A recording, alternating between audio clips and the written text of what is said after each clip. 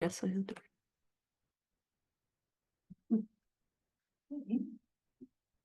All right, shall we just pass and go on to the next one? What do you want to do? Yeah, we can just fold her in. Yeah. If she, Come back to people and say it, show up. Yeah. Sorry, just having some That's all right. technical issues over here. So Sherry, can you hear us now?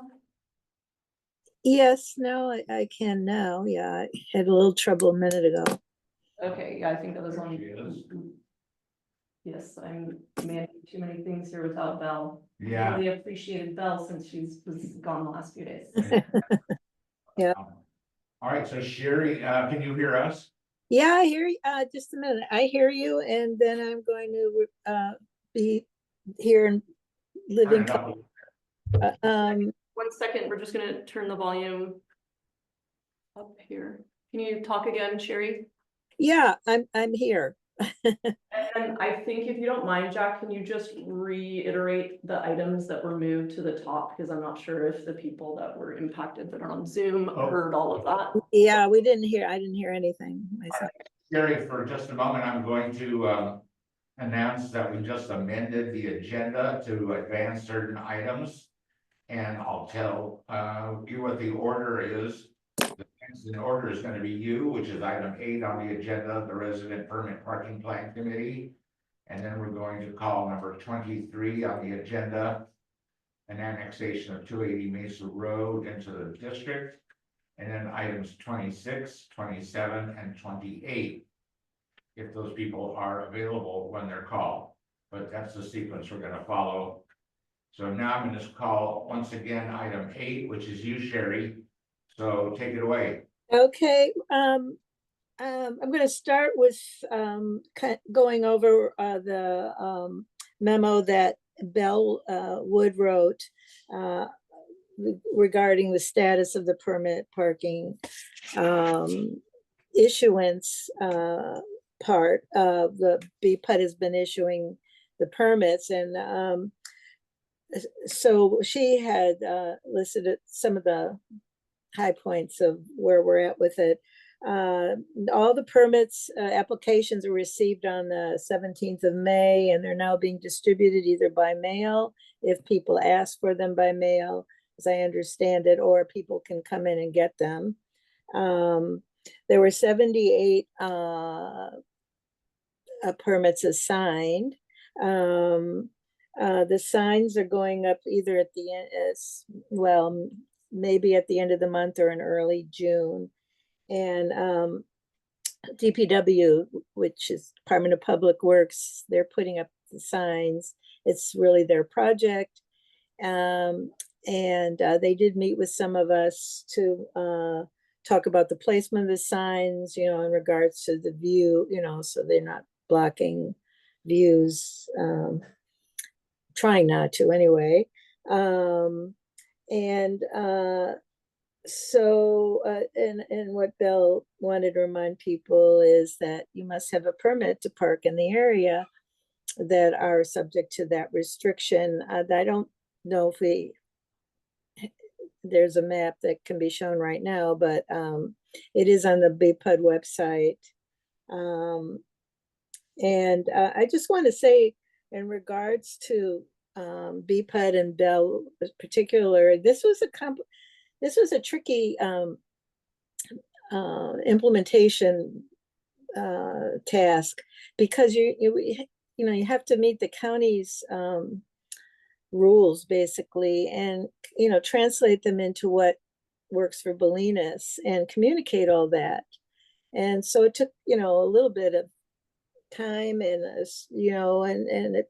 it happened, and people were able to get the information, and they've responded, and so kudos to Bell and BPUD for getting this out the door the way it has.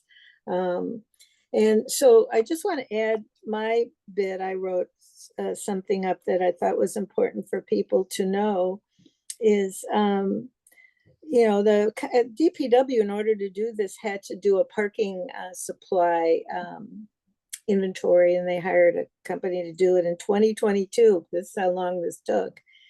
And they came up with 181 available parking spaces in downtown Bolinas. This was required in order to submit this information. It was required in order to submit the proposal to the Coastal Commission. And so, just if you want to know, Wharf Road, they said, had 78 parking spaces. Brighton Avenue had 91, and Park Avenue, which is part of the downtown parking area, has 12.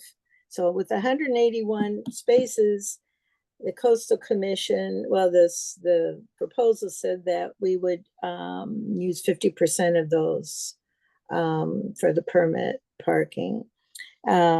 So that was about 91. And we came in under with 78, and that's good. There may be a couple of, there might be some needs that arise, once the signs go up and people realize who didn't ask that they may need the permit. We had 17 households on Wharf Road and about 30 households on Brighton eligible for the permit. They, most of the people on these houses living in these properties have been living there been in this town for many, many years, some for decades. And in Brighton, there are 3 households, 3 intergenerational households. So that's who's, asked for the permits and are obtaining them. And I did actually see one car on Wharf Road today. I haven't picked up one for our household, and it looks very nice. I don't know if people have seen what it looks like. It's blue, and you'll be seeing more of them. We did, I had to put together a description here. There's a reporter from the San Francisco Chronicle, actually staff reporter, has been there since 1988, who has been interested in writing a story, and he keeps contacting me or Bruce Bowser about the story, and he wants to talk to people, who are involved in, putting this together. So far, the story has not yet arrived, but it probably will once the signs go up. So I just wanted to alert you to that. And so there are the whole ordinance picture is that they're permit restricted overnight parking from 2 a.m. to 5 a.m. on the part of Wharf Road from the museum to the beach. Now, a lot of the houses there on the lagoon side already have red zones. So they've already had restricted parking, and they've only been able to park across the street where there are no homes on the inland side of the street. And there are about 22, 23 spaces there that are not permit restricted, although the entire area from the wharf from the museum will be restricted to vehicles no greater than 22 feet. And this will be at all times, not just at night. So the permit restriction is on parts of the street in that area, and the restriction on length is for that entire portion going down to the beach from the museum. There is one area around the Rod and Boat Club that doesn't have either of those restrictions. So starting at the museum and then across the street to Brighton, there are no permit restrictions and there are no vehicle length restrictions. The only real restrictions are the red zones and the green zone in front of the market. So the Measure X signs are coming down in that, on that street. And the only restriction that would impact overnight parking there, or parking in general, is a 72-hour restriction, which has now has a 500-foot requirement to move your vehicle. That was, the county put that in place in April, and it's throughout the unincorporated county of Marin, and they are enforcing it. So for anyone, you know, who's not, you know, where that, you know, they're there for longer than that period. It's usually for kind of egregious situations, but they are enforcing it. On Brighton, there is a 22-foot restriction on the side of the park side of the road, where there are no, you know, where the not residential side. And that's similar to Measure X. It's between 11 p.m. and 5 a.m. And if your vehicle's larger than 22 feet, you will not be able to park there at that time. It's during the day, it's a different story on Brighton. And then on the residential side, of course, there's the permit restriction, where the even number addresses basically to the beach. I think I've covered the main points. Yeah, it's so Measure X signage is coming down. Nothing's going up in the commercial area of the town. Park Avenue will not have Measure X, although the county park does have their own restrictions on one side of Park Avenue, and they're probably going to start enforcing that. And what we don't know actually is when these ordinances will be, when the sheriff will start enforcing them. I mean, obviously the signs have to go up, but whether there'll be a little leeway between that and enforcement is not yet known. One more thing, and then I just want to say, on Wharf Road, since that's my street, there's about 22 spaces that don't have permit restrictions in that section that's that I've talked about. Almost half of them, though, are not available due to the seawall fix problem. So there's no parking for about, I've counted about 10 of them are out of commission.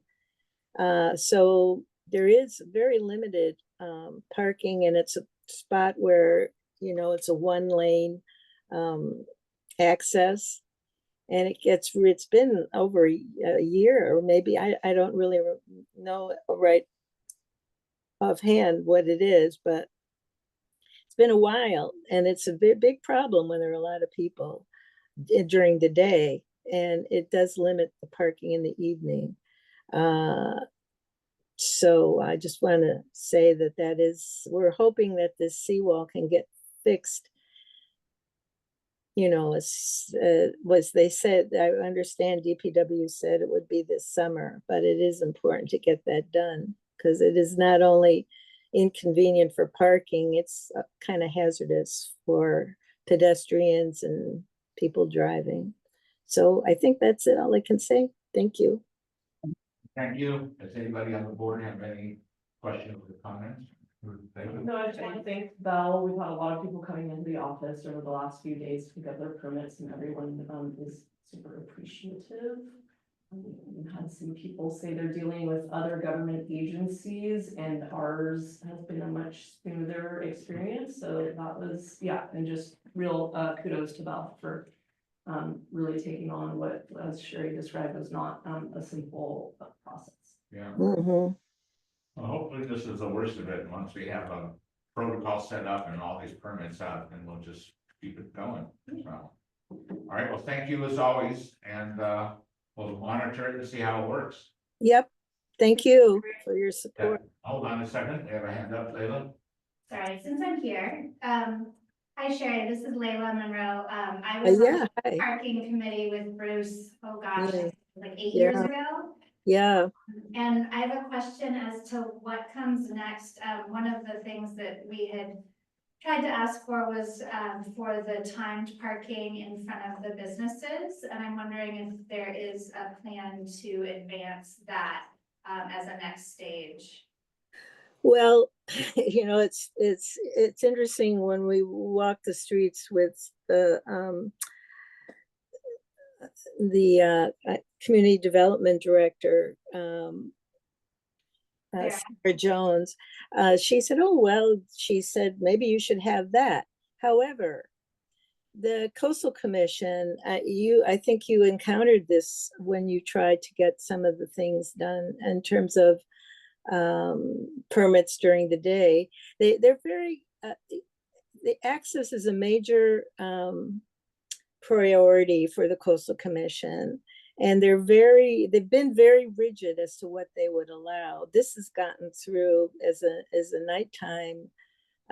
It's only for the permits are only 3 hours. But if we were to try, I mean, it's obviously that makes sense to try and do something like that. But in other areas along the coast, there are several things they don't like about it. One of them is an environmental justice. That it's a problem for some people to pay to go to the beach if there's fees, and so.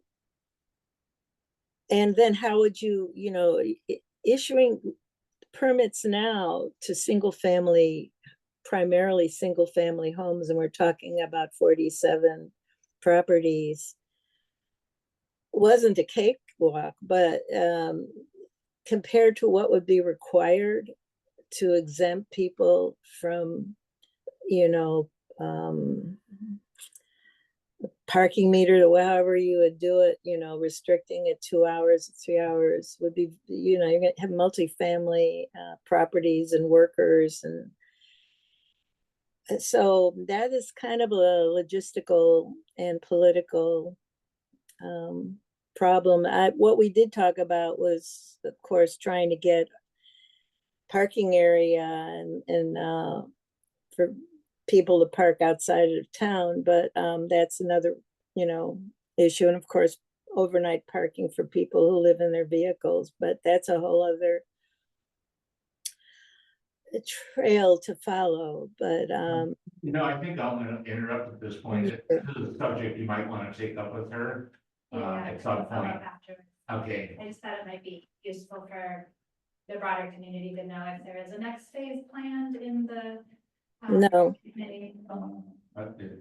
but at least we got through the first phase. Yes. Yeah, I just want to say that we just decided to focus primarily on one thing to do, permanent parking. If somebody wants to come up and focus on another thing, that would be great. But this is as far as personally I've gone. I'm gonna, yeah.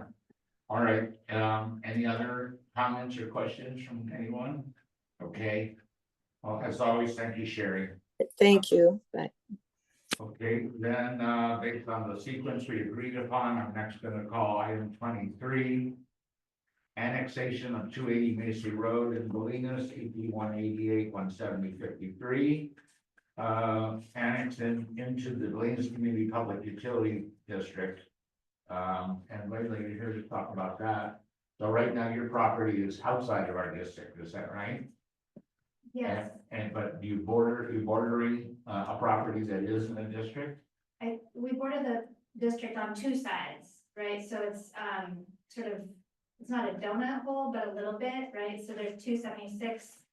Nice, so that was annexed in the Drury property, and then Gasper's Lane, my understanding is the edge of the district.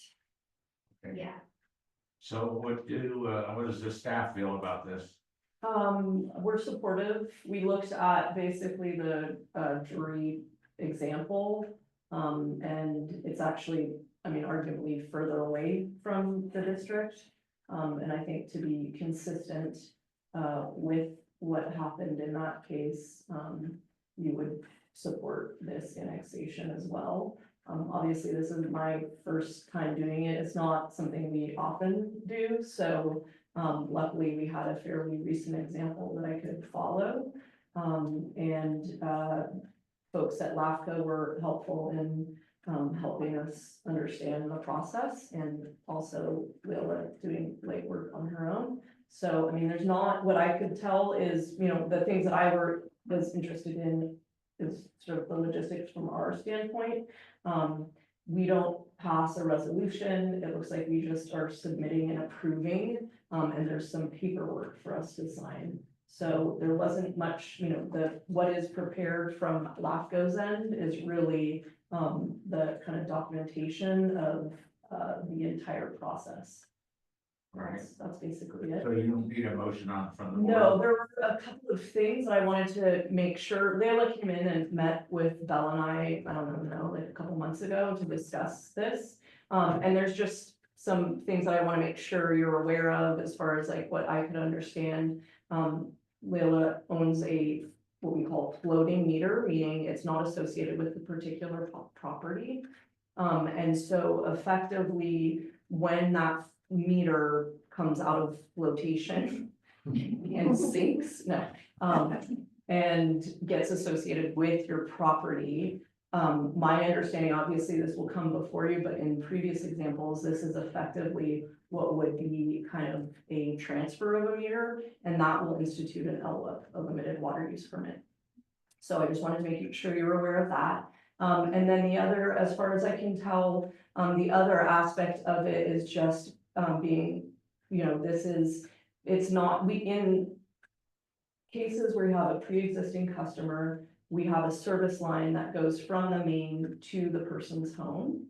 And the way that works is, let's say, and that service line is basically broken up into two portions. The sort of terminus that hits the main up to the meter is our portion of the service line. And then after the meter to the person's home is their service line.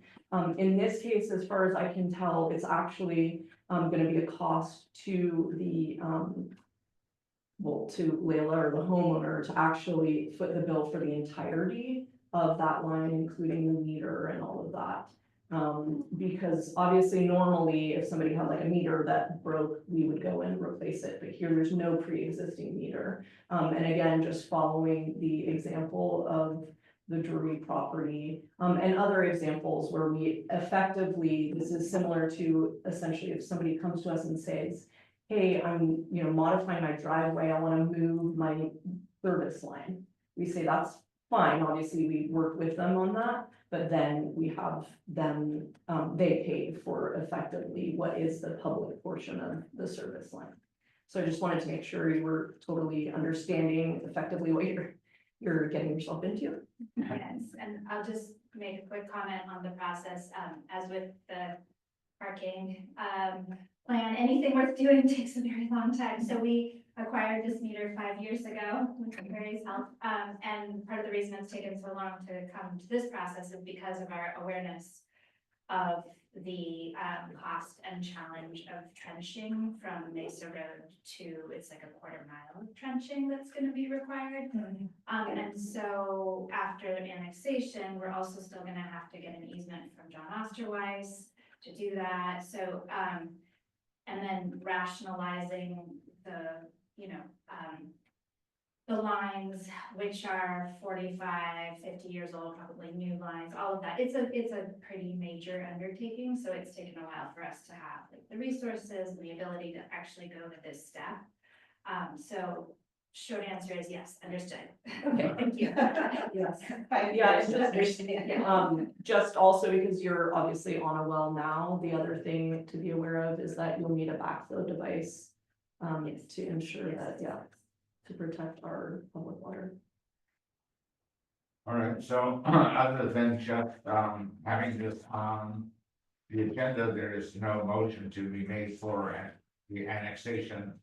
You're just providing us with that information. Yeah, I mean, I think what I would say is you guys can vote and approve it. There's just, you know, essentially as a, there's just not like a resolution to go along with that approval. Right. but, I think we have consensus on board, unless somebody thinks you can get a motion or something. I have a question about it. Sure. Since this is also my first annexation, which sounds like a taking, by the way, but, seems to be mutually agreeable.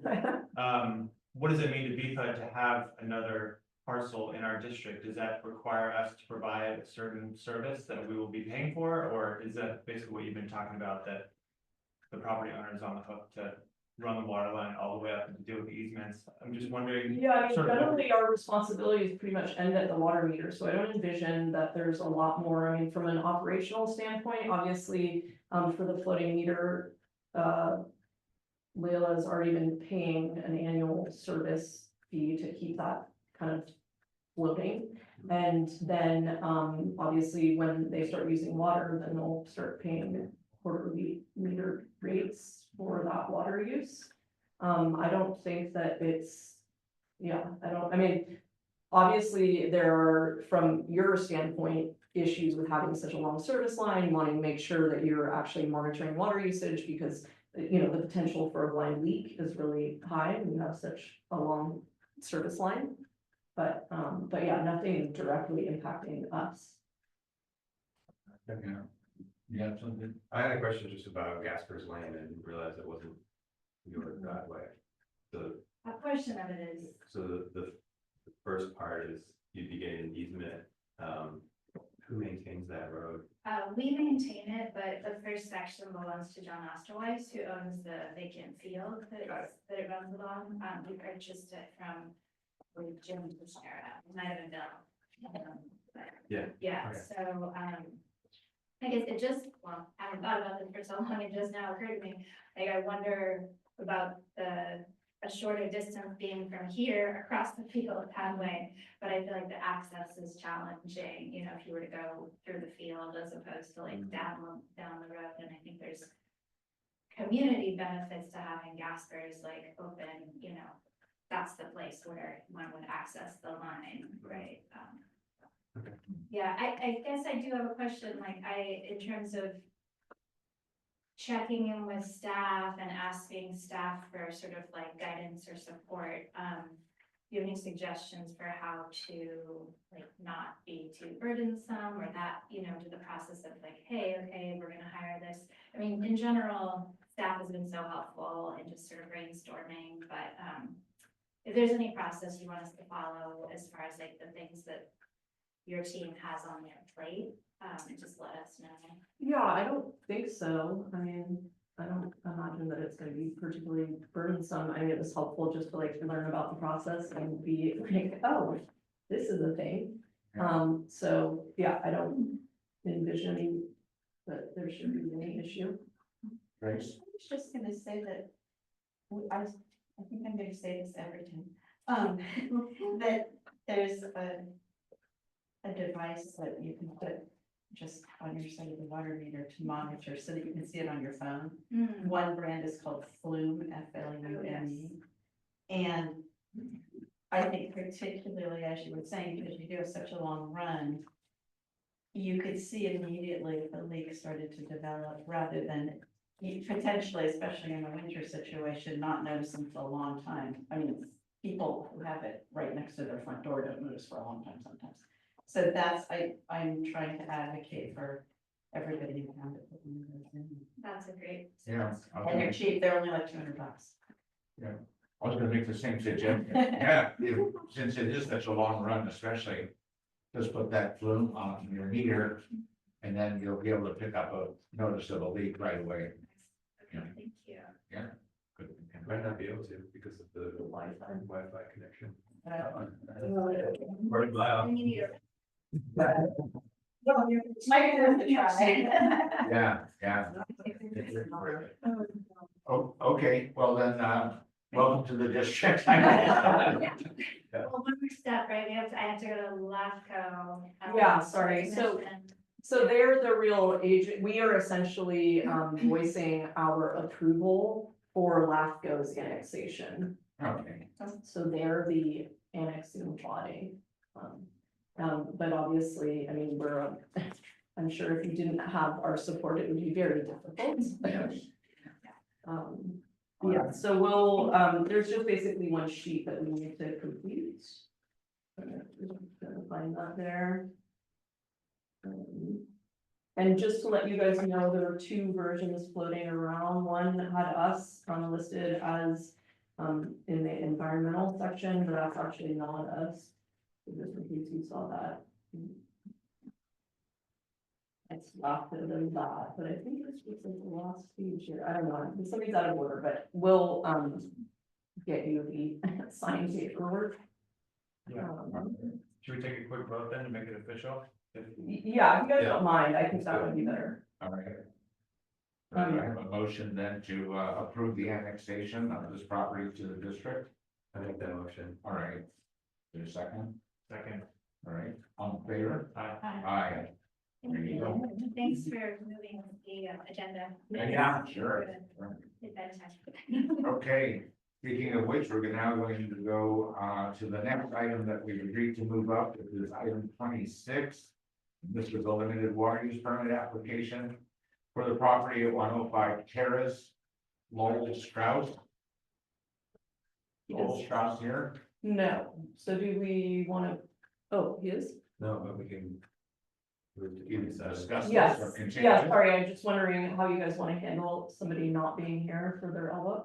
I think we've already discussed it without them here, so I think they should be here, so can we bypass them and if. Yeah, no, we can Let's definitely, come yeah, back. bypass. Let's pass it and come back to it later. So. Yeah, That's true, that's true. So we'll take it in order then. Okay. With the leader from being advanced and call it when it comes up. okay, All right, and that takes us to item 27 for a limited water use permit application for 230 Ocean Parkway. Holly Hank or Hanky? Hi, yes, Hanky. Hanky. Yes. And you're Holly? Yes, I am. All right. You want to tell us about your application?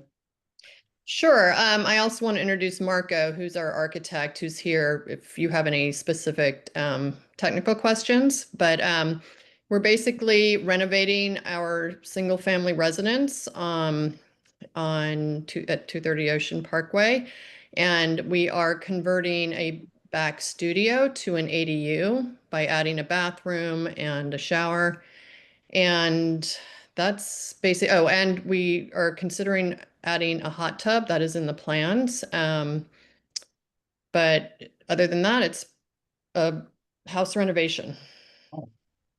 Is there already a no up on this property? Do you know? no, I don't believe there is. Okay. So you understand our procedure is that you're going to have an improvement that appears to require more water use than the property now, then we would impose a maximum on the amount of water that you can use, which is based on a formula that we have. So you understand how that works? I don't understand the actual formula, but I was aware that that was a condition. Okay, well, we use historical usages generally of the property or average household use. One or the other. Does anyone on the board have a recommendation on how you want to treat this one? I think our standard baseline in this case, because there isn't much usage, it's a lot of 0 quarters, pretty low usage, so. Yeah, so what we do is if your historical usage is really low, because it hasn't been used that much, then instead of imposing our formula on that low number, we take an average household usage and give you that as our cap, which is a more generous and realistic amount of water. Okay. Yeah, Otherwise you'd get like about 3 gallons or something, because you haven't been using it very much at all, so Yeah. this will give you enough to actually. So have they asked or have you provided them with the information on what that would come out to, so that the architect understands how much water we're talking about? I believe that Belle has been communicating directly with Holly. I'm not sure to what degree. I mean, I think she just explained the process of coming before the board. But our standard, the one that they're talking about, which is basically kind of the floor LWA that we standardly issue, is 2,700 cubic feet per quarter. We bill on, as you know, on a quarterly basis, because we measure water usage on a quarterly basis. So basically you have to stay, under that 2,700 cubic feet per quarter. And then if you're above that, then there's essentially like a whole compliance process to get you back to that. And we can share that with you once we issue the LOA. It's also publicly available as part of a multi-resolution. Yeah, some of the things that. That amount of water usage, does that seem acceptable? In other words, that work for you? Do you have any concerns over that? Yes, it should be fine. It is not currently our primary residence, but we do plan to spend more time out there once this renovation's done. But we are, a small family, so I don't anticipate using it. That totally seems reasonable. Is there any questions from anyone on the board then? I would just say that where we see people repeatedly running into problems is when they install drip irrigation and they're not scrupulous about maintaining it. That's, or obviously leaking toilets, something like that. But the being very thoughtful as you're putting in the garden or changing the garden if you're planning to change it. And we really prefer people don't do drip, that they actually turn the hose on and then turn the hose off. That's just been way more successful for people here.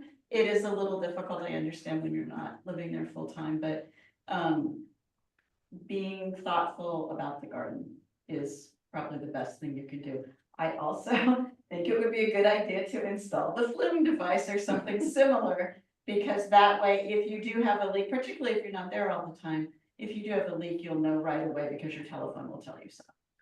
And it's a minor investment, in my opinion, that can provide really great rewards. Because we do have limited water, and when a whole bunch of it goes out onto the ground, it's a problem for everybody and for the community, so. Yes, I'm not thank you. anticipating that will happen with you, but it's nice for all of us to be part of the solution there. Yes, that aligns with our plans, so. And just also, because you mentioned a hot tub, just in that case, you would also need a backflow device. I just have one question. Do you have any sense of your water service for fire sprinklers? Is that gonna change your meter or your service line in any way? Sorry, did you say for fire sprinklers? For fire sprinklers, yeah. Yeah, Marco, I don't know. Do you know? I mean, I don't think that it'll necessarily change the usage, because they'll only necessarily be used when appropriate, but the installation will certainly create an upspike in order to get the water into the system initially. Yeah, I just was wondering if you were required to like provide additional tanks for water storage, or if your meter service is sufficient. Sometimes people need to have supplemental water to make Depending on the square footage, you're saying? yeah, or what? to make it work. We are required to upgrade the meter as part of our project. Okay, And so that is what we're intending to do. got it. That's all I need to know. Okay. Thanks. All right. So if there's no other discussion or questions, then I would assume that we would entertain a motion to grant the limited water use permit application using our average household usage as a measure of the limits. Yeah, I think that's appropriate in this case because they are converting an existing studio to a living space, to an ADU. So I think the LWIP applies in this case. Yeah, do you want to make a motion then to approve the LWAP with that limit? I so move to approve an LWIP for this property, 230 Ocean Parkway, with a limit of 2,700 cubic feet per quarter. Second. All right, all in favor? Aye. Aye, 4-0. Okay, well, good luck with your project Thank you. and your water use. Great, thank you so much. Thank you. Thank you. Thanks. Okay. So that's gonna take us to item 28, relief for 3 and 7 Wharf Road from December of 2024. Terry Donahue was here for Peter Harris. And this is obviously a leak that, you discovered when you got a bill or something and? Yeah, it was, a mistake. It was around the holidays. And first of all, Peter's been in an assisted living situation for about a year. And, so it's been kind of up to me, but he doesn't come out regular, no, he doesn't come out at all anymore, and his wife doesn't come out. So it's just the tenant next door and me. And what happened was, it was getting to be the holiday, and I was getting ready to close, and somebody who was still there said, "Oh, can I use the bathroom?" And I said, "Yeah," but I was locking up, and they used the bathroom, and he closed the doors, and then I locked up, but I didn't know the handle stuck on the toilet. And I was away for holiday.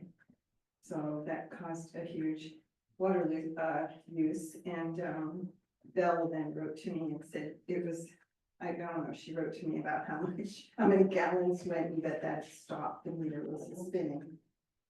But when I came back, I knew it was running, and since then, I've had that fixed. And then also, since I'm not there all the time, the other side I don't think has a problem, because they're there more regularly.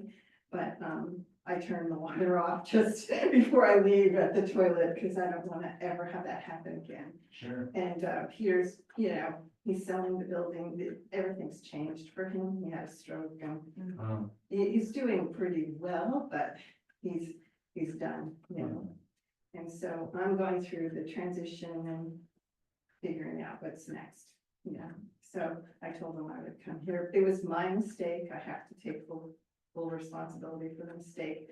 But in the past, he would have me get the bill, and it was always $1 or $2, because we just don't use it. We don't have any other use.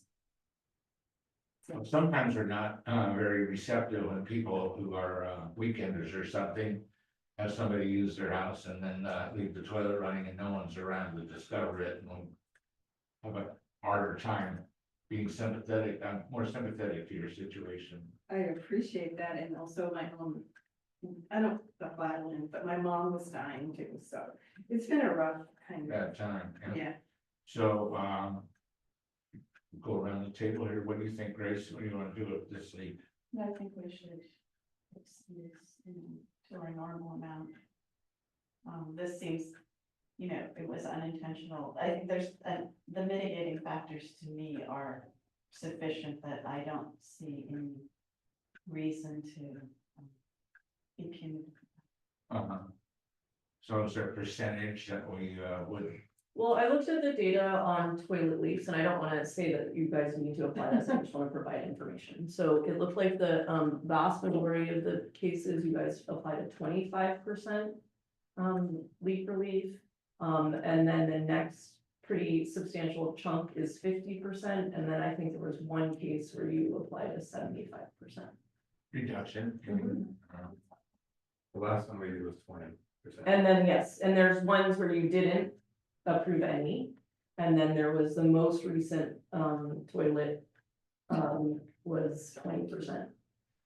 So can I ask a question? So which building has a leaking toilet, and how often is that building used? Is that, It's one building, but I'm on 3 on the Loomis real estate side. so you're on the east side?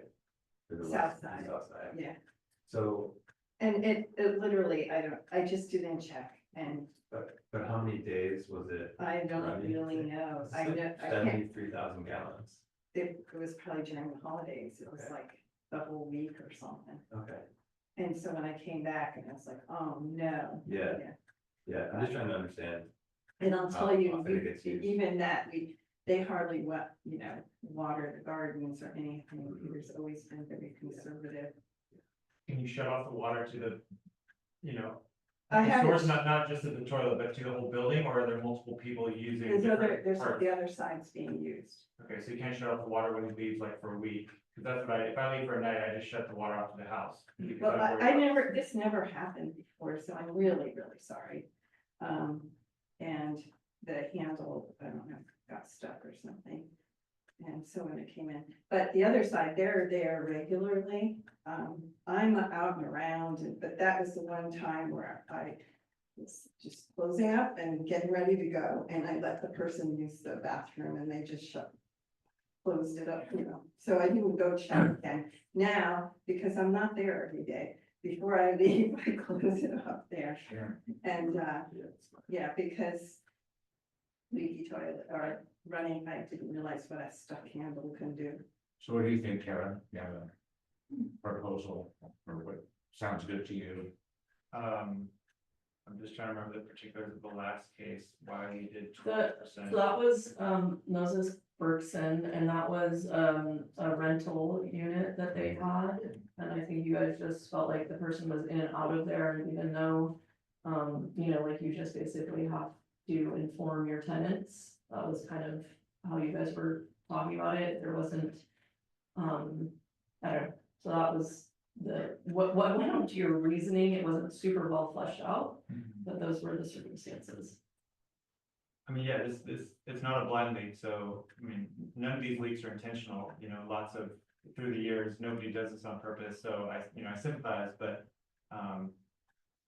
I don't know, leaving a house unattended for days, like, these things happen, so they need to be checked up on. I mean, you're in the business of taking care of homes, right, so you kind of know this stuff, like, our town is short on water, and we need to be careful about water use, so, I don't know, I think 25% relief seems like our sort of standard.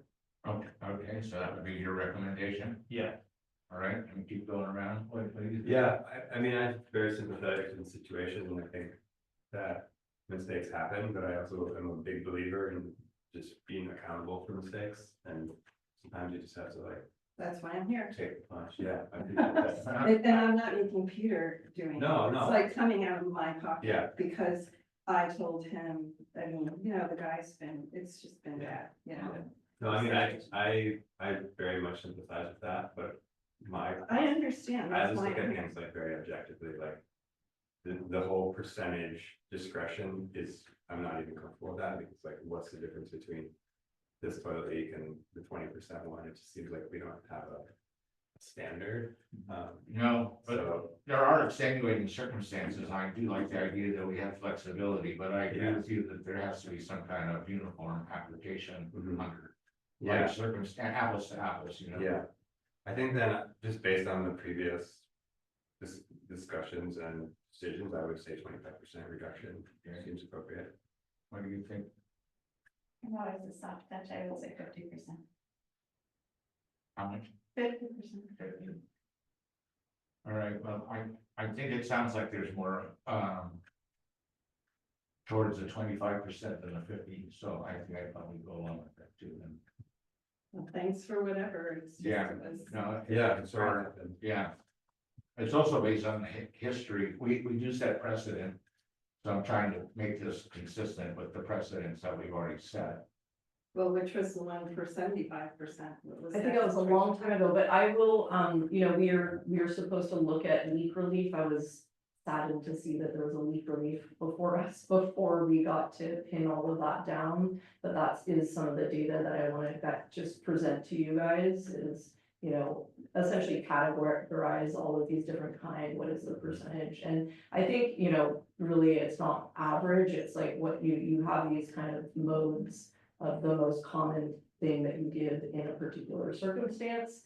Understand, like, obviously, you guys want discretion because you're applying some rationale to that, but trying to extract what that rationale is into something that's more substantive. So you can say, okay, well, in the case that it was, I have no idea what the 75% is, but like, diving into that one issue and extracting, was there some, some nugget of information here that informs next time and when this X happens, then we would also institute a 75%, or was it very arbitrary and it's just, that's not good policy? Yeah. I also I think of this as like, if you left your sauna on for a week, you wouldn't get a credit, you wouldn't get forgiveness from PG&E. Or if you left your oven on and burned your house down, no matter what your excuse was, you're not gonna get like reimbursed for your house.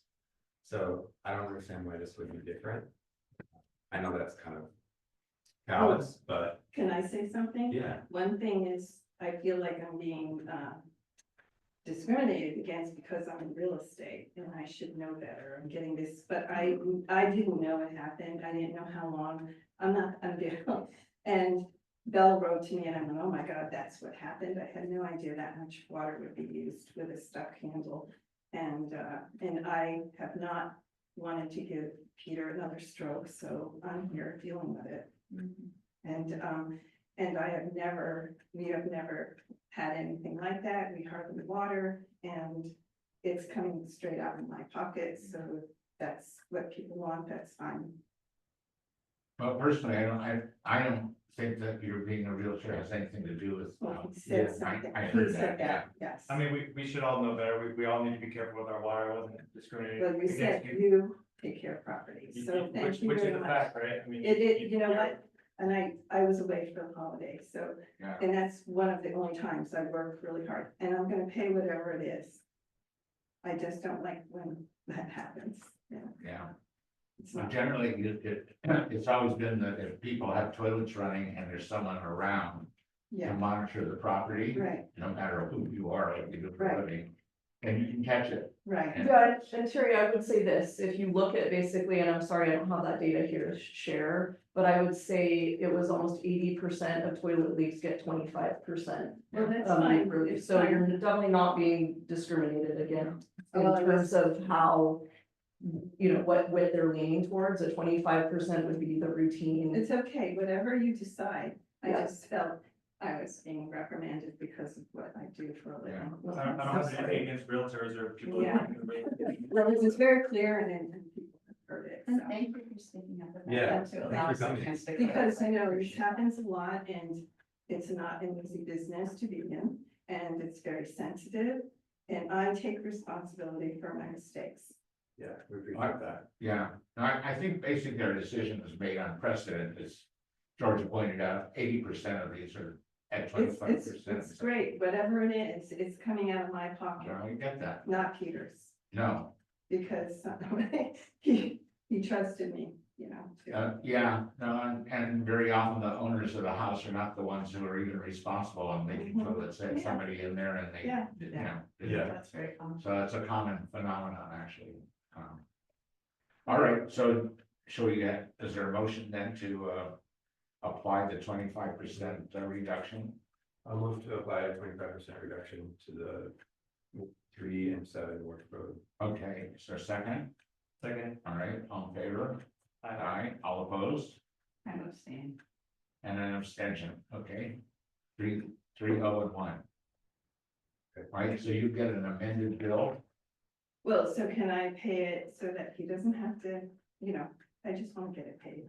Yeah, well, Bell will. Yeah, we'll communicate with you directly, later this week. Bell is, I appreciate that. Yeah. Arrange. And it comes off the top of the, you know, our rates are scaled so that the more water you use, the more it costs per gallon. And so the reduction comes off the top, meaning the most expensive water is the one that gets reduced.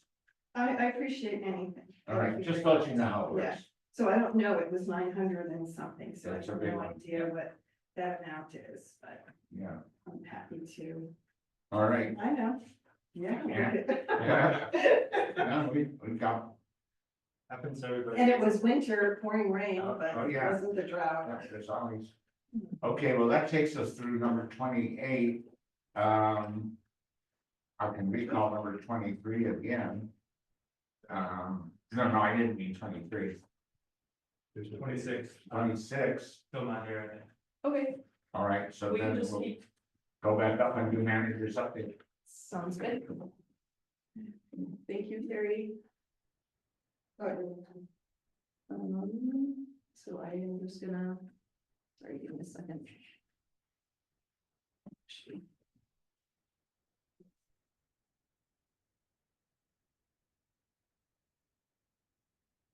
Joys of soccer out there.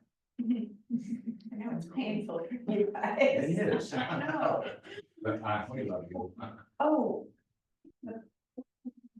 So sorry. I was looking at the Point Reyes Light today and the meeting address is correct, but the time is listed as 7:30 still. So you might wanna just call them up, Oh, okay, get them. to- thank you. Sorry. Thank you. I would have forgotten about it.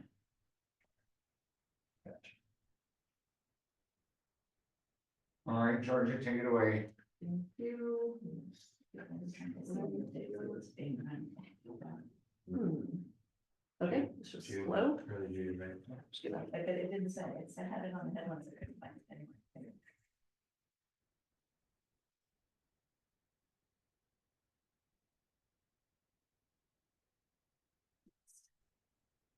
Managers update, status of the water supply here. This is just to remind you what things look like in April.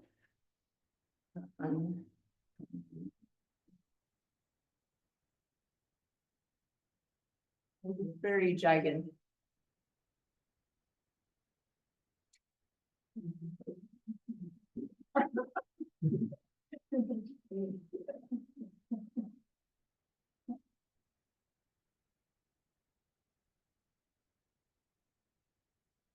Okay.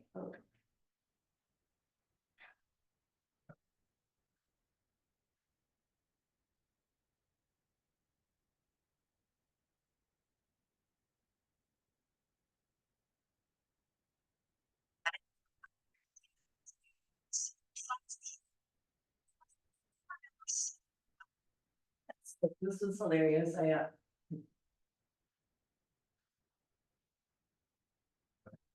I'd asked Evan to produce these videos and this is his like true crime podcast in the background. And I was like, that's gonna be quite, different from the gurgling, babbling brook.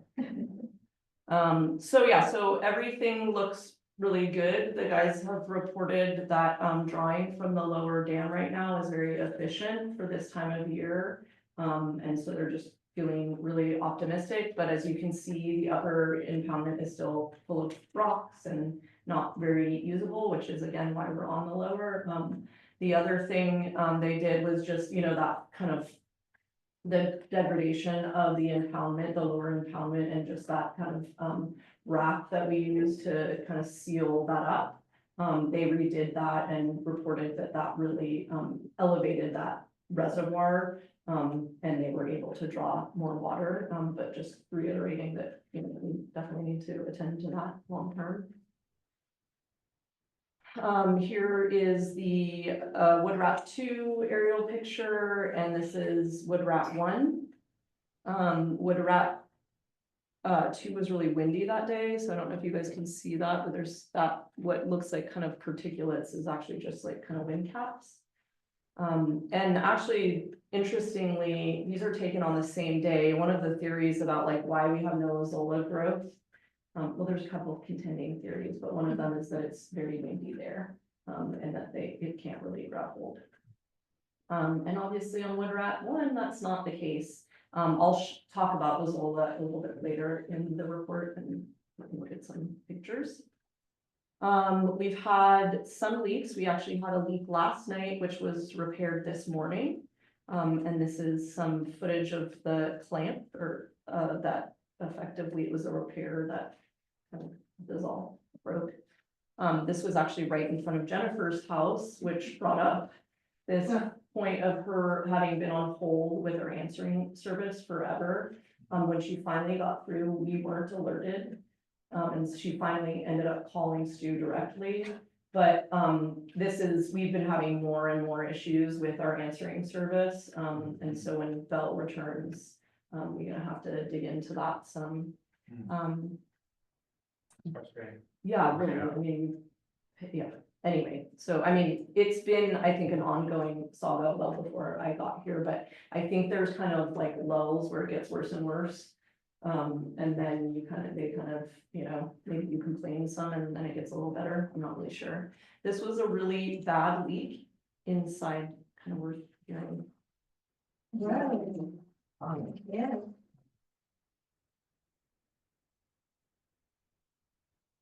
That was in the middle. In the middle of the night, it was one of Sean Morgan's first on calls, so it was like, welcome to the deep end. Anyway, so these, ideally, those little, water detectors that Evan developed, you know, it's like a leak detector that sits in the floor in the plant. And this kind of level of leak would have been much more common before, you know, he, developed that, those detectors. But still, you can see with the leak that bad, I mean, it just doesn't take long for it to really fill up. And then Well, we've had quite a few leaks on people's properties recently. Which is basically, I mean, the way that you discover that is obviously going to meters and seeing them spin and seeing, hey, there's nobody around. Or you see water just kind of, this was also his first, Sean's first day on call. He had like really a lot of action. But yeah, so basically, we kind of always have our eyes peeled for those types of situations. And What road is that? this is Terrace. And so that prompted Bell to put out a message to the community, which hopefully you guys saw as community members. Yeah. But basically just alerting folks that our consumption was up, that people's, you know, that just to pay attention to water use on their properties and also potential leaks. Is there any reason why they happen in spring? Or is it just a coincidence? I think it's more that you, when things start to dry up, you actually notice leaks more I see. too. I Yeah. think that's, yeah. And so this is now turning to Azola. So this was before these photos, but just to kind of give you guys an overall sense of what's going on here. So, you know, when I came on, we were trying to deal with the Azola in-house, wasn't working, it was tons of labor time and without much to show for it. And then basically we decided, okay, let's just kind of ship this out, have Aquatic Resource Management. They were like, remember there was at some point, they had used two different firms, one was very expensive, and then Aquatic Resource Management was just getting off the ground, and they had used them instead, and they were not very good. And so basically last July, I was like, well, let's give them another try because they are quite a bit cheaper. And by that point, they've really kind of developed their chops and do a really good job and have been great to work with. So they first removed it in July because it had gotten so out of control. That was actually 3 days worth of work. And so that was a $7,440 bill. And then the idea was to have them come out like twice a year and ideally 1 day a year, and that it would be kind of, you know, less than $10,000 and manageable. Really, it ended up that they ended up having to do 2 days even that time. And that was right before this happened. So this is, I think it was the end of January. This is an aerial picture taken February, which obviously you guys have seen before. I was kind of pointing out, remember this, like, maybe that this is like this little kind of reservoir of Azola that is kind of the source, I don't know, but anyways. Is that accessible up there? Can you walk up I to don't that? think you can, I think the topography here is pretty, and it's like really bushy and stuff. Yeah. But I mean, somebody could, it's I mean, not, it's not like we cut it off there, collected it there, would keep it from. I don't know, I was just kind of curious about it, because I was just like looking at this picture one day and being like, huh, I wonder if we removed that, if it would just grow back a lot less quickly. And then this was, by March, we had a little smudge. I didn't take an aerial, or they didn't take an aerial in April. And then in May, obviously, you can see it's really coming back here. We basically, they drive around and they'll even report to us, hey, it looks like it's at like 30 to 40%. We're, you know, thinking about scheduling another visit. And we're like, okay, yeah, so we've been in contact with them. So at this point, it looks like we probably, if they remove it within the next month, we'll have done 3 this year alone. And then we're really looking at something closer to almost $15,000 or above. That's not really what I was hoping to do with all of this. What I would like to try to do is this next year, do it 3 times, strategically pinpoint those times and have it be like 1 day and that's it. But we'll see. And I Yeah, just a small comment here. I was having a conversation with John Gladys about the value of the plant in terms of composting and fertilizing, that it's kind of like gold. Yeah. So I was wondering if there would be an organization who would come and take it away so that the district didn't have to pay, so. Yeah, I mean, I think we've looked into that and we talked to John, he came by the office and we talked to him for some time. I mean, the problem is that it is labor intensive to remove it. So, I mean, if there's somebody out there, I mean, maybe like you just like put it out into the ether, like, come take our Zola for free, but, nobody's done it. Because So- all of our. Yeah, but I mean, we definitely, Mickey Merch has used it, like when we collect it, I think it's a lot of labor to actually collect it off the pond. And so people around, farms around here are willing to take it once we actually extract it, but that's the cost. It's not like then, oh, we have to pay them to haul it away. We actually just put it in a pile. And people can come, collect it, but, and people do. But it's just, people aren't willing to come do the labor for free and, you can't pay people in Missoula is what I discovered. Too bad. Yes, so then the other thing that Amy started to look into was these, solar bees. You've probably seen these out on like Stafford Lake. Anyways, I just feel like at some level, I would like us to start thinking about the cost of some of these like investments, but obviously only if they're really gonna provide some benefit, in helping us deal with Azola. But, this is basically this machine that helps circulate the water. I think we've had these, when we were working with Eli limnologist, I'm not sure how he made his name and limnologist all combined into one word. But anyways, Jennifer reported that whatever he was directing us to was not a good solution. It was expensive and it was not useful. So, yeah, it's just kind of picking that mantle back up and seeing if, given that we look like we're spending over $10,000 a year, is there a better, more efficient way to deal with this? And then last time I told you guys that our meeting was on April 16th. The next day I had several meetings of importance. One was with the National Park Service up at the Arroyo Hondo Access Road, to walk the road with them and help, hoping that they can help us think about how we're actually gonna repair this. They were pretty surprised to see the extent of damage and appreciating, oh, these are like culverts on the main creek.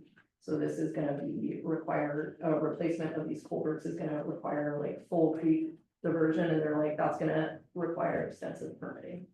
So basically what we decided at that point, and a consulting engineer was with us too. And they were advising us that basically we pursue this in kind of two parallel tracks. One is the, extensive, final tract of getting, doing a bunch of permitting work, going in there, diverting the creek at those two, kind of switchbacks, replacing the culverts and all of that. That is gonna be extensive and a lot of permitting. The other thing is just basically get the road passable, and what they were suggesting we do for that is effectively wrapping larger rocks in like kind of a burrito wrap, and then putting them in there and then just laying the ground, rock, base over it like we would normally treat the road. And that would kind of in the short term make it possible. They really were, I think some people's gut instincts is like, oh, what about like a big metal plate? They were really advising us not to do that because of the weight of those plates and just the difficulty of maneuvering them if something went wrong. And anyway, so I've communicated with the National Park Service. They're fully on board with our temporary solution as well, and think that we should be able to do that. We'll just continue to communicate with them about it. We have to essentially, we can't do any of the work because it's owl nesting season right now, so we'll have to wait till August 1st to do it. So that means that basically the road's impassable with a vehicle as it stands. And it is even precarious on foot, like kind of just, that's again why we have that sign there and continue to let the public know, please don't use it. Again, I will keep nudging them. I mentioned now via email and in person, like, hey, park, do you want to put up a sign here telling people not to frequent the path. But I don't think that's really our job because it's not really our property to keep people off of. So there's no sign of that. There's no sign at the entrance still currently, but I'll keep nudging them about it. I mean, I guess I can ask, is it okay if we do it? Cause I just definitely feel like it's weird. Yeah, Sign should be in English and Spanish too, I think. Yeah, Do you know when those culverts were originally installed? I don't. I know that they've not been replaced since Stu was here. Just wondering, it doesn't seem like an environmentally friendly solution. So Culverts? I'm wondering if the new permit will require a more, Well, that's what, okay, so when they started talking about this, they're like, oh, we have a similar thing going up in Bear Valley and they're like, you have to do a watershed study and yeah, so, I mean, it's not, that's why I'm saying this is, you know, I think I kind of glossed over that, but it's not something that I feel comfortable. I mean, it sounds very extensive. I would hope to hire an environmental firm to help me navigate it, because it's complicated. And that's basically what the engineer told me to do. He's like, the solution here is very simple. The environmental permitting is like a nightmare, and he'd been involved in other parkland permitting, and he's like, it's so slow and laborious. but we can't get an emergency permit to repair it since it's part of it's a critical part of our water I mean, we infrastructure. can still do that. I mean, I'm sure we can still declare emergencies, but I don't know what that really allows us to do as far as actually doing the work without going through CEQA. So, I don't know. Might be interesting to find out. yeah, because But I think that's the thing is like, basically, it's a complicated world, and maybe what I do is first engage that biologist and I say, hey, this is like critical infrastructure for us to be accessing life dependent water resource, like, you know, and maybe they're like, oh, well, you should, have a resolution declaring an emergency. I mean, I was already gonna do that when I thought that this is the way we were gonna have to do it, through just as like a special use permit, so I wouldn't have to go up to bid and all of that, right? Like, obviously, it's whether we're having these environmental delays, it's still an emergency. It's just like, what does that declaration of an emergency actually give us in the way of like opportunity to fix it? So, but yes, Well, and for fire too, I mean, you know. well, so that's it's the other for thing. Sure, an emergency, we need to be able to get out there. Yeah, so fire, you mean in terms of, Well, if our water supply is. It's critical to us properly monitoring and controlling our water supply to be able to get up and down here. mhm, And it's asking a lot of our employees to go through a hazardous process to get to where they need to go look Yeah. at things. And it I- just seems like. Yeah.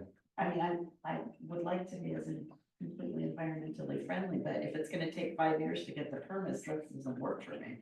no, I don't think it should take that long. I was hoping that we'll have it done this year. So what I'm envisioning, and you're also dictated by the adult season. But what I was thinking is our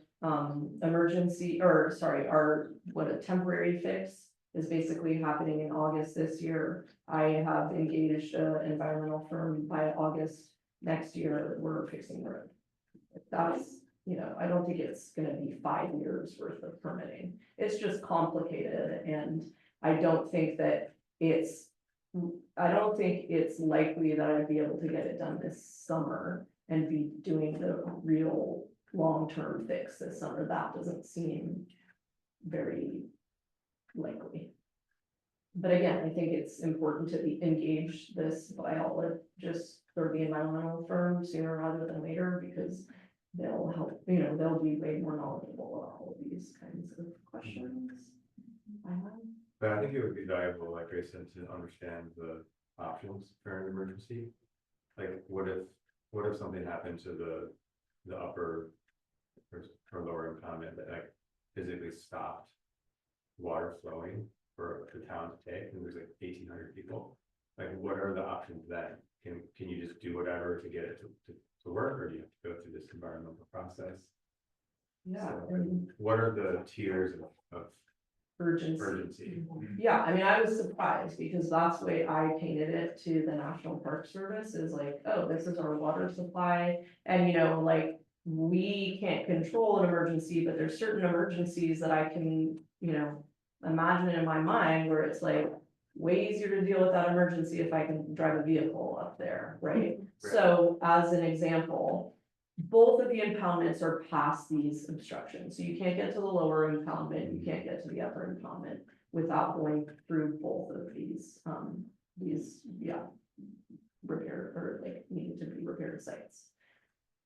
The, much of the transmission line is, exposed and goes like along the length of the creek, as I'm sure you guys are aware.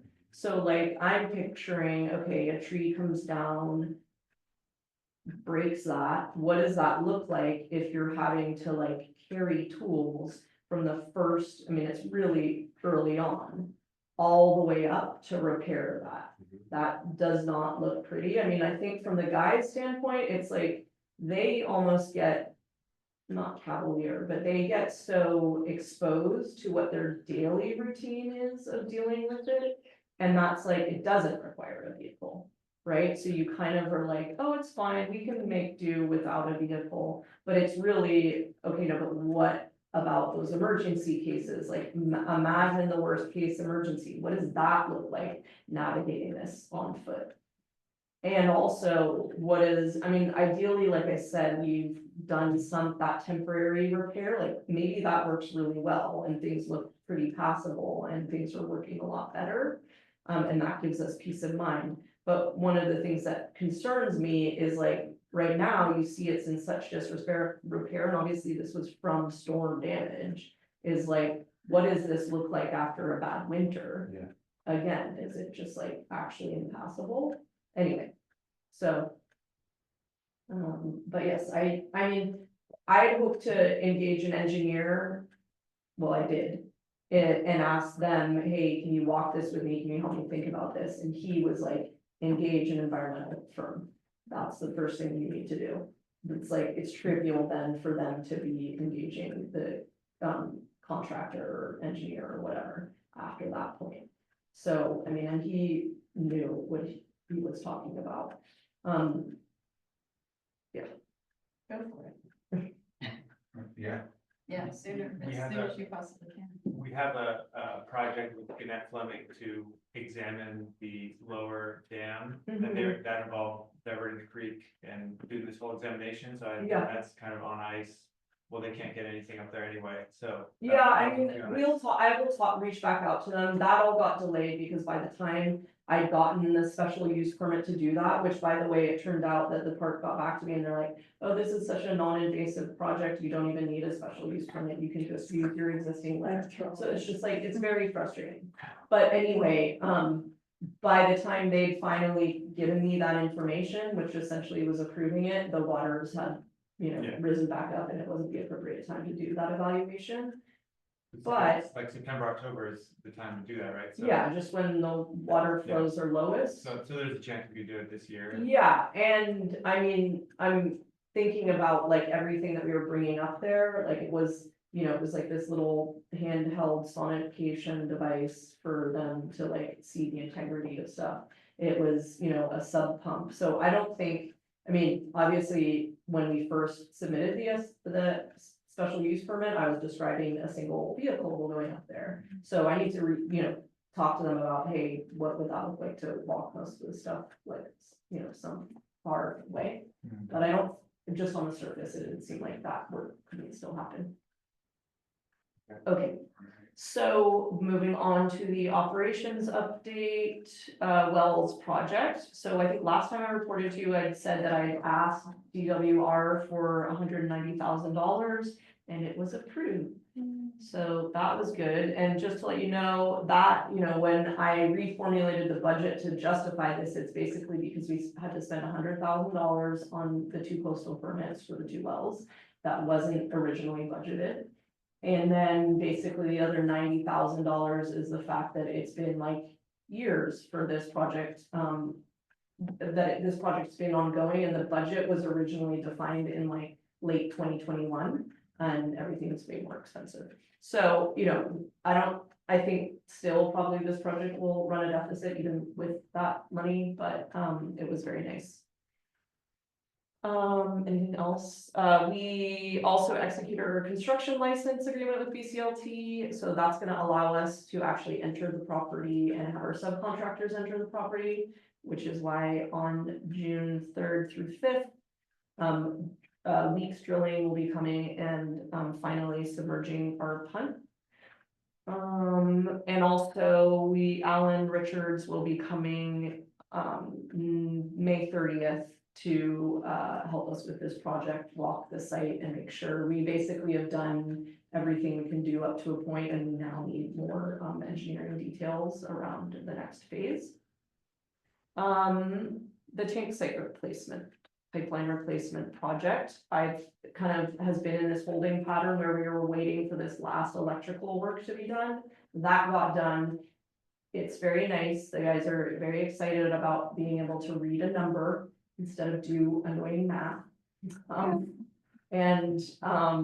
So they got to read it today, I think was kind of maybe yesterday, with 93,890 gallons. But it's not actually been properly wired, so it's been very annoying dealing with the subcontractor that's doing the electrical work. And so we're still kind of dealing with Piazza on making sure that that all moves forward and that we can finally. The idea is basically there's a digital interface in the pump house itself, and you just look at that display. Right now, they're having to like open up a vault and like look at another number. I mean, the same number, just, you know, not being properly transmitted.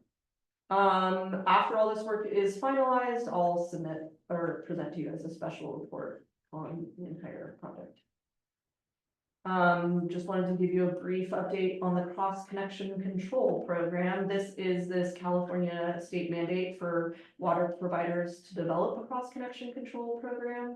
The plans are due in July. I basically was like, this is a nightmare, and went to our regulator and said, hey, can I have an extension till September 30th? And he's like, yes, you can. So that was nice. And then I went to my quarterly, you know, this is the water managers quarterly meeting. It's all of the different general managers of the water districts. And basically everybody was complaining about this, like small districts, big districts. It's just really expensive and difficult to implement these programs as the state legislation is written. And so I think that part of the reason he may have been very conciliatory in terms of giving that extension is that the state itself may be ultimately extending these deadlines. But it's been really nice. We just started working with the GM at Inverness HUD and IPUD and Muir Beach Community Service District to coordinate our efforts. We're all kind of like small fry and having to deal with this big legislation, and just thinking about how ways, you know, we can work together to make it more efficient and cheaper. And then just to remind you, one of the things that this was part of this was pushing us to try to certify one of our operators to get backflow specialization. As I've learned more about this program, there's actually 2 different levels of certification. There's a backflow specialist, and then there's a cross controls specialist. And those are 2 different things. You have to become a backflow specialist before you become a cross control connection specialist. Yes, anyway, so, but yes, and it's really expensive. These are like week-long training programs, so. Yeah, so we already have somebody who's super game to do all of this training. We're just trying to figure out like what level of certification do we want them to get, because that will have implications on how we formulate our program. If we don't get somebody with the higher certification, do we then hire out for that if we need to? I mean, it seems like we've hired somebody to do the backflow certification. Yeah, so times past. we already have backflow devices. I mean, I probably should give more background on what I'm even talking about. But these are basically, you know, valves that you put on your system that prevent backflow back into our system. So obviously the water is supposed to go from like our mains into your property, and I've brought it up a couple of times now. One in the context of Leila having a well, where it's like, okay, she has water, you know, if she has water coming into her well, to her system, it could ultimately, you know, combine in the plumbing and actually end up back in our public water system. And that's not good because we don't test for water well and know that it's okay. And then the other case I brought it up with was somebody who had a hot tub with obviously chemicals and all that. You don't want that backflowing into the system. So there are specific things that are identified on a person's property that necessitate them needing a backflow device.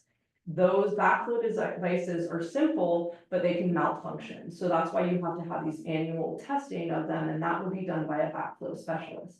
To develop our program, like the handbook, the state handbook implies that we need a cross-connection control specialist. And that person has that higher level of certification, and they're able to develop, you know, like know everything about backflow devices and backward and forward and whatever. And it's ambiguous as to whether we need somebody on staff that has that, or we could hire out for that cross-connection and control specialist. I don't think reading more about it and the fact that the state is getting more and more lenient on this, I think in reality, we are not gonna need either, probably, given our smaller system. The truth of the matter is the person who does we have backflow devices in our community. We need them tested. What we usually do is call somebody up and say, hey, we need your backflow, you know, certification that your backflow device is working properly. And they go and we say, here are the people that you can contact that do this. Well, the person that we primarily use is retiring. So I think it's really useful to have somebody on staff, whether that person, like effectively, we have a service charge to somebody because they need a backflow and we're essentially like hiring out our employee to go do that. I don't know. That would be all part of the development of the program. We like say how this is all gonna work. So That's helpful, thank you. anyway. I remember some of it, but. Do we have a program within BPUD to require backflow preventers? Like if like you don't need a permit to put a hot tub in, so if somebody puts a hot tub in, how do we assure that they have a backflow preventer? Yeah, we don't have that really well spelled out, which is exactly what was the impetus for this state program. Okay, Because it's not just us, it's like all kinds of water districts. And so, you know, a lot of bigger water districts have developed programs kind of on their own, like organically. But now it's like mandated that you're gonna have to like clean all of this up. It seems like a good thing, actually. Yeah. I mean, Yeah, and there's been like nightmare situations with bad things happening, so there's a Yeah. value to it, it's just expensive and difficult to get off the ground. So I just wanted to bring this up, basically in our staff meetings, we've been talking about automated meters. Even in the context of the budget, I had talked about some pilot studies, maybe, I don't know if we Yes. remember talking about this.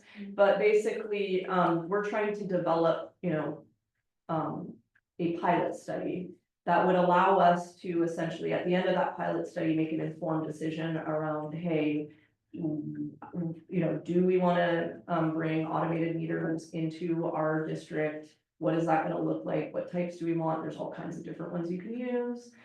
This also came up in the context of when I'd said Bell had posted that like effective PSA to tell people, hey, check for leaks on your property. And a customer had reached out to me and said, you know, they were trying to get a flume for their meter, but they have an old meter that wasn't compatible with like the prototypic flume, but maybe there's a new flume coming out. Like anyways, it was all very complicated. And one of the things that we started to talk about at staff meeting is like, okay, what about some of these more like gung-ho customers that really want automated meters? Might there also be an opportunity to think about changing out to effectively Wi-Fi enabled meters that you know, there are multiple options. Some of them require you to have a whole big network that then relays back to like a district office, that then people can access their own, you know, database effectively of their personal water use. But some of them act more like a flume, where it's like direct communication to the Wi-Fi of that person, and then we also have the ability to radio signal it. So anyways, there's a lot of options out there, and we want to develop a program, a pilot program that is giving us the information at the end of it that allows us to make a good decision about what direction we want to go. But I just wanted to put that on your radar to let you know that we're gonna, it's effectively Stu and Belle and I reaching back out to some of these vendors that, you know, continually solicit you, but it's just like, okay, we're ready to hear your spiel again. Then just bringing up spray season, because that started since I last presented to you. We started spraying on May 2nd, as you probably started noticing the spray feels active. And we don't necessarily need to go over this. This was kind of my first run at like, okay, I'm in charge of spray season, so let me make sure I understand how all of this is working. But basically, when we spray, we have to start doing these weekly tests. Those happen on Tuesday.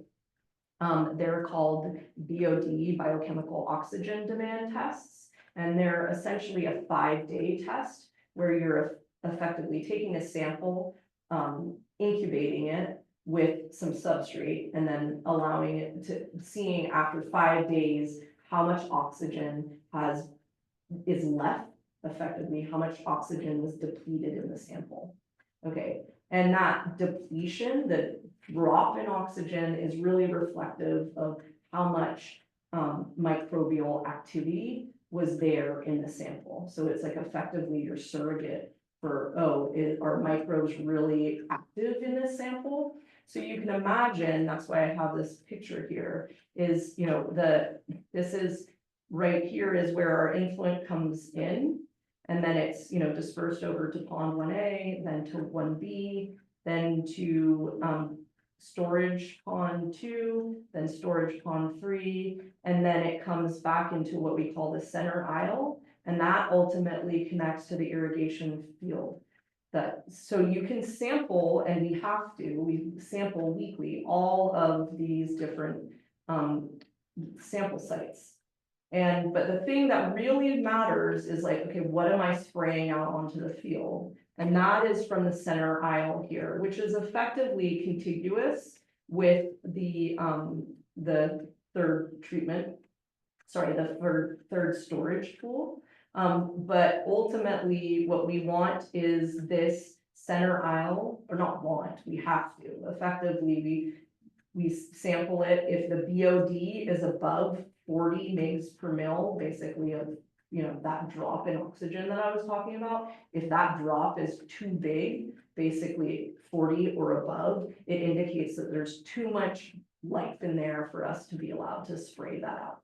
And so we need for that to be below 40 in order for us to spray. So it's kind of like this somewhat retrospective, oh, what were we spraying? Is it okay that we were spraying that? Oh no, everything stops if it's above 40, and then you just wait and circulate ponds and all of that. And then once you get a reading that's below 40, then you can resume your spraying. So everything was going very well, but we just had our first failure today. So that was sad.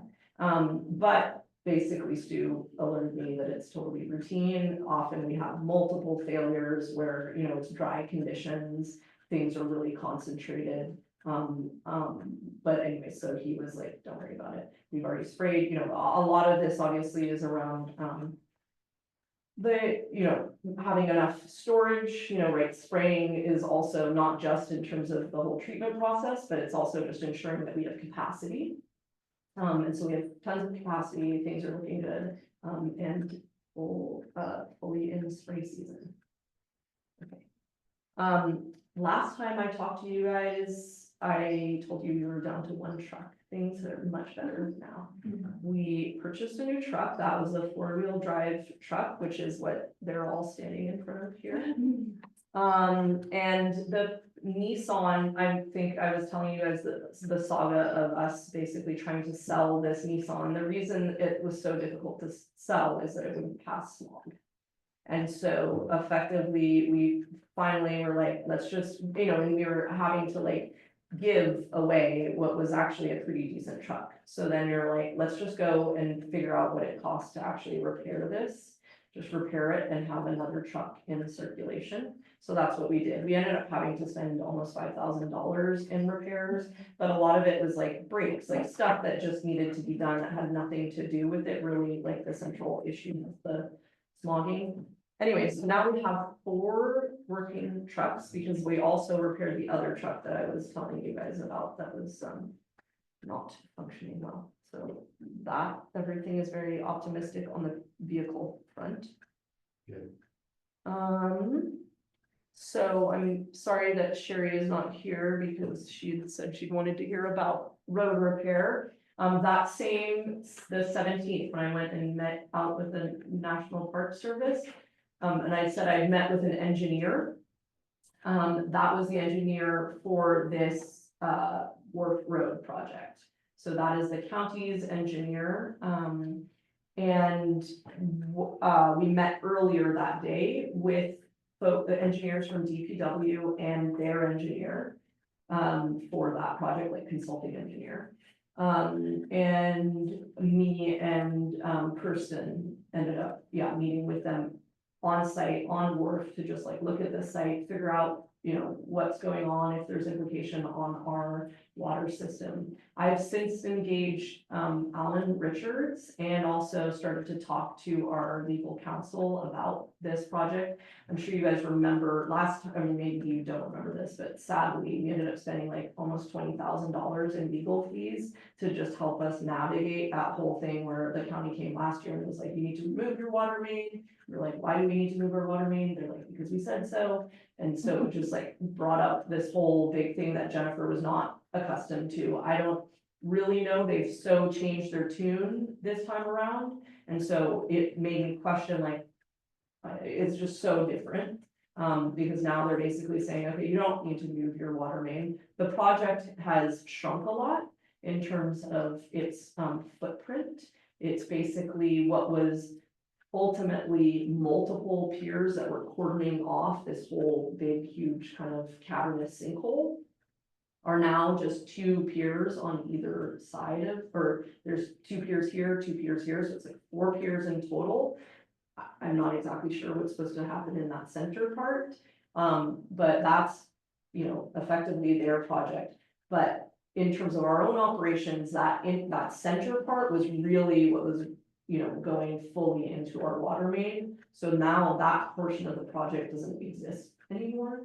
And so basically, our engineer advised us not to move our water main. It's just not kind of worth it.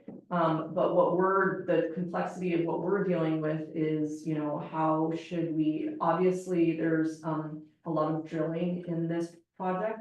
The schedule for the drilling and how long that will take is very ambiguous at this point. In part, I think because the county does not know, because some of it has to do with, how hard the bedrock is and how easy it is to drill and whatever. Where are these piers gonna go? They're right in front of, sorry, 95, I don't know if you can see this, sorry, this was not the best picture here to put, but basically 95 Wharf is like right here, and this is a picture of it head on. And so 2 of them are kind of over here, and 2 of them are off screen over there. Okay. So they're right in front of like Keith, like that house there, over on that side, and then right on the other side of 95. But the bulk of like all of the work is right in front of 95. It's basically the area that's got those orange pylons. Yeah, that's all cordoned off there.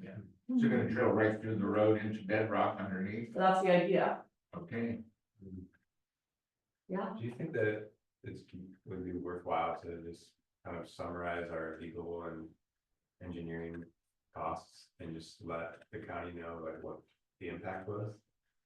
'Cause we had a- Yeah, like a I mean, special they're meeting. being so much more conciliatory this time around. They were really firm and aggressive when they first came to us. Yeah, I remember that. So, and I mean, that was even before I joined, it was just like, I came in the middle of this sort of like, where Jennifer was like, whoa. So yeah, so I'm hoping, they've been very, cooperative and basically provided their bid documents and asked us to review them and look and add our stuff, so we basically added what we wanted in there.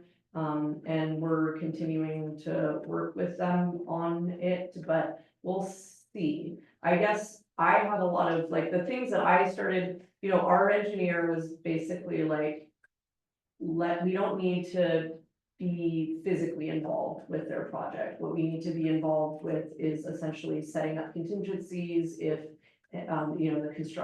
the contractor damages our infrastructure, and being like essentially waiting in the wings to make sure, and then obviously have language embedded in there that says, if the contractor damages our water and sewer, that's on them, like all of the liability, basically protecting us from that damage. But the other major liability is basically water and sewer spills into the bay. And so there, the direction I wanted to go there is basically, there's very few homes here. The construction itself is so invasive and disruptive to like those houses that I'm like, can we just stop water and sewer service during the drilling, when we think there's potential for sewer breaks, or because that's like old terracotta pipe, right, with all of this like extensive drilling, it's like all a little scary. And we put in things in the bid document, like we want to CTV, or give us enough heads up so that we can CTV before and after drilling, things of that nature. But yeah, the more complicated sort of like legal thing that I was struggling with is, hey, what is my legal authority to provide water and sewer service during a construction project that's outside of my, control? So yes, those are what we're looking at. And I think, where I was hoping for more transparency with the county is just like, are you guys already going to tell these people, don't, because there's only one full-time resident there, everything else is Airbnbs. And so, or people that don't live there, there's only 5 homes, right? We're talking about the end of Wharf here. And so, if it's a situation where the county is already telling folks, hey, you're not gonna wanna rent out an Airbnb when there's like massive drilling going on during this project, then then our provision of water and sewer becomes moot. So like that's, again, these are the sort of legal things that I'm trying, just dealing with council with. Can you remind me, I'm sure you said this, when are they thinking they might start? Summerish. Okay. Because, That'll be Coming up right now. all the cars you have to get to work and turn around. I mean, I think that there's 2 contending things, which is basically like tides and stuff like that are pointing towards like the best time of year is for some reason the summer. And then, but for, like traffic and all of that, not the best time. Yeah, and I think, I think. Worried about our pipes, those pipes are so old, and in Wharf Road right there, I can just envision them breaking up when they start doing this heavy drilling, There's nothing I can do except wait for it to happen. Yeah, Does the sewer from the Little Basin go down that road? yeah, so that's what I'm showing right here. Basically, I went in and developed a little Google map for me to think about this project. So what you're seeing right here is there's 2 manholes. This is the one I would like to consider plugging. This is the last valve here that I would like to consider shutting off. And so, what you would do is basically all of the sewage from the Little Mesa would still be able to come down and go this way.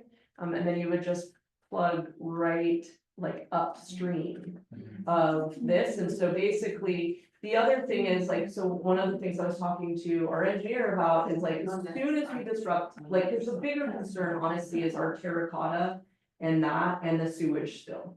And so I'm like, okay, I really wanna plug that up. So what does that look like if, you know, because it's not that, it's pretty trivial to provide water service to people over land, you just like reconnect into the meters. But the problem is if they have no sewer service, then you can't provide water service. So then you're basically at the point that you, like, the biggest concern is basically a sewage bill and you wanna plug that, then you can't provide water service. So I'm like, what does this even look like? Are we putting, it seems really weird that we would be putting people up in hotels for a county project Yeah, that is already gonna be so disruptive. I mean, like, can you imagine if you had an Airbnb and you went to like this serene lagoon and then there was just like massive drilling right outside? Like, you know, I think that's where I'm like, is the county being very direct with these people about all of that and actually developing contingencies for that? I mean, I think it's been super helpful to have Kirsten, you know, I mean, obviously she has an Airbnb there, she lives down there, like, she's very embedded in the community. And she is a real champion for like, hey, let's make this easy for the county because we want this repaired. Yeah. And so I think it's just like, you know, really being communicative with those 5 impacted homeowners and just saying, look, here's the deal. If you can stay away from these properties during this, that's gonna serve all of us better. Because you're not gonna wanna have to deal with some angry Airbnb-er after the fact, even if I did figure out a way to provide water and sewer over the period of the drilling. So that's kind of the approach I'd like to take, is the less formal and just like talk to people and see who needs like extra accommodations. Is on the top map, Georgia, where are they drilling? Yeah, sorry, it's not the best, because it's blocking here, because I'm just showing you basically this, but here, I think this is 95, I can't quite tell because of this blocking it, I think this might be 95 right here. Yeah. And what I'm wondering is, Oh, no, here, yeah, this is actually misnamed, so yeah, this is 95 right here, so they're basically drilling right here. Oh, no, this is that little patch, this is 95. See this patch right here, this was when they did their test bores before. Okay, I see that. So there it is, so this is where those, you know, those 2 piles that I was talking about before will be here, and the other 2 will be right about here. What I was wondering is, I know that there was worry after the last time they were doing work down there, that it might have impacted our pipes and stuff, because we had problems afterwards. I'm wondering if even down that far down the road, I like your plan and the way you're thinking about blocking things off, but if they're drilling and setting piles, that it's gonna be shake the ground even down towards the museum. I mean, you know, it's gonna be. Yeah, I Really mean, here's one of the things, I'm like not an engineer, but when I started to think about this, I'm like, they really don't understand what any of these sinkholes look like underneath. So you could imagine that there's like, and this is what was so scary about when they brought this up to us last summer or whatever, spring, and they were like, oh, you need to move your water main and you need to go in there before us and have everything moved before we go in there. And we're like, that road is a complete mess, like, and they were like, oh, and every day that you make it so that we can't work, you're gonna have to like pay a per diem yeah. like thing. And so it was like, oh, so we're gonna go in there discovering that this road is just like a complete disaster. And that the engineered plans that were envisioned are not even feasible. And that will have like delayed your project, like that seemed like, so the way this is basically envisioned is like, no, you go in there first, you do whatever you have to do, we'll monitor if anything is damaged and we'll come in afterwards and fix anything that ultimately got damaged. But just to your point, Grace, like I was like, depending on what this thing looks like, you could have portions of, and you're like drilling right here, right? And you have portions of our terracotta that are basically, the transfer of energy is not even happening that way because there's just like a big hole there. But really, it's all getting like directed over here where there's like essentially a bridge of actual real road still intact. Like, who knows? It's all very complicated, but this is basically kind of like, we're not gonna, you know, within the next few months, like redo everything down there. And then, I mean, you know, when I approached our engineer about this, I was like, look, if you are gonna tell me that we should move stuff, then I'd rather like go big. And because what the other thing I hated about this project was it was just this weird little dog ear with all of these fancy expensive valves, or not valves, but joints for us to just like get away from their project. When I'm like, we have so many leaks down there and all of our infrastructure is just falling apart. If we're gonna do that, let's just like go big, move everything inland, you know, do a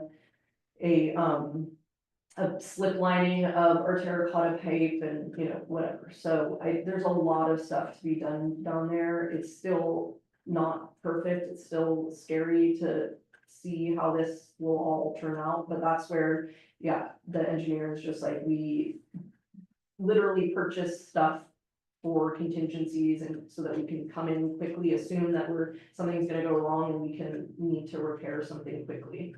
But, Yeah, and I think the other thing is that if we, I mean, this is all conjecture, hopefully it'll all go smoothly and nothing will go wrong.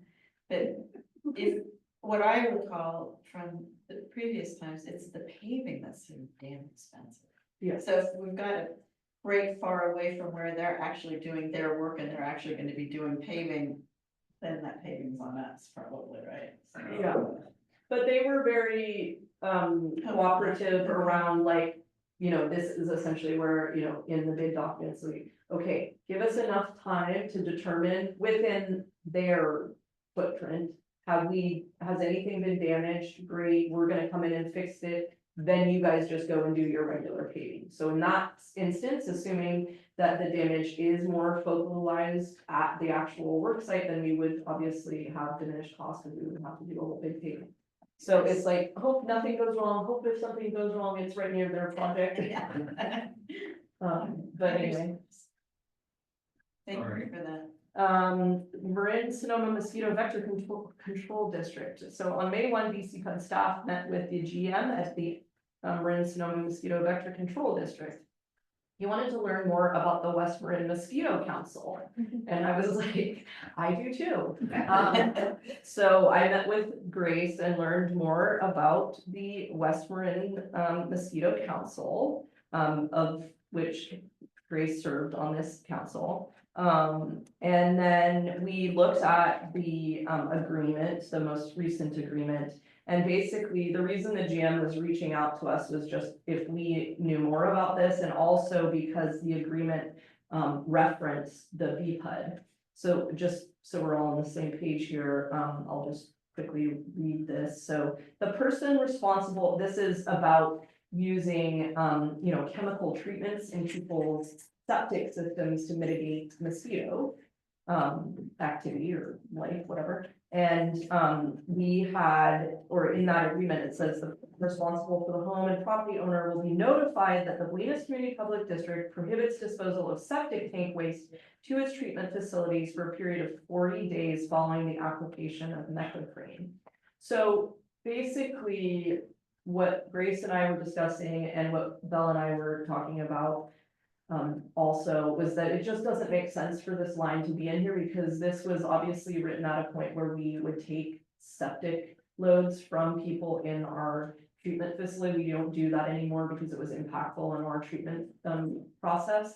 And so, you know, I asked him to just basically get rid of that line. And then actually, we're not involved in it, in this whole agreement in as much as, we don't have somebody sitting on the council. I don't know. Grace had reported, I mean, you can speak to it, Grace, but basically, it's not been a very active council for the last several years.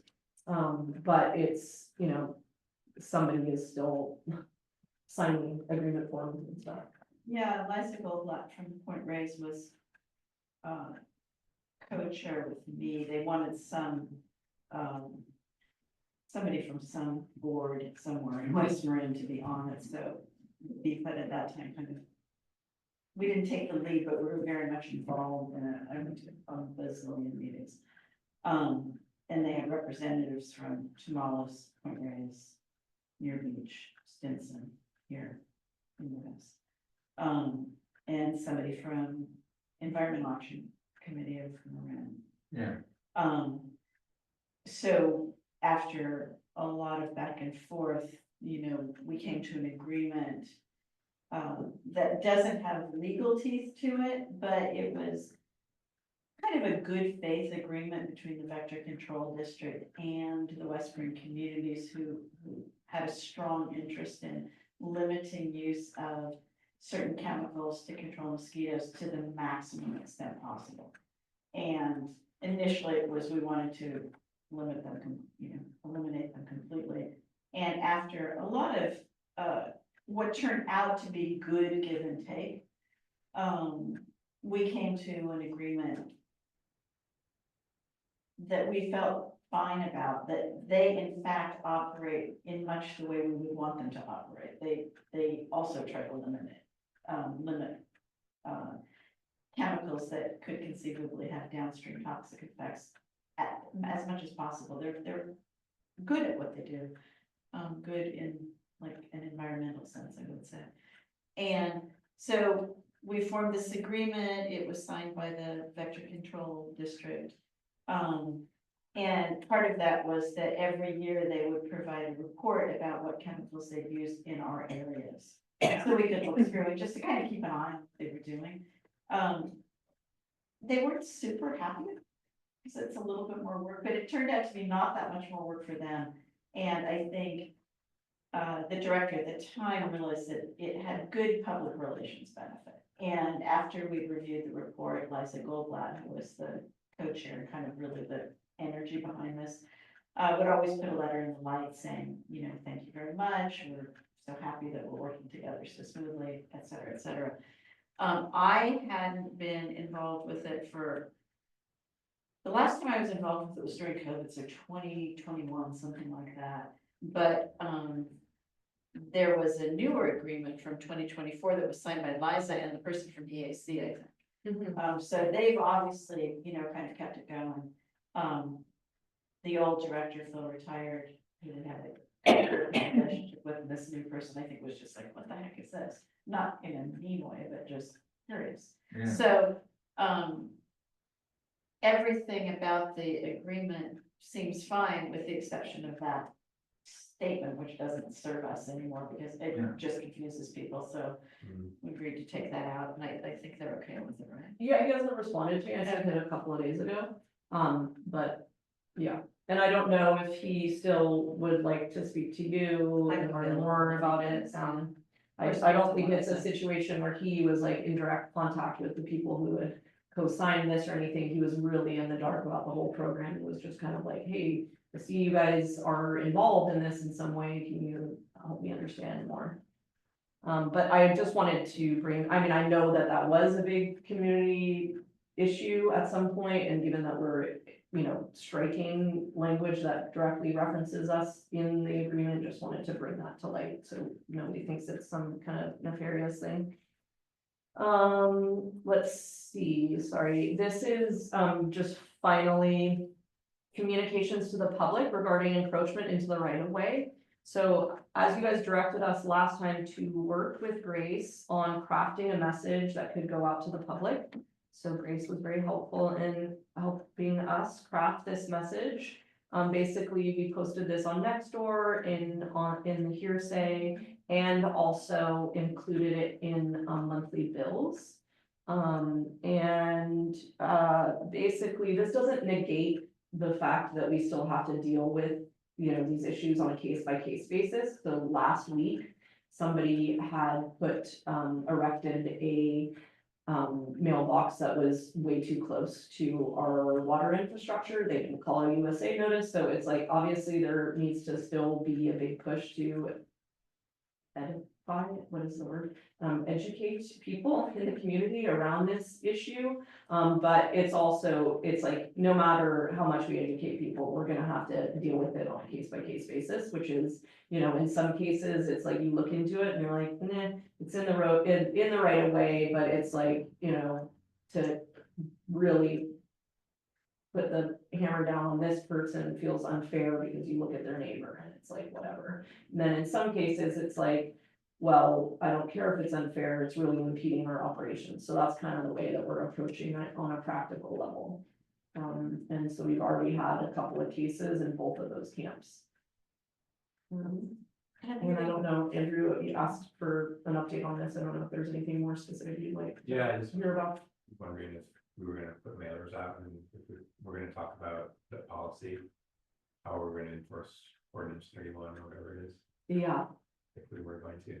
Yeah, I mean, this is basically, you know, one of the things, we will be meeting with a customer who's moving their fence and had proactively come to us around that and just making sure that's not, in the right of way. That will be on Friday, and it's basically me and Sue and Andrew Spalding, who's really like the lead on the set, you know, like, as we put in, as you guys are aware, for revamping the second drainage and roadway and gridded mesa, all of that, I really wanna kind of embolden Andrew to really help develop that program. And some of it will be around, you know, how do we, you know, do we want to issue permits, like make it more formal? Hey, here is the record that we talked to you about moving your fence and we agreed that this is fine, so that, you know, if a neighbor complains about it, we're like, you know, we can be like, here you go, here's your effective like permit that shows that you're not in the right of way or whatever. I think it's, you know, there's a lot of work left to do. This is kind of the state that it's in right now, where we're just like trying to push out more of the PSA, and at the same time, you know, dealing with it on the case by case, where if something's a lot more acutely affecting our operations, we're just like, hey, you need to move that. But otherwise, you know, thinking kind of more broadly about the overall program and trying to make that up a little.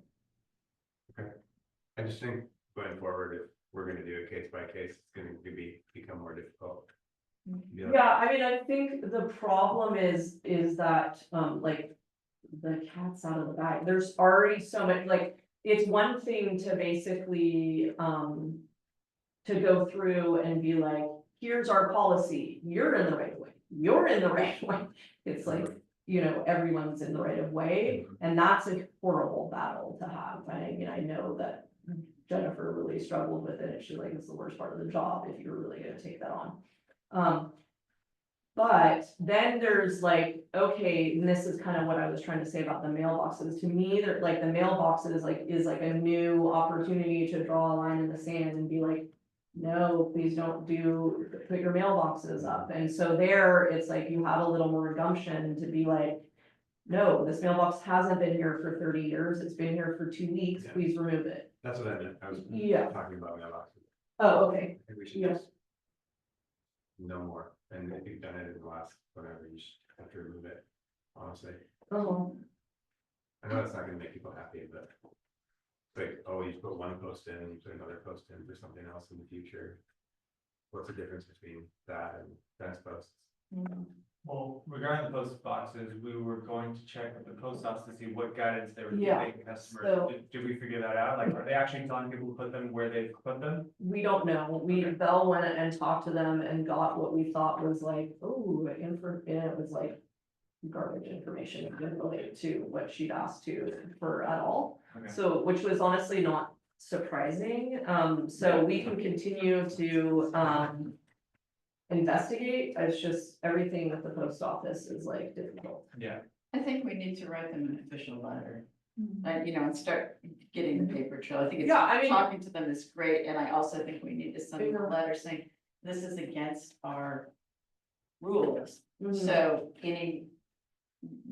we will be asking people to move their mailboxes, and it would work way better if you told them ahead of time where they, you know, what the rule that they needed to check with us before anything was put up. And then you would not deliver mail to anything that was put up without knowing that it was in the right spot. Yeah. Yeah, I mean, I think like when I was coming to you guys with this before, I was sort of like coming to it from like no mailboxes, but I think I was sort of persuaded that you guys didn't want to go that direction. That you guys were feeling like it's a little bit more of, you know, it's too difficult to enforce. Can't tell people that they can't put up mailboxes, but we can tell them where they can't put them up. Yeah, sorry. That's about Yeah, it. I No, think we wanna there. stop people from putting more of them up for sure, because it seems like they're just spreading.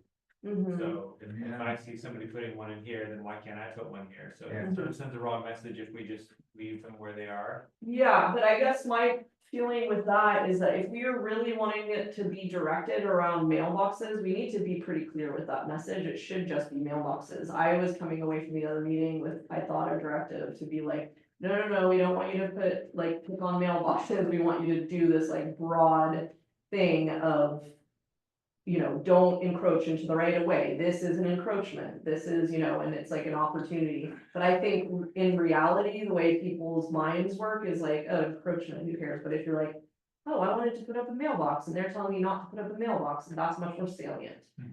And it's also like easier, right, as like a task to be like, okay, we still have an opportunity to get mailboxes under control. I feel like, anyway, so. I think, I'm sorry, go ahead.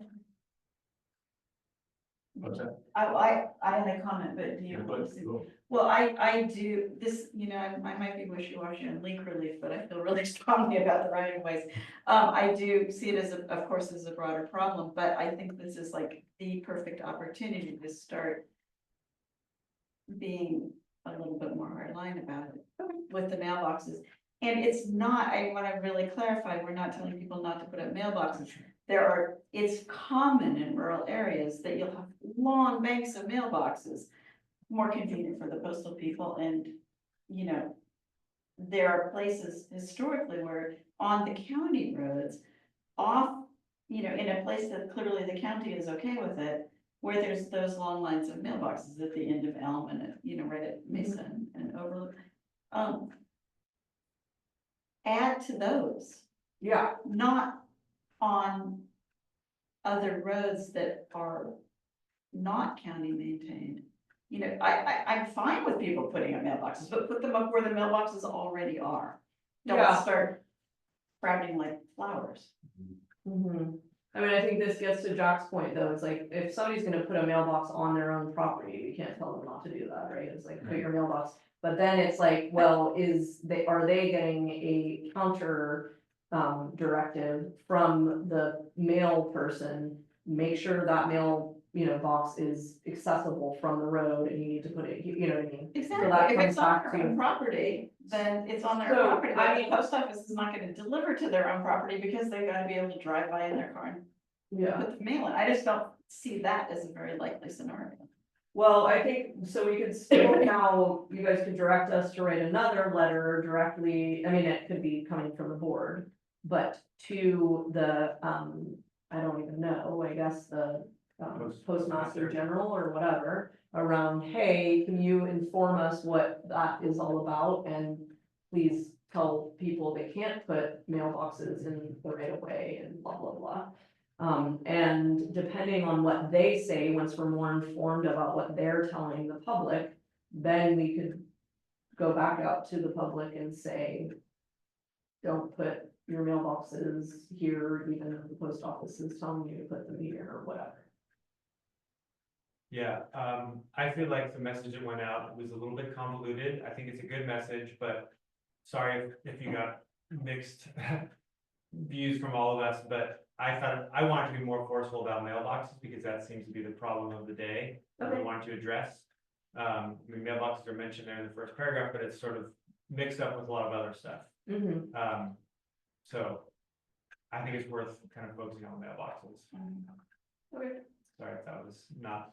I think this notice was helpful because it gives the broad parameters, and I think looping back and doing something that's more targeted is great. I Yeah, think the two follow work up. well together, Follow and up. follow up, yeah. Yeah, but I think it is more meaningful to get that information from the post office first before we deliver that very targeted message, because we're a little uninformed right now. Sure. Well, yes and no. I mean, if it's gonna fall into the black hole of the post office, then I don't think we wanna wait forever. Yeah, We that's should true. Get it back fairly quickly. And it's not, it is unambiguous, they can't put it up in the BPUD right of way. Like, whatever the post office tells them, they can't do that unless they come and talk to us about it, and we're probably gonna say, this No. is a bad idea, put it up in the Does county. anybody know anybody with a mailbox? Because that'd be one place to start. We could say, hey, did you get a? Because you have to apply for home delivery, right? So it has to go through the post office. Mhm. Hey, John, did you get a letter from the post office telling you where to put your mailbox? Can we see that letter? Like, that would be another way to get the I information. that don't we look know, for. John. Yeah, the person at the end of my road. Rachel? Rachel, I don't know her. I don't know her, but I know she came and talked to you or Bill or somebody there. Okay. Cause somebody came and talked to her. 'Cause they Yeah, said, I mean, "This is weird." anecdotally, we heard that she Yeah. said that the person, it wasn't, I didn't. From what I gathered, it wasn't through that formal process of applying for a home, it was like the mail person said, hey, put it right there. Like Okay. kind of thing, you know, More informal. so it was more like the field person is deciding, I mean, maybe that's the same Maybe person. we I need to don't know. talk to the field. Yeah, maybe what we should do is try to get a post office at the depot. And then we worm our way in there. I like it. All right, let's keep going. Okay, that's it, that's very long, but that was it. Thank you. All Yeah. right.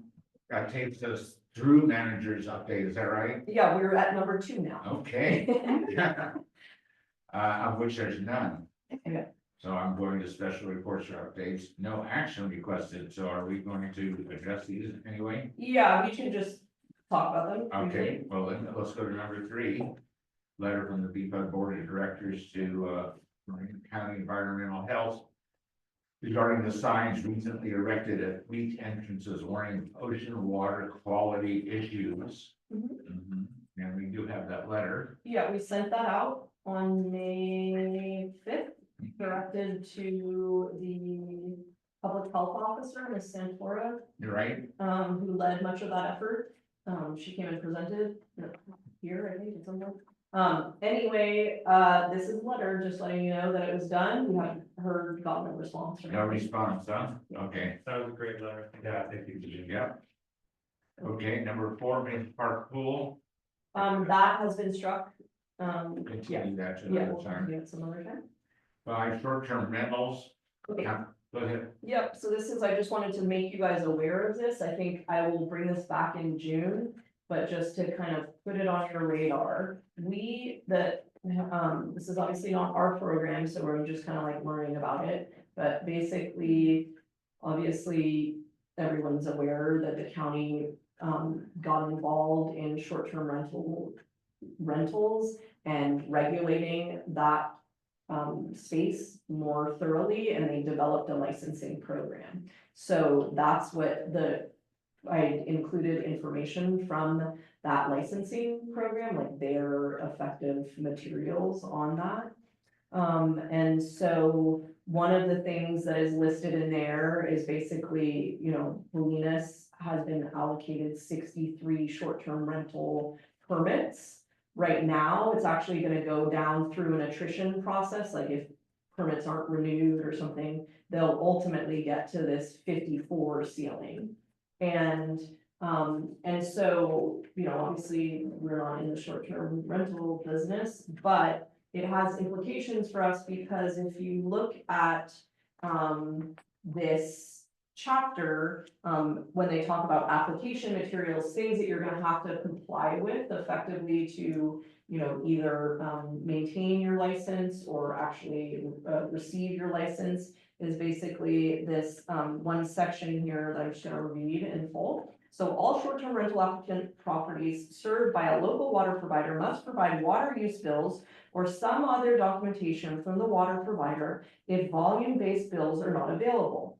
If the water use documentation demonstrates short-term rental water use exceeding an average of 250 gallons per day or a lower limit established by a local water provider, the short-term rental license or license renewal application shall include strategies to reduce water use to below an average of 250 gallons per day during the next year.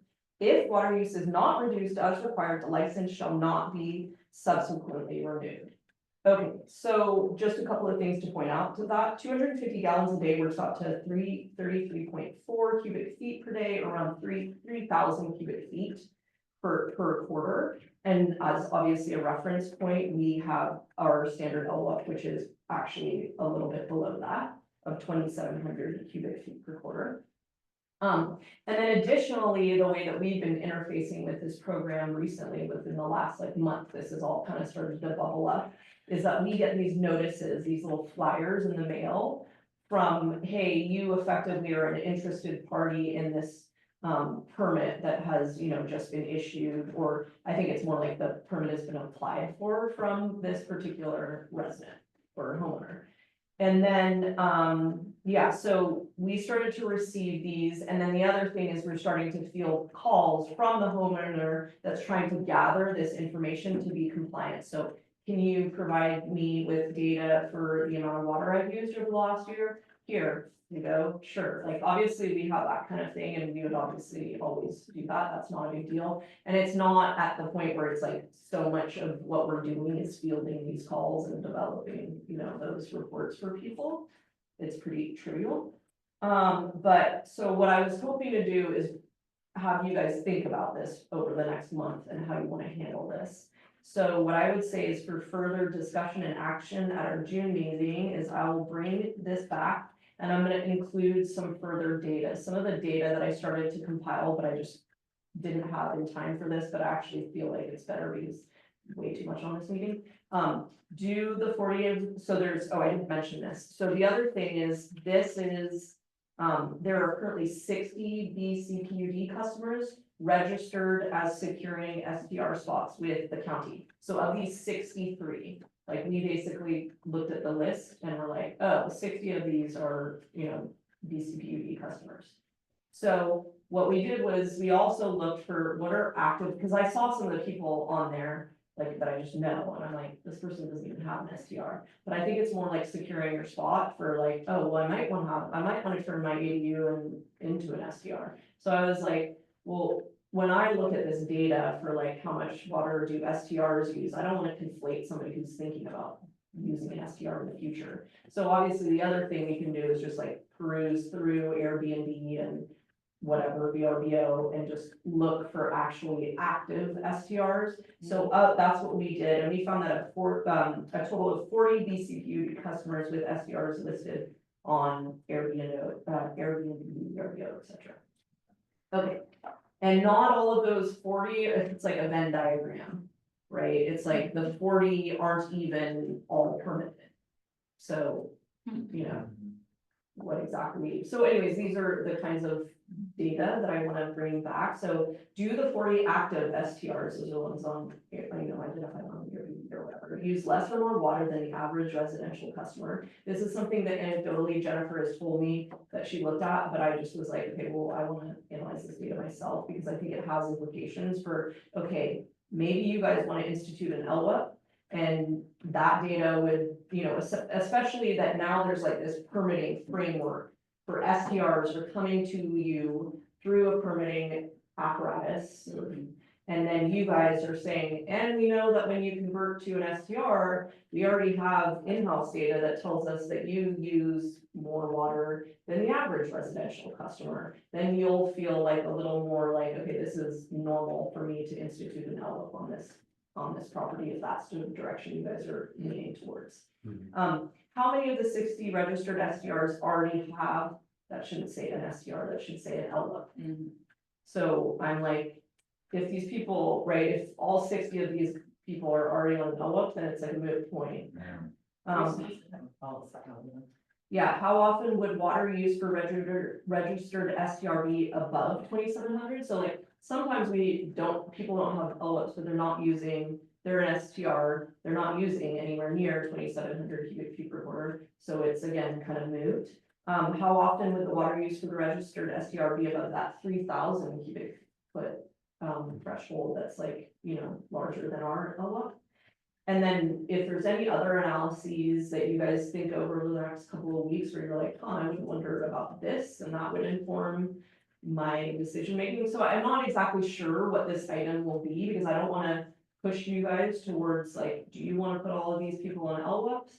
But because right now the way that we're interacting with this, it's like there's nothing in that chapter that says you need to do this. But informally, county people have been like, so you guys have L books, right? Like, kind of thinking they can just be like, oh, just put these people, these STRs on L books, and I'm like, well, we have no idea if that's what the board wants to do or whatever. Yeah. So I think, you know, again, it's not a lot of work for us right now. You guys can just choose, like, we don't wanna get involved in like, you know, regulating STRs at all. And the only thing, at least as it's written right now, is basically just providing customers with their, annual water usage. And that's it. I thought So- Jennifer, I thought, at least made her own informal analysis that the short-term rentals were not really using a lot more water. Yeah, She she's. thought it was related to irrigation and your classic garden use. Yeah, I don't know, that's kind of why I wanted to reanalyze it, because I'm like, it's not that trivial to do that analysis, and No, I- like really depending on how you filter it to begin with and all of that, I'm just like, I wanna compare apples and apples, so I wanna make sure I'm like, I've removed commercial, like if you just say average and you're like factoring in the, I mean, I'm assuming she didn't do this, but you could obviously do analyze the data in a pretty not very rigorous way, where you're just like average water use, SGR, oh, they're the same. Or are you filtering out all the unit housing and all of that first and really comparing like single residential to SDR? Yeah. Anyway, All right, it would be, I'm curious about the 3 permits that aren't our customers. oh, that could be What like, could that be? I mean, like Horseshoe Hill, I was thinking, or stuff like that, I don't know. Would that permits be a Bolinas permit? I don't Maybe know. might be. They might be, but anyways, yeah, I was just thinking like weird people that are in Bolinas but not BCPUD customers, I'm not sure. Yeah. Lima Williams Road, Horseshoe Hill. Right? yeah, You can make- yeah, and coming into town, our district doesn't go all the way out there, but there might be some. Must be something. Yeah, I mean, I was- Either Horseshoe Hill or. At the point that it's only County Road. 3 though, it seems like it should be more than 3. I know, it's interesting to me. Yeah, there's a lot on Horseshoe Hill, I would think, I don't know. And I'm also interested in the people that are not getting permits that are are advertising, you know, it's like, okay, Yeah. like, if we are gonna decide to, if the analysis shows that it looks like certainly during, you know, maybe during the high water use months during the summer when we were more worried about fire. So this was really, oh, sorry. Okay, yeah, no, go ahead. No, it's just cause I started to look at this data. And then what I was noticing was these patterns, which in reflecting on it, I'm like, oh, this makes sense, right? The time of year that we really care about water usage is during the summer. It's the same time that STRs are being, let more prevalently. And so what I was seeing is basically there is, if you look at like the average annual water use, it's very kind of similar between, and not to say that I've done this analysis yet, but basically it looked like it's more similar. During the summer, you start to see this spread where the STRs are like actually moving away. And that's during the period that we would care most. And so anyways, those are the kinds of things that I will bring back in June and just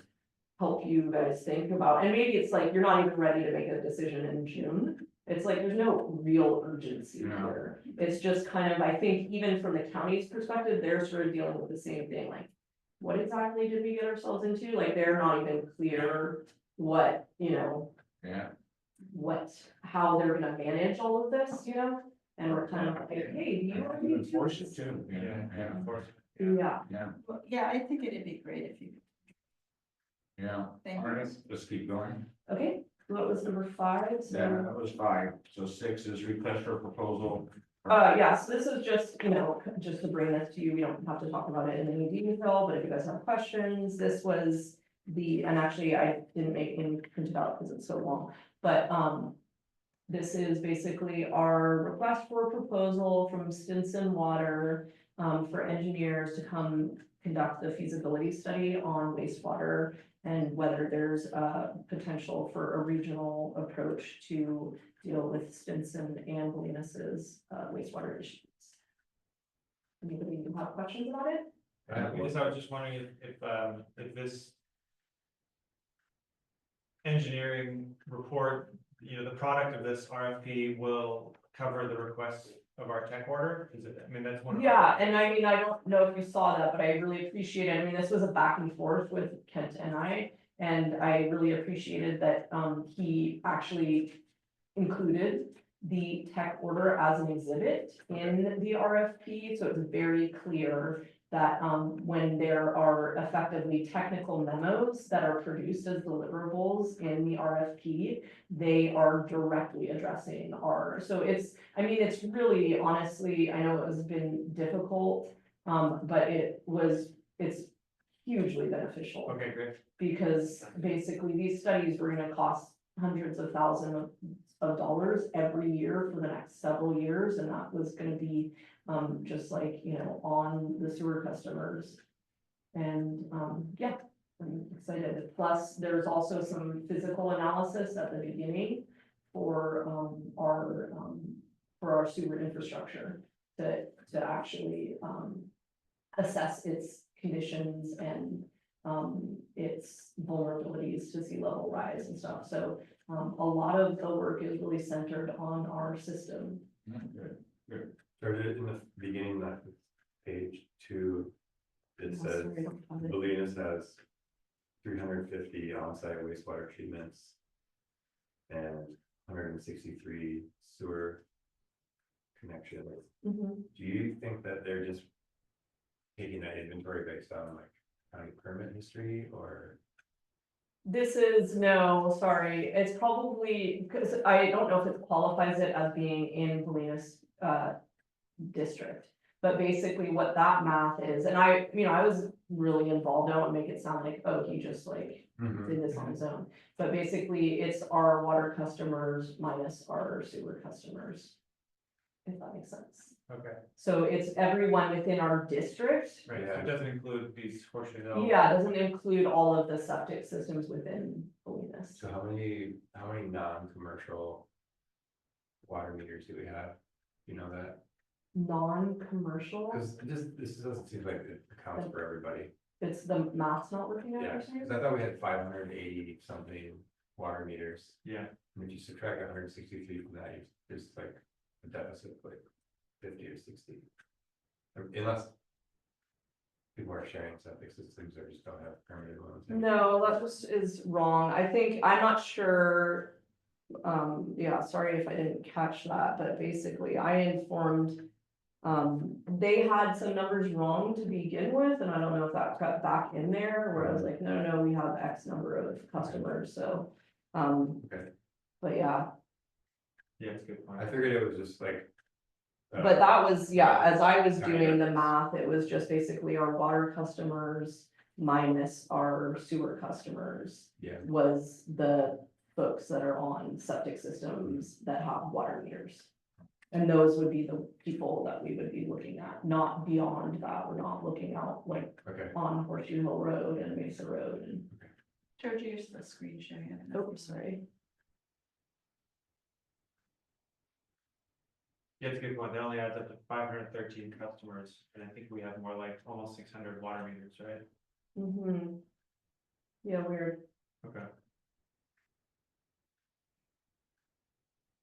All right, Okay, But yeah, you may want to update that. yeah, I'm not sure if you already advertised it, but you can just Okay. put a correction in there because it does have an information on the work, right? Obviously, trying to look at more people. Yeah.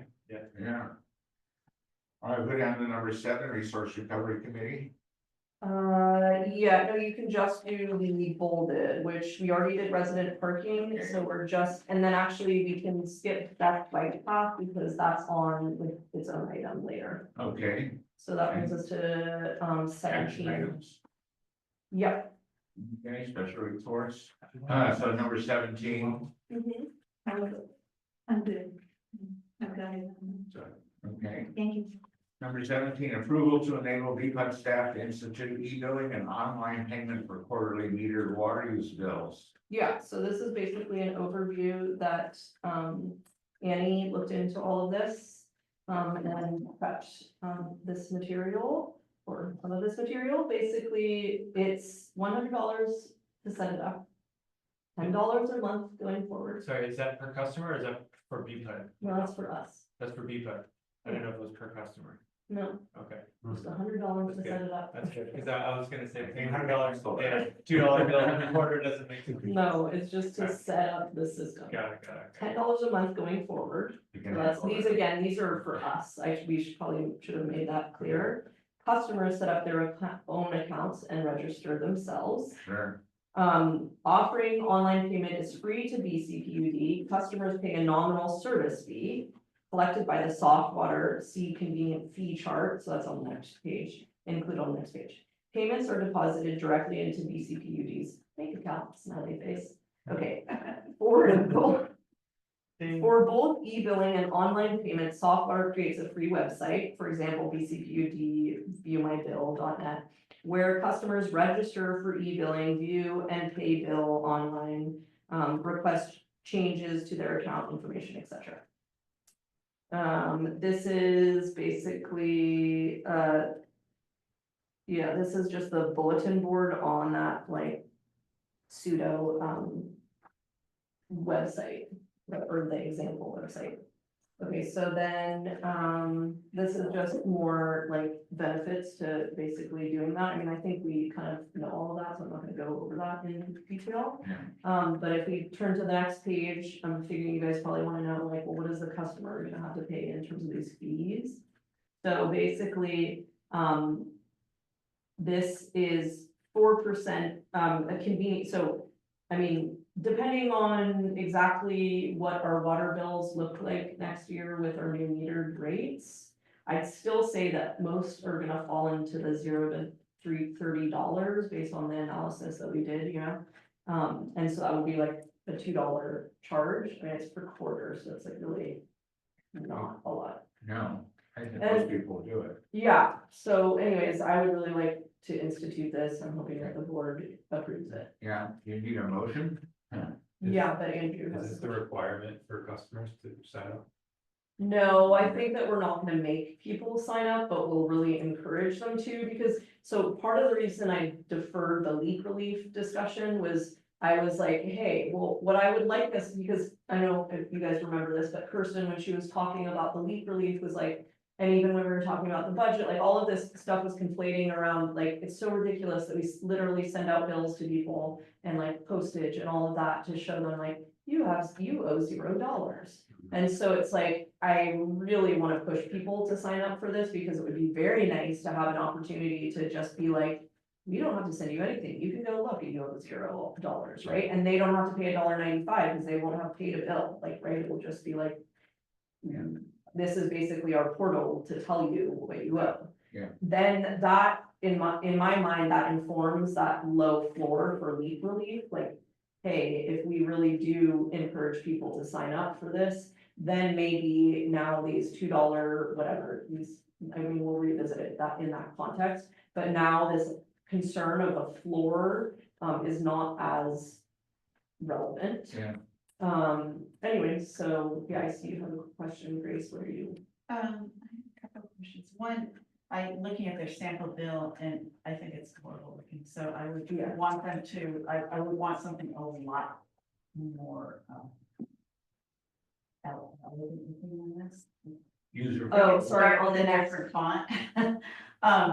The example website thing that they have is. Oh, the example website or the last The page? example website, I'm sorry. Oh, yeah, that's it. It's terrible. And a lot of it, I'm wondering if, various other entities that I interface with, use the same service, because I have seen this before and I always think it's horrible looking, so I'd like it to look better. Yeah, I mean, to be honest, like, Softwater is this like. Very strange company that charges us very little, and so this might be. It part of- doesn't cost a lot to change the font. No, I know, but some of the, lack of glossy website might be part of their business model. How did we land on this company? I have no idea. Okay. But the woman that we deal with, who is like our interface person, is very nice. Okay. Apparently, this Tonti Town is like a real place. This is It's a Arkansas, little- right? Arkansas. Is it Arkansas? They're based, this company's based in Arkansas. Okay. But it's like some kind of strange town, they're like often trying to get you to visit Tonti Town. So anyway, So what is soft, I mean, the whole thing is sounds very suspicious. Has something called soft bill pay, it's so manipulative sounding. oh, it's because they're soft water, Okay. that's their company. So do any other utilities around here use this? Like, what does Stinson use? Do you know? I don't know, but Belle is a Stinson customer and she hates Okay, their. well, we're gonna cut this one. Well, because they don't give you an option to go into the office and pay. And you have to pay a convenience fee, which is more expensive than this, and you send your bill to Southern California. Well, I think we have to make it optional. I know Yeah. people that don't, do this kind Well, of. there's people that don't have. Don't have to do computers. this. Yeah. Yeah. Yeah, no, I mean, I think if we, I mean, obviously, there's people all the time that are asking us for these services and like, no, we don't have them. Sorry, you have to come in and pay your bill or pay it via, A lot of people take advantage of this. I'm Yes. positive. I have another question. For instance, with, Recology or sales, they let you know that you've got a bill sitting there waiting for you to go in and look at it and pay it. Does this company do that? I don't know. I'll That ask. would be an important thing because people are not, I certainly wouldn't No. remember quarterly, Yeah, you know, that, oh, it must be time for me to go in and look at the BPAD bill. So- well, I mean, operators will still be driving around checking meters and then bills will be sent out, whether electronically. Well, ideally, we Or wouldn't no, have no. to send them out. I don't know. I mean, that's the I mean, whole you're- idea. Well, you're entering the data and so, you know, my meter reads such and such, so I've used so much water, so then somehow that gets communicated to this company and then supposedly this company should communicate that to me so I can pay my bill. It's actually in the database, because that's where we do all of that is within that database. They're just extracting their, our own data. Yeah, so I assume they would send something, so So I just want to know who's sending. maybe it's not BPUD sending it out anymore, maybe it's. That's what I'm wondering, is if the company. Yeah, it's just the It's part of email their alert, service. Yeah. or just actually like a bill. I mean, that's what I'm Yeah. picturing is like, Yeah. here is, you need, But you a need bill something. by email, not by hard mail. What do you No, say? by email, Yeah. All right, Yeah. yeah. Gonna save us a fortune. Great. Yeah, I guess I have a question, just triggered the thought, in the shop. But, could there be something if you did this that would trigger an alarm? So immediately, if it went into your computer, you would get a notice that said, wow, you're using too much water, check your water. I mean, it could somehow incorporate an immediate notice that you need to check your water use, check a leak or something. I mean, the problem is our meter reads are quarterly, so it's not the ideal system for like an alert system. Because like, wow, you used a lot of water 2 months ago, Just right? like So that's not really. exclamation point. Yeah, but it could be like a discrepancy between each bill, like. No, yeah, we definitely have stuff like that. It's just not very informative, like to Terry's whole thing, right? It's like she probably, like as she was laying it out, she discovers even before she gets her bill, oh dang, but it's already been going for several weeks, right? Yeah. So it's just, I mean, I totally agree, and that's more along the lines of what's motivating us around getting automated meter reads going. Yeah. Because like, we're in a Yeah. drought restricted town, we should have, it's like, it's not just about us telling people, you should have a flume. It's like, it's our responsibility to ensure, not our responsibility, but it makes sense, given Yeah, yeah. our water restrictions, that we invest in the ability for people to acutely monitor their water use and leaks and all of that, and for us. And could this then, if it worked well, maybe not be quarterly, maybe it would be able to be so efficient that you just. Well, no, the hang up for us is that we go and read the meters manually. And so that's why we built quarterly. It hasn't, their system isn't even built on the quarterly system. It's not even, it has nothing to do with the billing. And what Jenny was saying was that if we do get the automated meters, Oh, if we had automated meters, then we would we could. do a big part of why so like when I was presenting on that, there are values to that in the field, there are leaks and all of that. but there's huge values for us in the office. Because basically what we have is like the worst thing of like worst of all worlds, where it's not just quarterly meter reads, we have staggered quarterly meter reads. So it means we read a third of the town 1 month, which means we can't even like figure out how much water did we use in the month of February, like we have no idea, we have to look at like this staggered weird, anyway. So there's all kinds of reasons that we want to get automated meters, and once we do, Yeah, you would obviously go directly to a monthly, that's what most water districts are on, are monthly bills. And then beyond that, you want that system to interface with somebody where you can see real-time water use, on a lot of these applications where basically if water is flowing through your system, you can go on your phone and be like, Yeah. oh, I have a hose on. yeah, I think it's great, it'd probably save you so much, Yeah. it'd make it worth the cost. All right, so this is an under action items, do you need, Yeah, I'd like formal approval, just because, if customers are complaining about it, I would like it to come from the board. okay, so. Action item is approval to enable the staff to institute e-billing. So you're asking for authorization to just get started.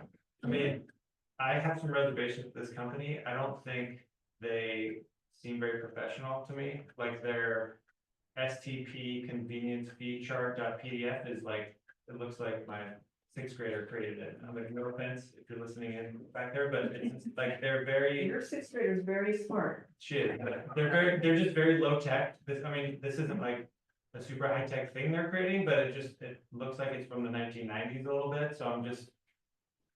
Maybe that's a good thing, just pointing out that I didn't think they came across as very professional. So, I'm a little worried about that, but, maybe that's a good thing. So you're in favor in principle of what we're talking about. Definitely in but- principle, but yes, I not mean, the- this is the, I don't know if you saw it, Jack, 'cause you don't have your Yeah. binder, but this, the fee chart they sent, it's, it's basically just like a 1-minute Word doc they created. Right, it's easy to understand. Yeah, it is, and maybe there's a benefit to that. User-friendly. I mean, I'll say this, that, we have worked with them for a long time. I can't speak to them. I don't interact with them directly, but Belle does, and she like loves them. What did we work on with? If Work we with have them on- issues with our billing system or, Okay, so we already used. and it. Annie started to interact with it. Yeah, this is our billing system. Ah. So this was the, Oh. I mean, I was like, yes. I realized that. Okay, so I saw Oh, that. sorry, no, I said that we worked with them and Annie and Belle love working with the Okay. person who troubleshoots with us. Okay. For our billing system, it is super old, it's like. Not, yeah. Yeah. That changes But- me, I thought you just found some like. Yeah. No, sorry. No, what was really surprising about this, I was like, Annie, can you go look into this more? And then she like had an hour conversation with this person, she's like, we can do it tomorrow. So, it's really, Okay. something that they do often. This is not like, oh, we are their guinea pig or anything Yeah. like that. And we already have a good professional working relationship with Twenty Town. Okay. Worst case scenario is it doesn't turn out to be what you hope. and Yeah, it's fine. it sounds like maybe the path of least resistance, we're I mean, if already- you guys would like, we could also just have the board members be guinea pigs for this program. Sign you guys up. I'm up for it. I'll- That's not a bad idea, I mean. I'd be happy to do that. Yeah, but I mean, we could roll it out a little bit more slowly if that's what you guys are wanting. And just make sure that we, I can ask basically Annie to talk to this person and talk to them about the possibility of rolling it out in like. Yeah, I think that'd be nice. I'd hate to roll it out and then if people aren't happy with it for whatever reason, that would be sad. You don't want a bunch of customers signing up for it and then having to switch on, because that's annoying. Yeah. You But wanna use the staff too as well as the board? I mean, I just didn't know if 5 people. I'm not a customer, so. Oh, that's true. Norris Bell. Yeah, that's true too. Well. All right, then. Well, So are you guys suggesting we start with just the board and for a month and see how it feels? It feels pretty good. Well, I didn't get a water bill in that month, so I guess. Yeah, that's- yeah. I think it'd be good to just interact with the website a little bit. So let me go around, how do you feel about this idea of us being guinea pigs? I'm okay with that. I think we should test it in some capacity, because I can picture people who want this technology in town being really disappointed if it's not complex or, you know, If it's not complex. if it's like too unsophisticated.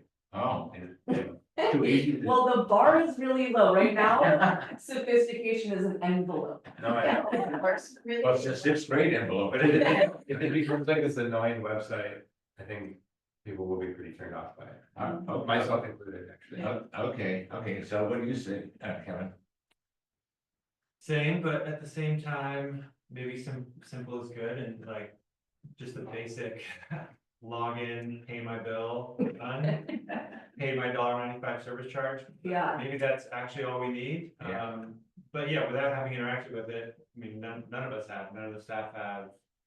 We don't actually know what that's like. I think It does- maybe Annie has a little. It does seem a little risky to roll it out to all, 600 accounts at Uh-huh. once. Okay. I'd be in favor of a pilot program. I think that's a good idea. It could include the staff that lives in Bolinas that's in the district, that adds a few more people. Yeah, and pilot program could be whatever, it could be us, 5, it could be 10 people, 50 people, volunteers.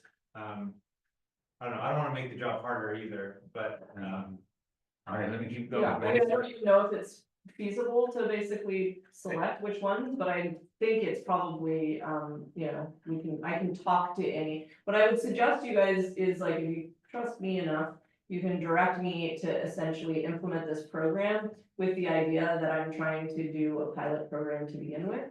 Uh-huh. And then, if it seems like, whoa, I really don't know what I'm doing, I'll just delay it and come back to you next month with Okay. whatever. But what I I can think try we to should- do is over the next month, get it off the ground, at least in its pilot version. Yeah, Grace, what do you think?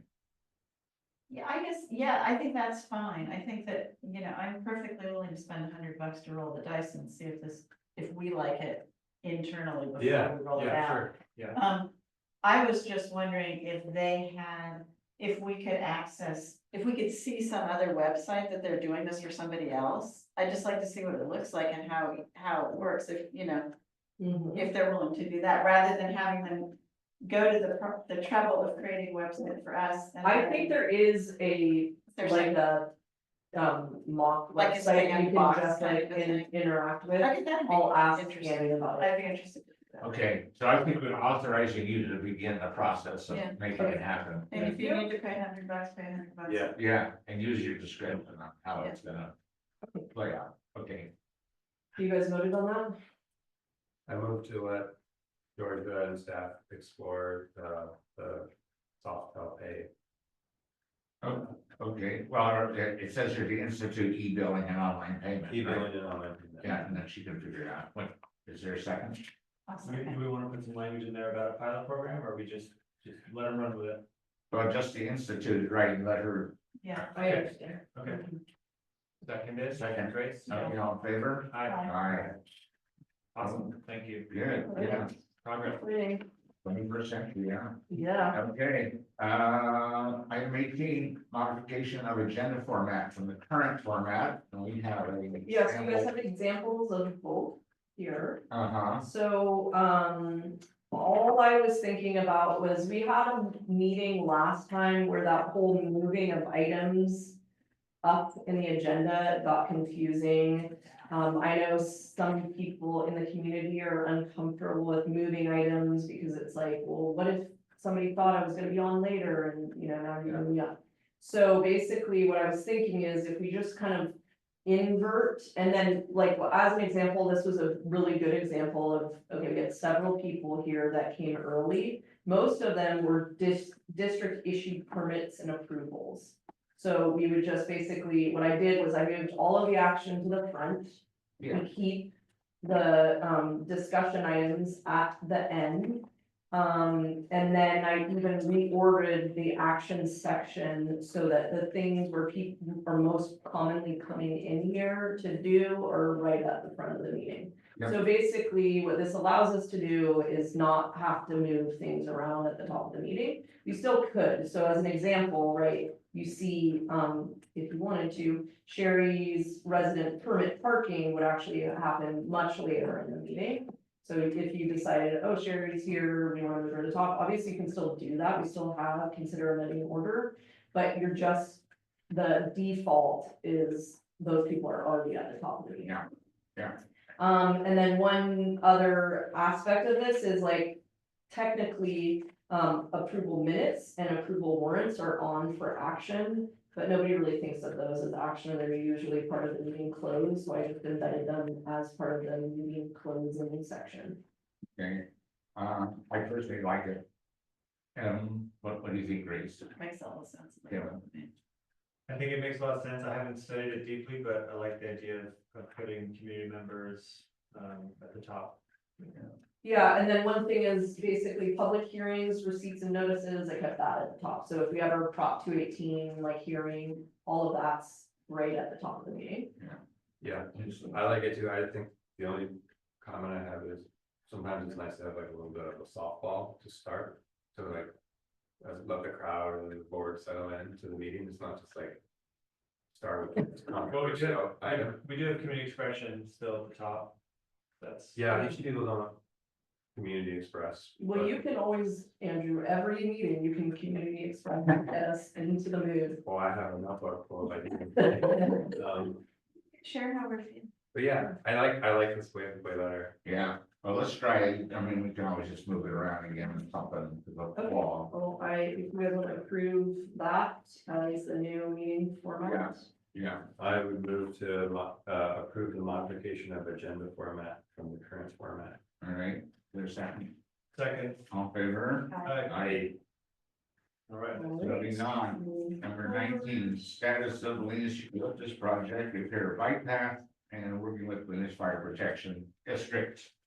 Okay, well, I helped prepare this memo for Jack and Kevin, but I don't know if you guys want to take the lead on it, or if you want me to. You should. Either way. Yeah, So this was very helpful to prepare this, I thought, just to kind of go through this because it has been very complicated and convoluted.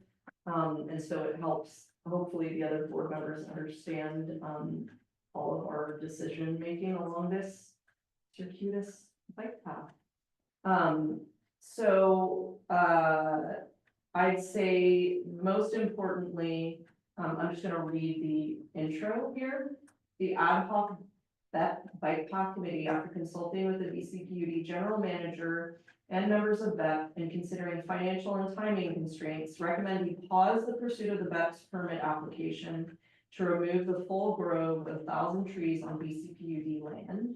Instead, we recommend BCPUD simultaneously pursue one, bike path repair project using existing California State Park grant funds, and two, the clearing of hazardous roadside trees on Alima Bolinas Road and Mesa Road in collaboration with the Bolinas Fire District and Marin Wildfire Protection Agency as laid out in Governor Newsom's recent executive order. Once the bike path project has been completed and the hazardous roadside trees have been removed, we intend to pursue the broader removal of hazardous trees within the grove and environmental restoration as the Bolinas Eucalyptus project envisioned. Okay, so obviously there's a ton of information there, and if you haven't kind of followed this whole story through its many kind of iterations, it's not gonna make a lot of sense, so I just want to go through what is the next part, which is basically a timeline of kind of important events that happened over the course of both of these projects, which is basically, to be clear, two projects kind of going on simultaneously. One is repair of our bike path, and the other is dealing with these, hazardous trees. So, in April 2022, BCPUD engages WRA to create a biological constraint map. If you guys go to the electronic version of these, all of these blue texts are actually hyperlinks to the background information. So these were constraint maps for the property in anticipation of the bike path project. And at that point, it was also the Marin Water project. So in January 2023, BC executes grant with California State Park to receive funds to rehab the bike path. In April 2023, BC PUD GM is advised by CDA that the bike path will not likely need a coastal development permit because it will qualify for repair and maintenance exemption as described in the local coastal program. Okay, this is where that's all proceeding, you know, this is all proceeding, having joined the district, I get here right at this point. February 2024, BKF engineer for bike path presents concept drawings for bike path repair project. March 2024, BC PUD staff meets with county planner regarding the bike path project. Okay, we are alerted that based on WARA maps, portions of the existing path appear to lie within 50 feet of identified leashes. So that's where they're like, oh no, you're not gonna be able to do this without a coastal development permit. You're gonna need a coastal development permit because you're within these, you won't qualify for the repair and maintenance exemption because of these, you're too close to identified leashes. August 2024, BCPUD Board of Directors approves BCPUD to be a co-applicant on the Bolinas Eucalyptus Project's CDP to the county. BCPUD staff advises BCPUD Board to hit pause on pursuit of the bike path repair until that application plays out. So basically, obviously, this timeline is not exhaustively talking about all of the work that Beth is doing also that's leading into this. This is basically when their world converges with my world or our world. Okay, and then Beth submits in August that same month, Beth submits CDP application to the county for the removal of 1,000 trees on the district property. October 2024, Beth application received status letter from the county indicating that the Beth application is incomplete. Beth and BCPUD staff begin to internally address incompleteness checklists. February 12th, 2025, despite Beth and BCPUD not yet having had the opportunity to formally address the incompleteness checklist, we receive a letter from environmental planning that the planning division has deemed, our project complete and that the application has moved forward to environmental review, including CEQA. And then this February 28th here, I think is very important to understand what was conveyed to me and Janice in that meeting, because that really put in context how expensive and how long this permitting process was going to be for that project as envisioned, and that timing was not going to be compatible with when we needed to get the bike path done. Okay, so that representatives and BCPUD GM meet with environmental planning and CDA planners to learn more about the environmental review process. BCPUD BEP are notified that BEP project is not CEQA exempt. Obviously, we kind of knew that already, right? We are advised that CEQA phase environmental permitting is not the ideal time to modify the project scope or introduce a phased approach or provide further project narratives to justify the need for the project. We are advised that these issues would have been most appropriately addressed during the CDP phase. And that's important because basically that's what, you know, me and BEP representatives were working on, that completeness check, you know, incomplete checklist. We were, you know, thinking about, okay, we'll address your suggestion that we do this as a phased approach. We'll bring in these narratives for you to better understand the importance of this project. But basically what environmental planning told us, like, no, your project now is defined. Now we're looking at the environmental impacts of that project. They explain environmental review process. We will need to conduct an initial study. They explain that we can expect to pay at least $40,000 for this study, and county will solicit a firm from an accredited list. Any firms we've previously worked with will be excluded. So basically, they look at an environmental firms, they pick whoever they want. They say, you know, look at this study, look at the environmental impacts, produce this report, and they say, here's your bill for that work that they did. Okay, it's like sort of to have the person who is evaluating the project be, you know, have that objectivity.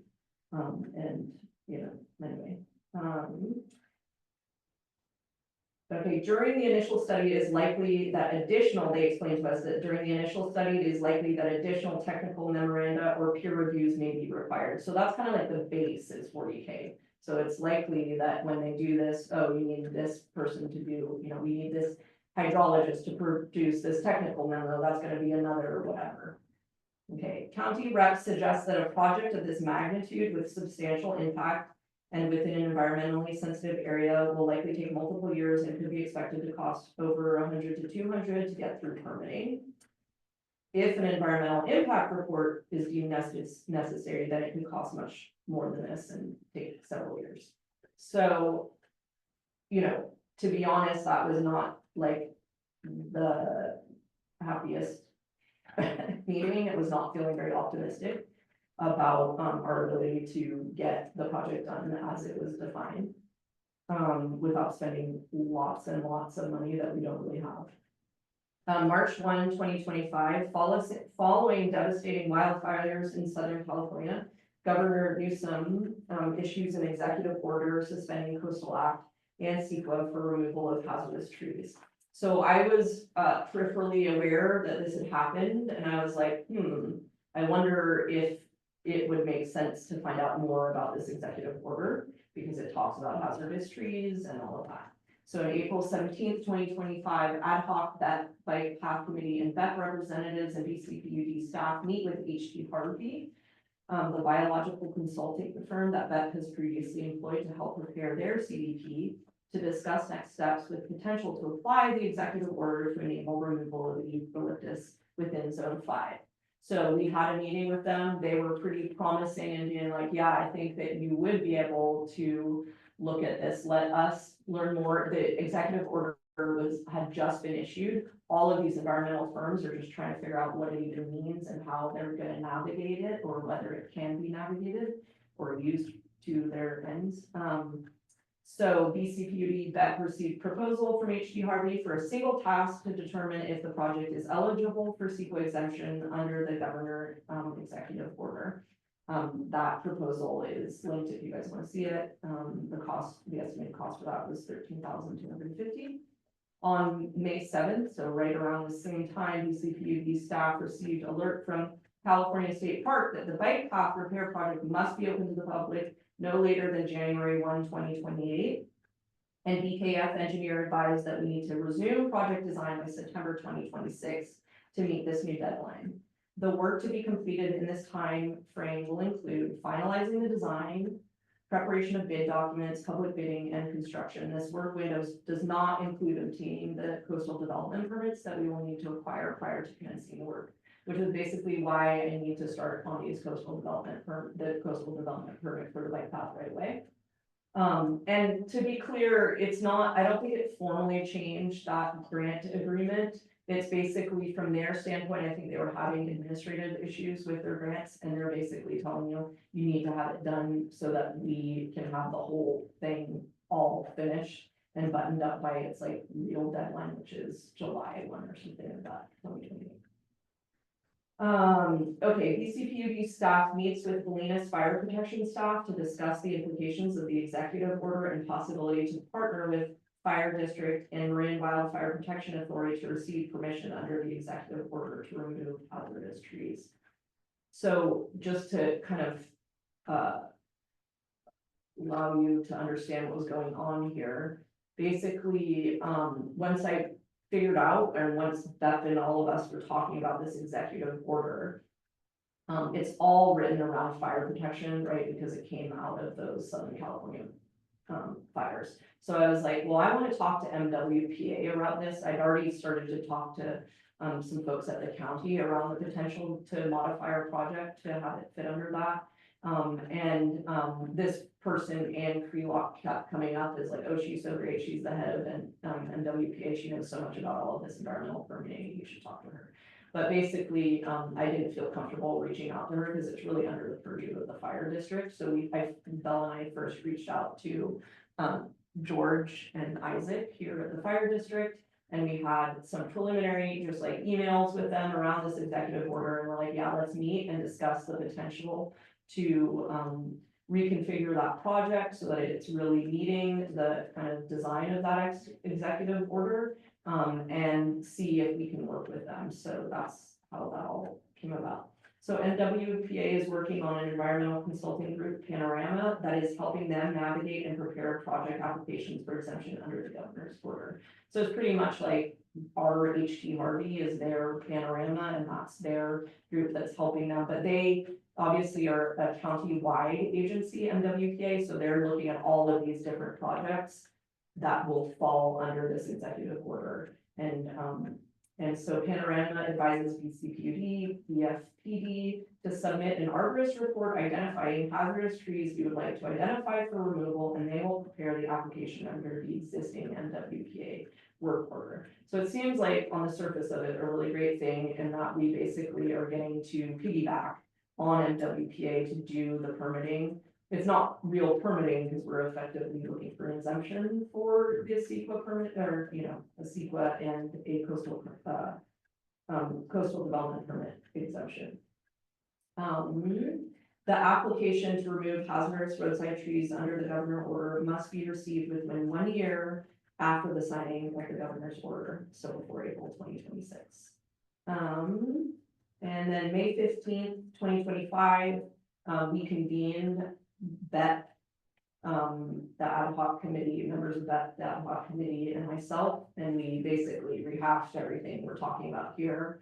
And came up with like, what are the recommendations that the ad hoc committee is bringing to you guys today. So I don't know if you want to take it from here, Kevin, I mean, just the recommendations. I mean, they all fall Sure. out of everything we just said. yeah, thank you for that summary. It's, evidence of all the work that BPUD has done, but also, like you said, not even mentioning the hours and thousands of dollars that Beth did with all the arborist reports and everything they did. So tremendous amount of work just to get to this point. So I think the story is we're trying to streamline things as much as we can and do things cheaply and quickly. That's kind of the direction we're trying to go. That's the reason for these recommendations. One thing, I think, it looks like this executive order was put out March 1st, so I think it'd have to be before March 1st of 2026. I mistakenly wrote April, Oh, okay. so I think, we have even less time than we thought. Yeah, and that's just submission of that application. It doesn't, Right. that was one of the things that all these environmental firms are trying to figure out, is like, when is this deadline? Because it was ambiguous in the executive order. Basically, it turns out that your application has to be forward. The whole, just to kind of help you guys understand, what does this even look like what are we even talking about? So basically, normally, as Beth was trying to do, you would go through the coastal development permit, get that permit, and that's effectively the big oversight that the coastal commission has, right, is through that coastal development permitting process. And then with Fish and Wildlife really get to overview your project when it goes through environmental permitting and CEQA. So the idea here is perhaps in some of these more straightforward projects, it's like, hey, just take out these trees, it has no environmental impact.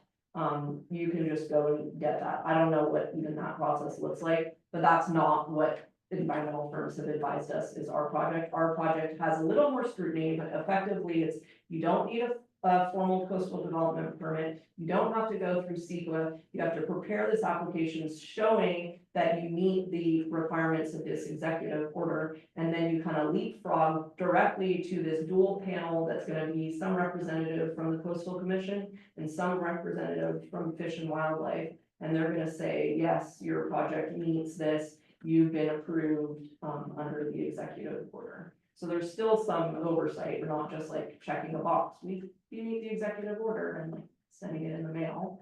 And so that whole application, that's what Panorama is saying, hey, we'll help you with the bulk of this. You just need to tell us, identify which trees that you want in this. I mean, and I feel strongly that that will be a partnership between us and the fire district, because it really is a fire mitigation control measure. And I want our project, I want George and the fire district and the fire board to be fully supportive of the project that we're bringing forward. Okay, sorry. That's all right. I mean, I think we've said most of it, so sort of summarizing again, what you said at the top. The recommendations from the sort of BEP/bike path ad hoc committee are,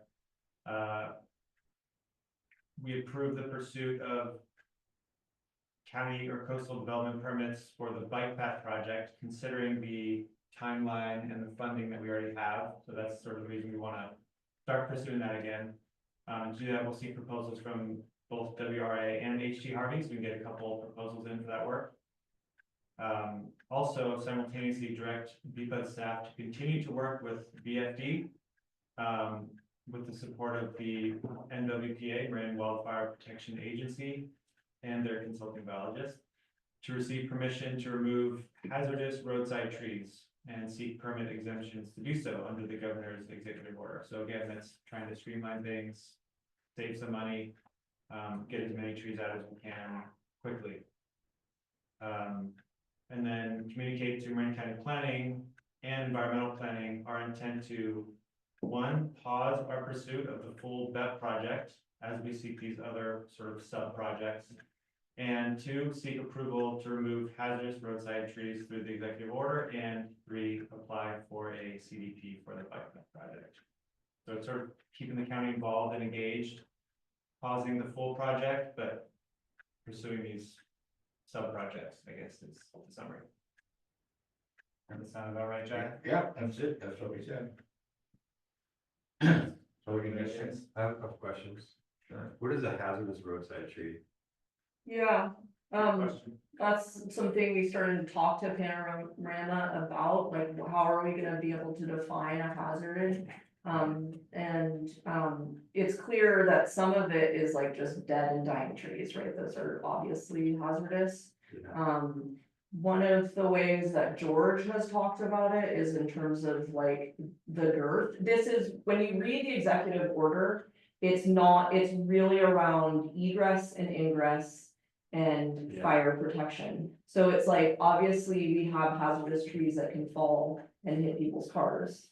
That's a hazard, but it's not a hazard as defined by this executive order, because that tree falling is not gonna impede the ingress or egress necessarily. So, and I say necessarily, right, it might be that you could look at a lot of the trees and say, if these fall, during a fire and impede ingress or egress, then that's, effectively a hazard.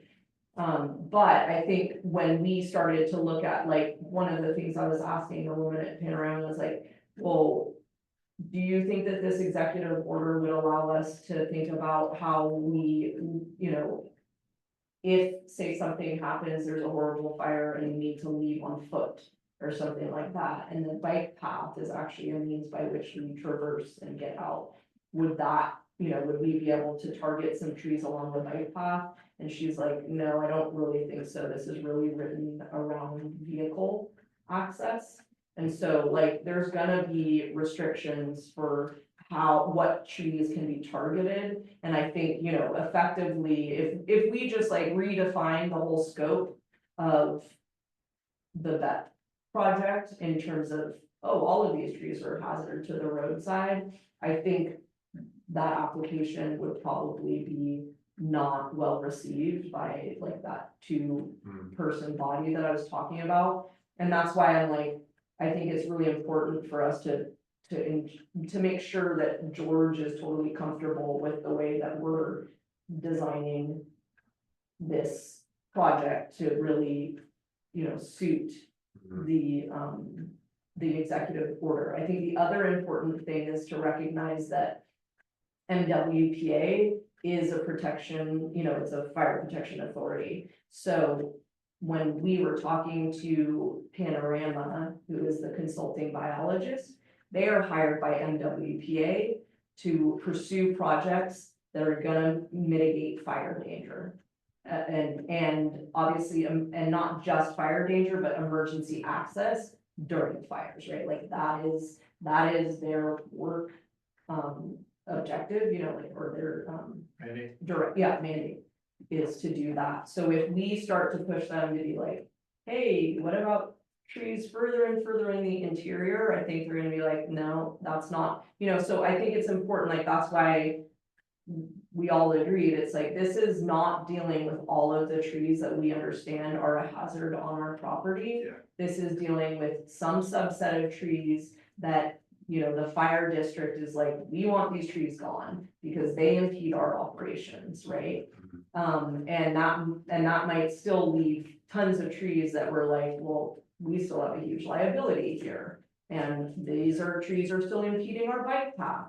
So, I think one other thing I would say is that I want to, this whole, and hopefully this isn't too convoluted, but basically this whole issue of when we learned that we needed a coastal development permit for our bike path, it was all because, well, when we thought we didn't need one, it was all, you need to stay within the confines of your existing path exactly. Then it will be repair and maintenance of an existing development because you already have a coastal development permit from 2007. As long as you just stay within that path, then you won't need a new coastal development permit. It's like, great. But at the point that they tell us, no, you're gonna need a new coastal development permit, then I'm like, well, why are we staying exactly within this existing footprint?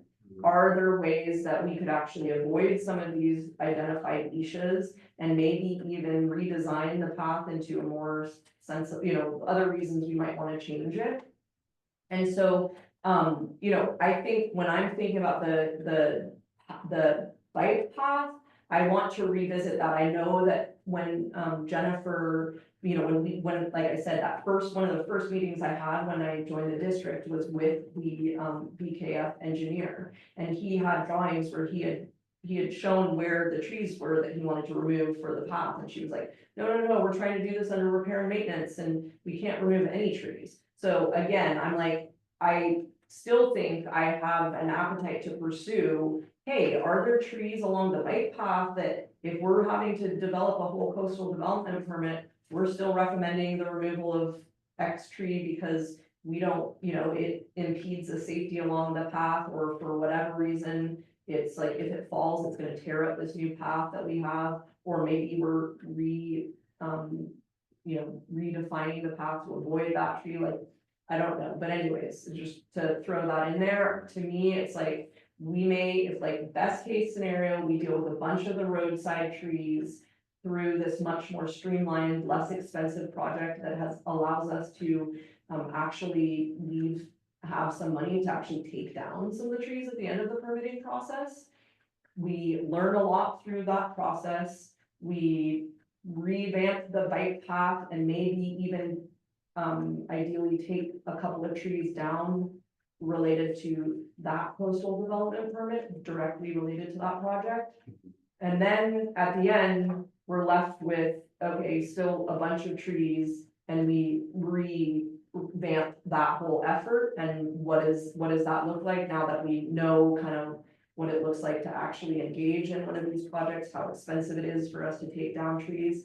Another aspect of this whole permitting process is like, with George, we would be looking to address roadside trees. Obviously, some of those trees are on our property. Some are too close to PG&E and we can't even touch them. So they're really like effectively PG&E's trees. And some of them are on county rights of way and are really county. So like our whole idea is basically we receive the permit or the authority to remove all of these, this set of identified trees here along the roadside.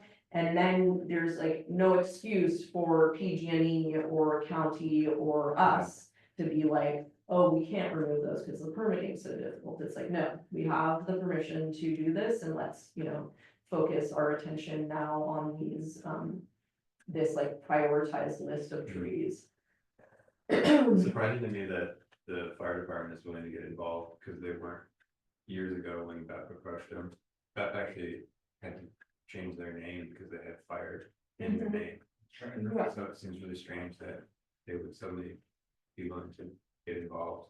Well, I think it's because, and that's why I'm like sensitive to the scope of the project. I think for them, it's like, from a firefighting standpoint, and I'm sure, John has made like relayed what that was explained to him. It's like, we have no interest in taking down every eucalyptus. We can manage the fire danger within a eucalyptus grove. There's already a lot of, fire science around how we do that. So we're not interested in supporting a project to remove all of these trees.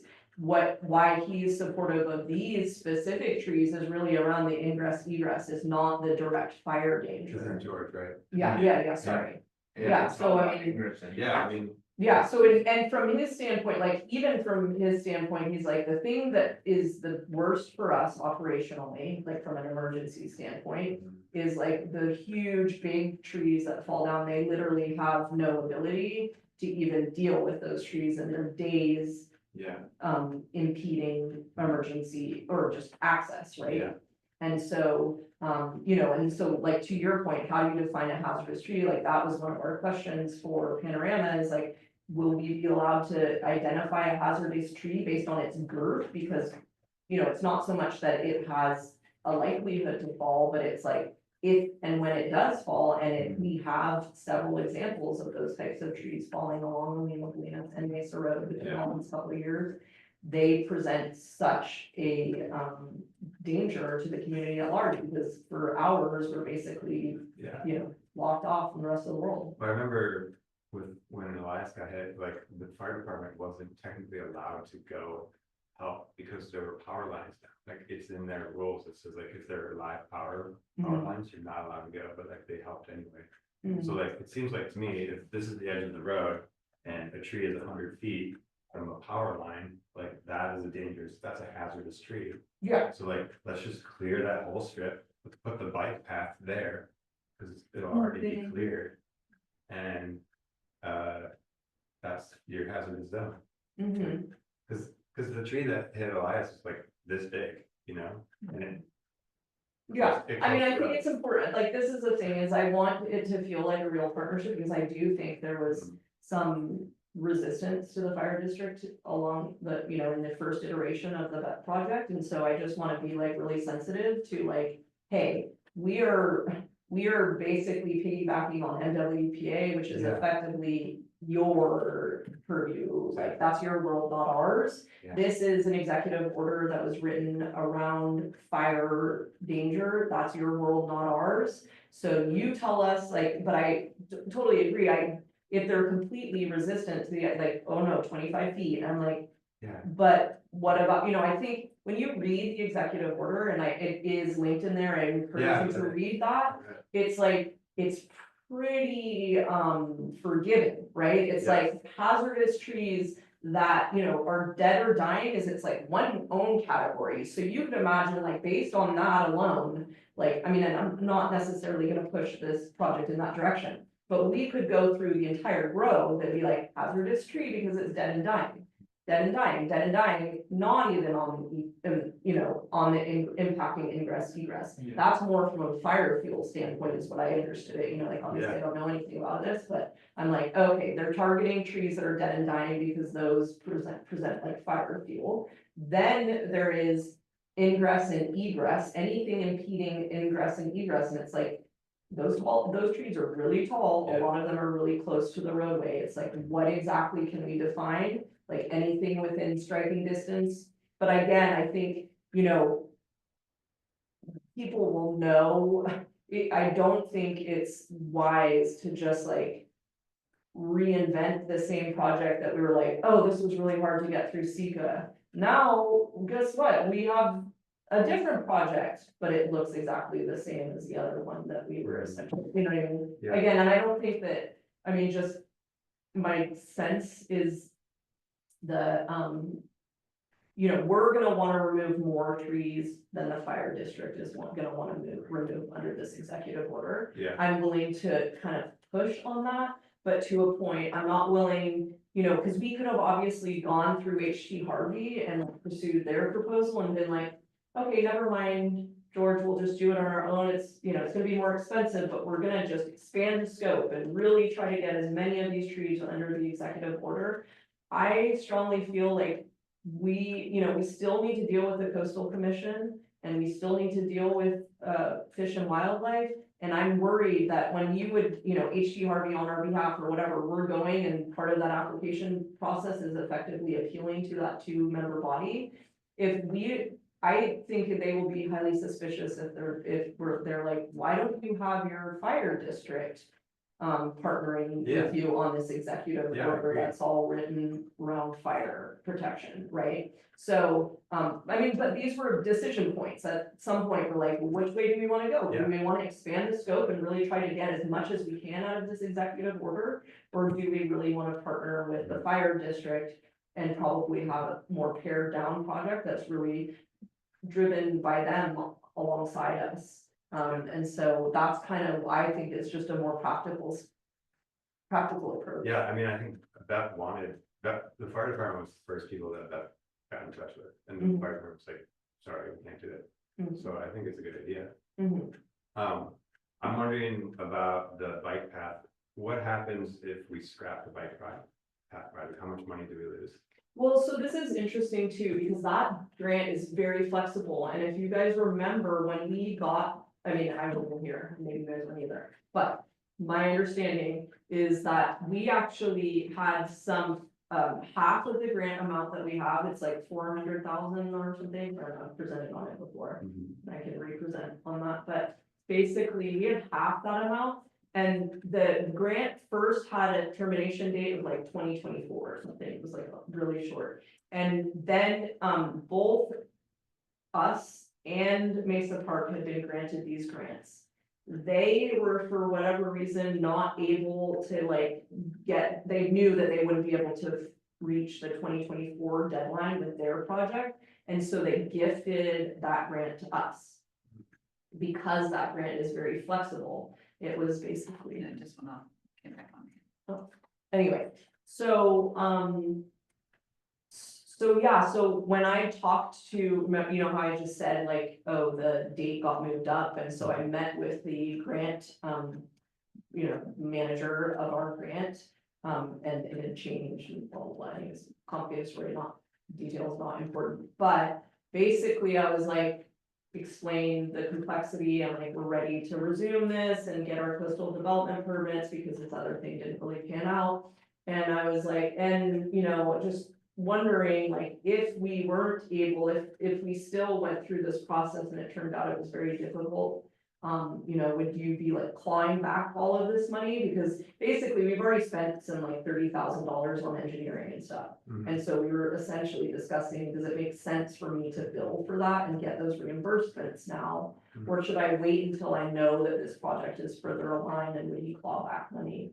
He's like, well, no, but you know, there's a lot of flexibility. If you just think of another project you wanna do in your community, that Oh, is is it? more likely, so. Oh.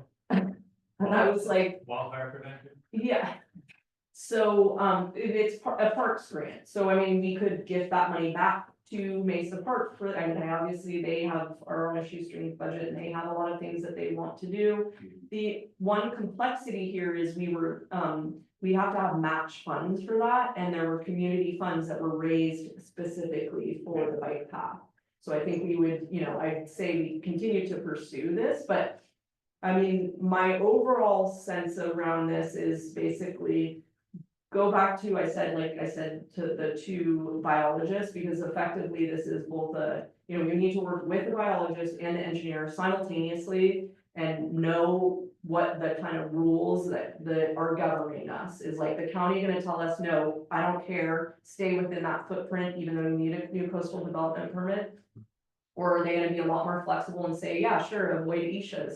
Yeah, consider, you know, after you take down those trees, putting the path right along, you know, much closer to the roadside or whatever. Because my overall personal opinion about that bike path has always been like, or like that project, was I was always a little unsatisfied with it, because it was basically like, you know, that path was really long and circuitous, and we didn't have enough money to like make it fully stretch from point A to point B. Yeah. And I'm like, this is like a weird little bridge to nowhere. And it's, you know, is there ways to redesign the project, I mean, the path, so it's actually not as long, so we can get more, you know, I don't know how much of the money is really in that material cost of like the length of the path. but it was primarily quoted to us for like, you know, unit per square foot of path or whatever. Anyway, so, yeah, I just do, when I reconvene that group to really think about how we wanna do this, I wanna think about like, okay, do we really wanna just pursue the designs as we were heading down, which was basically refurbishing a small portion, Yeah. not small, but like a subsection of the path. I like the redesign idea because I think it'd be easier to use. I think it's further away from any environmentally sensitive habitat areas. I think it will like bolster our future arguments for like maintaining and clearing trees along the road. Because there's not only vehicular traffic, there's pedestrian traffic, power lines. It's just like, it just makes sense. It's like cluster it all together. Yeah. Infrastructure stuff. The other thing is like, you know, I mean, I definitely feel like we're doing this for children to get to and from school too, and like children, I mean, people don't, but especially children don't go way out of their way to do something. They're just gonna go, like, that's how people use that path. They go directly up and down, and if it was, you know, more usable. Yeah. I mean, yeah, the other issue is basically that other portion, which I really wish was fully complete, which is effectively. And like you're saying, if those trees were removed and you were better kind of presenting to actual human behavior, is like kids walking from school to downtown. They, Get that right. There's not enough room. yeah, there was not enough room, so that's what I'm saying, is if you had a path that was more along the roadway there, and it was just like a small skip up, like, I think that you could design it to like bring them up. Right now, it's not designed well, so they just continue down on the roadway. But there are potentially ways like more aligned with how Andrew was envisioning it, that are closer, and really it's just like one crosswalk. And then you're just leading people on the other side of the road. More direct. It's more More direct. direct, yeah, Yeah, I agree. anyway, Yeah, it was Nice. designed so serpentine yeah, to get the grade, Which is fun. to I get mean, a grade that's a bikeable grade, yeah, going straight up unless you're on an I e-bike. think part of the eventual restoration will be meandering, and it'll be beautiful and rehabilitated and native, native plants, but you also need a way to get from point A to point B, so I think it can incorporate both. mhm. Okay, so sorry that took so long, but if you guys can approve basically the last portion of it, the recommendations. You need a motion to approve the recommendations as set forth in the memo, Yes, okay, I so move to approve the recommendations in the memo from the ad hoc committee, of which I'm a member, so is that a problem for me to? no, I don't think so. no, No. And, is there a second? No second? No. Yeah. It's gonna close the Think door. about it, you want to think about it? Gonna close that. The bugs coming in, mosquitoes.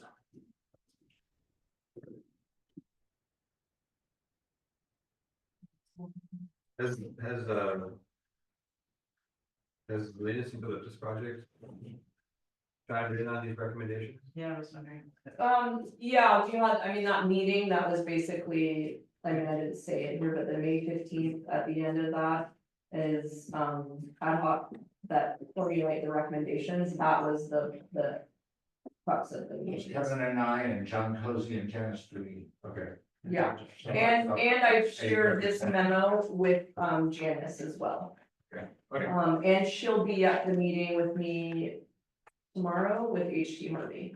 So she, I mean, even though that's like shifted into bike path, she's still interested and, I'm happy to have her help on this.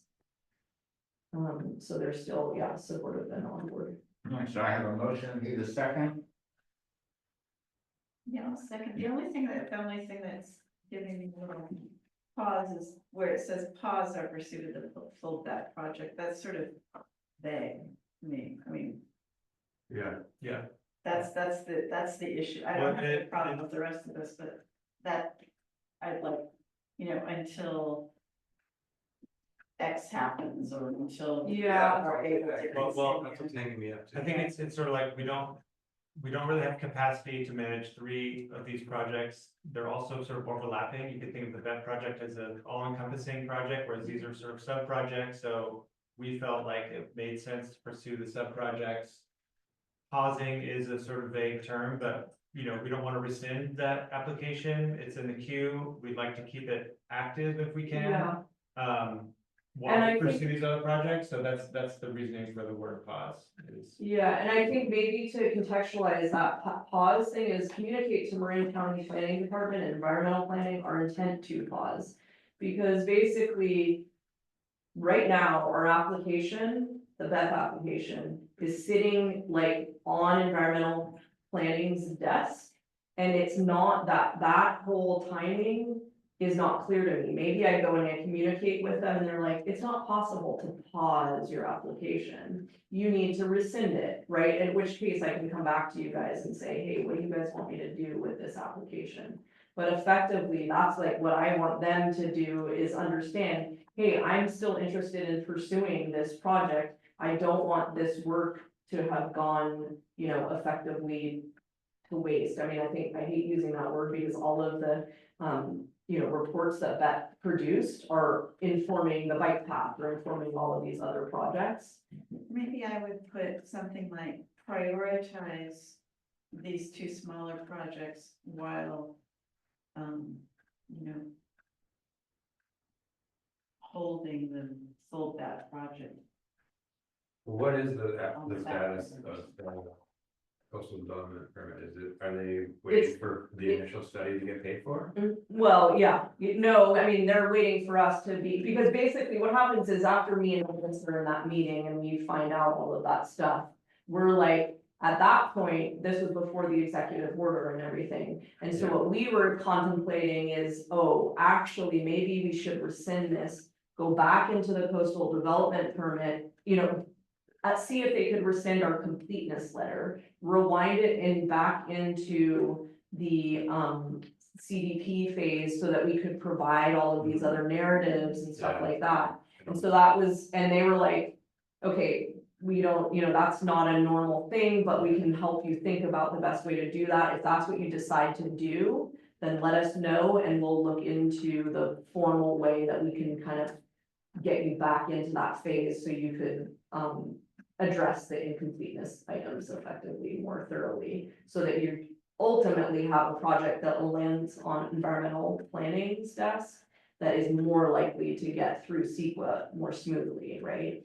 Yeah, But the problem was that basically at that point, I was like, well, I don't even know if we want to do that. I really actually do want to pause this big project thing and pursue, you know, this executive order, the bike path thing independently of that. So again, right now, it's like whatever we call it, like, I don't really know, but it's essentially, we want to do these both of these other projects. We will revisit the larger, you know, whatever trees remain after these 2 projects get done, we'll revisit that and a more kind of holistic rehabilitation of the grove and from like an, you know, whatever. but if you explore the executive order and it's a bust, then you go back to the coastal permit and the environmental Possibly, review. yeah. That's the intention. Is that the intention? Or- Yeah. Okay, so, yeah, so it's a pause to explore other options, not to like, think about abandoning the application. Exactly, yeah, Yeah. no, it's just. Okay. Well, Yeah, I mean, I guess the only question is if from environmental's plan, like, I don't really, because, you know, when you're in the planning stage, all of these timeframes are much more spelled out. It's like, we have 90 days to, you know, 60 days to respond to you, you have 30 days, blah, blah, blah. Now that we're in this like weird thing where it's like, you've been deemed complete, there were no like, and we need you to decide the initial study by X date or anything like that. So like, I don't know, like, is this like some weird purgatory where we could just like in 3 years revisit this? Maybe when, and that's why I'm like, I just want to communicate with these people and say, hey, this is our intention. We want to pursue Yeah. these 2 other projects. We want to resume, probably, obviously, the project is going to be different because hopefully a bunch of these trees won't be here. but what will that look like? What do you guys suggest? How should we handle this? Do you want this to just sit in there and you essentially just like, we're hitting a pause on this, or no, you guys are gonna have to redo this project anyways at that point? Or, okay, will you give us a year to investigate whether this is like a total bust or not? Anyway. Yeah, Jenny. The part of the, believe the eucalyptus project that restores, native species. I'm not hearing very much about that. Is that just being put on hold for after? I mean, it seems like that's an important part of this, taking the trees down. You don't want to just take the trees down, because that's been one thing that's been selling this to the community, in my opinion, is the fact that it's going to, those trees, dangerous trees, will be replaced by native, and habitat Yeah. and things like that. So it sounds, I'm not hearing that, is what I'm asking. Well, again, our intention is still to pursue the full vet project, including the restoration. The executive order that we're pursuing now for the hazardous roadside trees doesn't talk at all about restoration, so that's more about mitigating fire danger, ingress and egress for emergency vehicles and the public. So that's the phase we're pursuing now. But we Okay. still have the intention to. It hasn't been full- abandoned, that's all I'm No, saying. no. No, hasn't been abandoned. Yeah. So, what are we doing here? Any, Yeah. how you guys feeling about, Wrap this up. still some I got a reservations? motion on the floor, but is there gonna be a second? Done, Jeff? Yeah, No, I don't. If I could, Andrew or Grace? what do you think, Andrew? To me, if there could just be a little bit of clarification. Yeah. That pause, I'd be fine. Same, because I think like nobody is surprised that there's gonna be 6 figures worth of environmental like studies that need to happen with this application, like that's not, I think that's have not new. alternative language for pause. I think it's just like we need to ask the county and environmental planning how the process will work. Because this other opportunity came up to remove some trees, which might change the project slightly. Like, how long can this thing sit in the queue? When does it expire? Do we need to resubmit after we were to get this executive order implemented, if we were able to get it approved, stuff like that. Right, I think it's communication to Marin County Planning Department, blah, blah, blah. To obtain clarification for prioritizing these other projects, and the fact that Yeah, the full project will probably have different contours. I think you Going just forward. remove number 1. I mean- Honestly. I think you just don't even need to include that in the language. Because you might not need to pause it. You know what I But mean? you do want some clarification from that, Yeah, yeah. Well, or you can try to hammer out some language right now, or, Well, we could just get rid of it, but I mean, the thing is that I will obviously talk to them about the vet project, right? That's the last thing that I talk to them Yeah. about. So it's kind of weird to just basically say, okay, I'm gonna talk to them about our intent to seek an approval to remove hazardous roadside trees through an executive order, and 2, to apply for a CDP for the bike path. And it's like, and what are you gonna do about the vet about application that's sitting Ask on for your desk? ask for clarification on the timeline for the full that project, So considering, considering the new events, something like that. I mean, that's what you're really doing, right? yeah, We've got We- new we evaluate. opportunities, yeah, and we're asking for their clarification. Can it sit in environmental? Does it need to be rescinded Yeah. and pushed I'm still back? not even so certain of what phase the application is in right now. Like, what are, Oh, it's complete, it's deemed complete. yeah, And it is waiting for, now we are in environmental review. Now, and like, I mean, if you read that letter, it's pretty clear what phase it's in. but environmental review have requested what of the application? They have told us what the next process will be.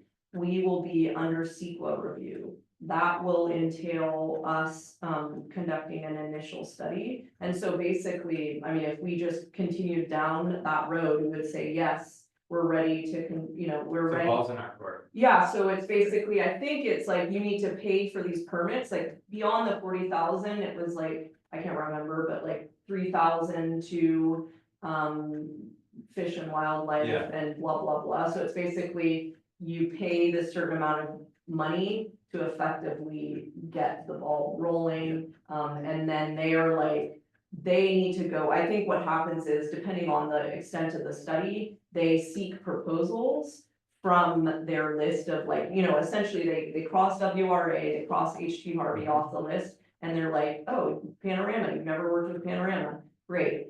Panorama, give us a proposal for this, project to determine, Yeah. CEQA.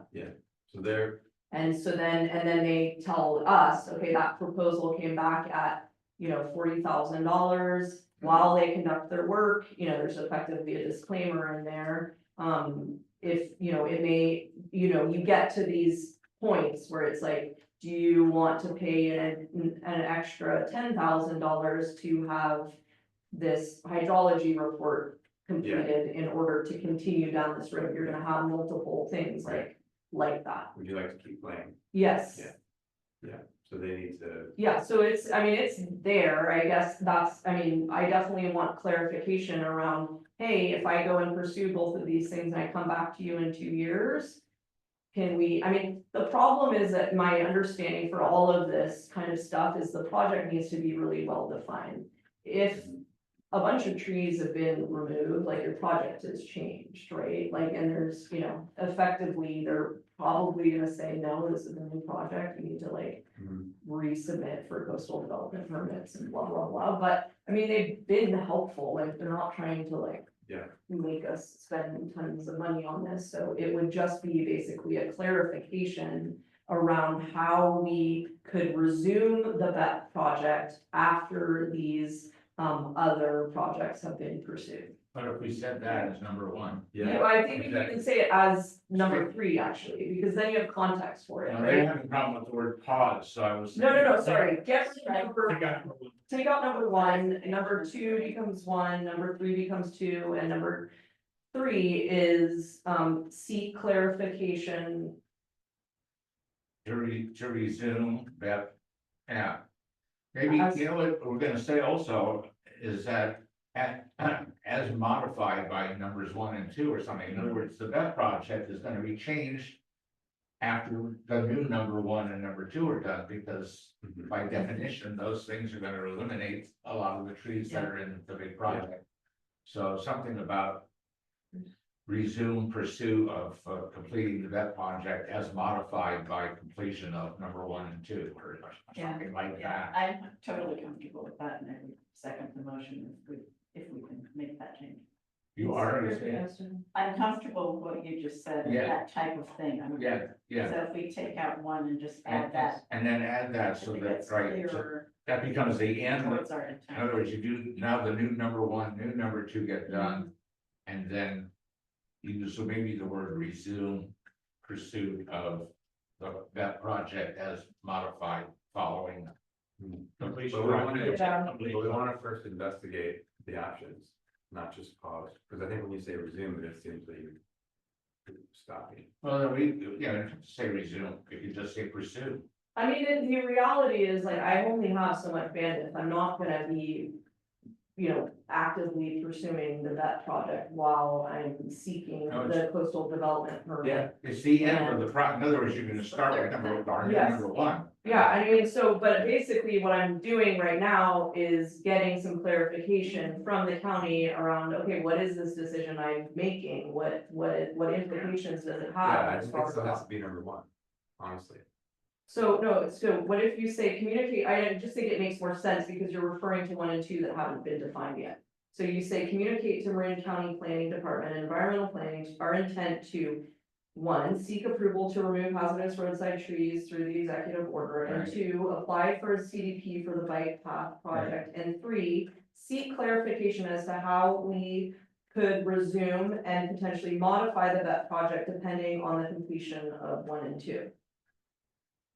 I think Andrew's right, you don't need resume, I think you can take resume out, just modify. Just modify and pursue. completion of the and that project. pursue. And those don't happen like. In numerical. They don't need to be 1, 2, 3, they could be A, B, C. Yeah. They Yeah. could be simultaneous, because we're simultaneously pursuing 1 and 2, so it could Yeah. be A, B, and C. So, Yeah,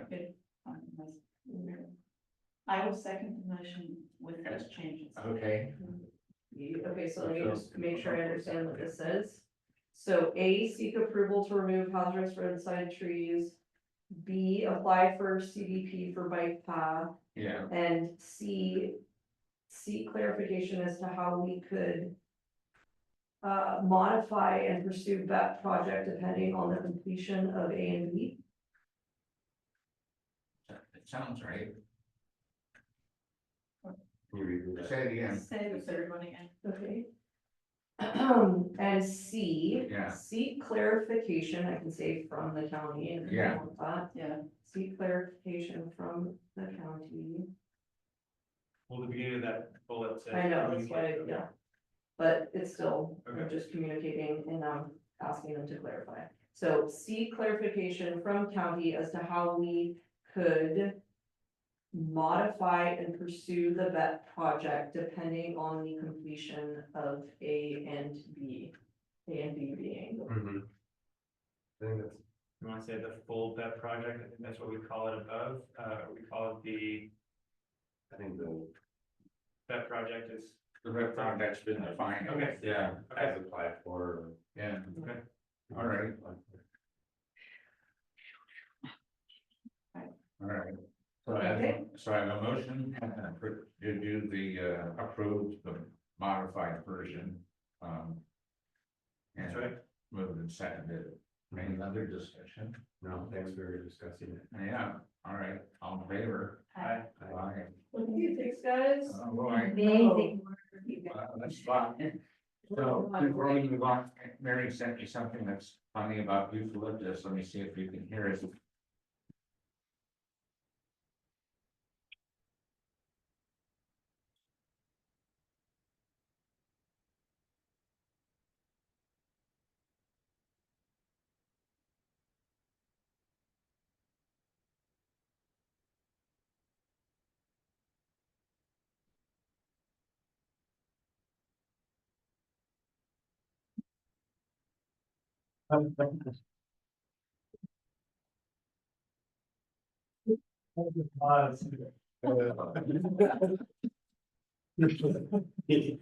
We made it back. Yet another reason to get rid of There's this. nothing simple about people.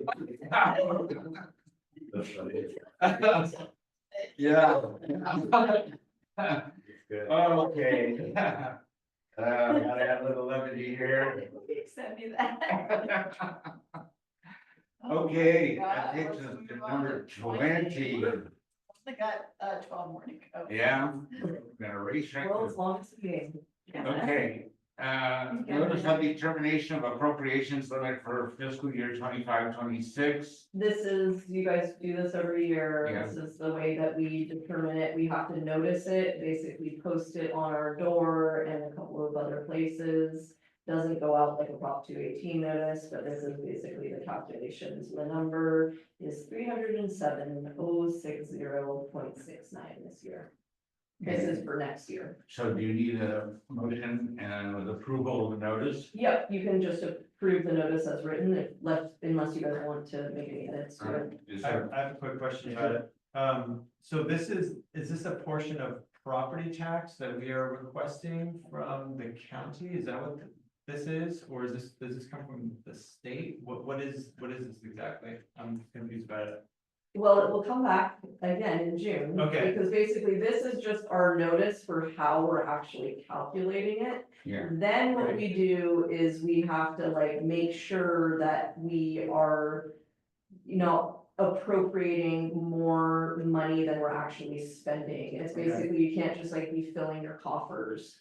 So whether this money, I think it actually, Yeah, I think I'm not sure, I have to go through the whole calculation part, which basically is you're comparing these two numbers. This now is just like the formulaic, like, Yeah, this was your appropriations limit last year, you get to increase it by this much this year based on these, state numbers, Okay. basically, like population increase in your county. Yeah. And, basically a CPI index type thing. Yeah. And so that's what the new number is. That's kind of meaningless unless you're comparing it against something. We basically have to be under the appropriation limit. If we're above the appropriation limit 2 years in a row, meaning like we're not spending the money that we said we needed, then we would have to give back that money to the state. okay. So- Are there certain projects that we can use the money for and not use it for? Like, can we use it for capital improvement projects? No, but there's this whole calculation where basically when we look at when, the number that we're comparing it from, we basically detract all of our capital improvements from this number. So we're like, oh, we'll be in a really good position because we spent a bunch of money on the tank site replacement project this year. And so we'll be like, oh, that was $300,000 or whatever. So, I think it will be, right now, just approve this. Yeah. We'll revisit it again because we basically have a resolution, 2 resolutions next month that will lead to this again, and I can give a more in-depth, reminder to everybody why these numbers mean anything. Well, I don't want to take up too much time, I know it's late, but I got curious what Stinson's appropriations limit is, so I looked it up. And I think this is right. Right now, it's about $2.5 million for the Stinson Beach Water District. And it's gone up about $500,000 every 4 years. They put a ballot measure on to ask for more, about $500,000 more every 4 years. Yes, So since So- 2010, it was at about $1 million, and it's gone up like 5. So I'm just wondering, are we leaving a lot of money? no, it's It's not basically, like that. no, and so this is what I looked into last year. Jennifer was like, we should look into because we might be under the, as we get more and more property base, there's basically more potential for us to be over the limit 2 years in a row. And so that ballot measure is this thing where you go out to the voters and you say, hey, if we're over, normally we have to give this back to the state. But if you guys say, you were allowed to keep it, then we're allowed to keep it, because it's basically their money, okay? And they say, yes, we'll allow, we'll allow you to keep it, and you have to go out to the community every 4 years. You can't just in perpetuity Yeah, vote that thing in, so that's what they're doing, because they're always over their appropriations limit, which is why they have, okay. but that's. I just wonder if we shouldn't be asking our It's- voters if we could. It's we just can- about keeping it, it's not actually the money, right? So we get the same amount of money, it's basically if we're over that limit, then we could keep that money, but we're not over that limit, so there's no issue with having to return money for us. Okay, Because we're never bringing in more money than we're spending. okay. Unless we raise their taxes. Yeah, so, and Okay. so Well, I don't fully anyway. understand the process, so. Yeah, so I'll bring it back and it will make more sense, but Okay. basically, they're not getting more money by writing that. Putting that out to voters. It- You guys, it says- thank you, I can't. What, Maintain. from their ballot measure in 2018, this measure is to increase the spending authority of a local jurisdiction. So it's basically Stinson asking their voters, by the way, their voters approve it like 80 or 90% every time, to increase their spending authority. So why can't we ask our voters to increase our spending authority and ask for a higher appropriations limit? Isn't that what we'd be getting? We'd be getting more money from the state to spend on our projects? No? Am I understanding that incorrectly? No, I think we're given a set amount of money, both Stinson and ours, they get more money because they have a higher tax base. But it's like the same formula for basically both us and them. They could obviously go out for independent bonds and ask their voters like, hey, fund this or that. But I will, like I said, Kevin, because it's getting late Yeah. and this thing is literally gonna come up next Okay, month, and it will have more context to make it more concrete. Then we can discuss it again and I can I like prepared all these slides because it was confusing last time. And then I ended up, because I was gonna write that same proposition. And because Jennifer was saying like, oh, I'm afraid we're gonna be over our appropriation limits 2 years on, we should really write this thing. And she's like, I've never done it, and I think it's confusing. I reached out to them and asked them if they'd ever done it, and they told me no. Anyway. And then Inverness has done theirs as well, so they were helpful, but it was actually more complicated, and we also knew that we weren't gonna be over the limit 2 years in a row anytime soon, so it just wasn't as urgent as and worthwhile pursuing. So referring here to our notice, did we already vote on that just now or no? No, you haven't approved it yet. Okay, can I get a motion to approve that notice then? I make that motion. Is there a second? Second. All in favor? Aye. Aye. Voting to number 21. Amendment to resolution 625, authorizing investment of monies in the local agency investment fund. This is just a better way than putting our money in a savings account, right? Yeah, this was basically when we looked back at that, because when I came up with the truck, we wanted to use some of the LAIF funds, and then we found that like the people that were listed on here were like really way former board members. So we're like, we should update this. And so that's basically all that's being done, is just the current board members are putting on there as authorities. Okay, can I get a motion then to, I have one comment. Yeah. Minor. On the document called LAIF authorization for transfer of funds, my name's hyphenated. That should be not hyphenated. Yeah, where is that? There's one. Just look Oh, directly. yeah. Okay. Oh, no? Okay. All right, I can I think get a there were motion to a approve? couple typos, but I could maybe point those out to you later if you want. Okay. We don't need to do them now. All right, how about a motion to approve the amendment to resolution 625? that's a move. Second. All in favor? Aye. Aye, 4-0. Come on, number 22, approval of Q1 and Q2 financial quarterlies for fiscal year 24-25. Yeah, Anybody this have is just basically good. questions or issues over those quarterly financials? Yeah, I don't even know, like. I know that, Jennifer's brought these forward, it's not like a real approval process, but it's basically for you guys It's to. really informative, it's not really an action item. Yeah, And I think you're it right. just informs us of the status of our budget after the fiscal year, so. I don't think there's any approval that's required, actually. Okay, Okay, then skipping down, we've already done 23 is done.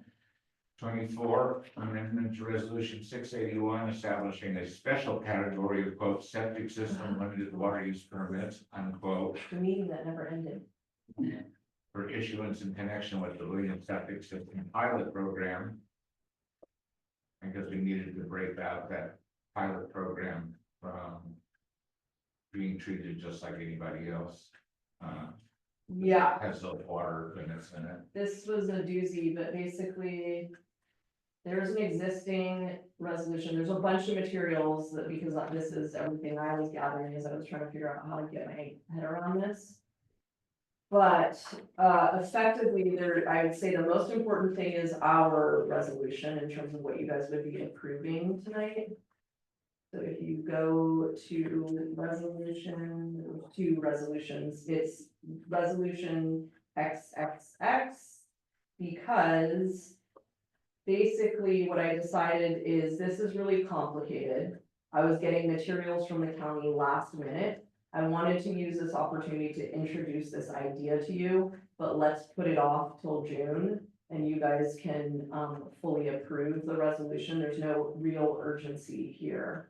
Except that what happened was BCLT came to us at some point and were like kind of buttoning up their program and realizing that all of these folks were supposed to be on LWIPs. And then we were like, oh, none of those people are on LWUPs.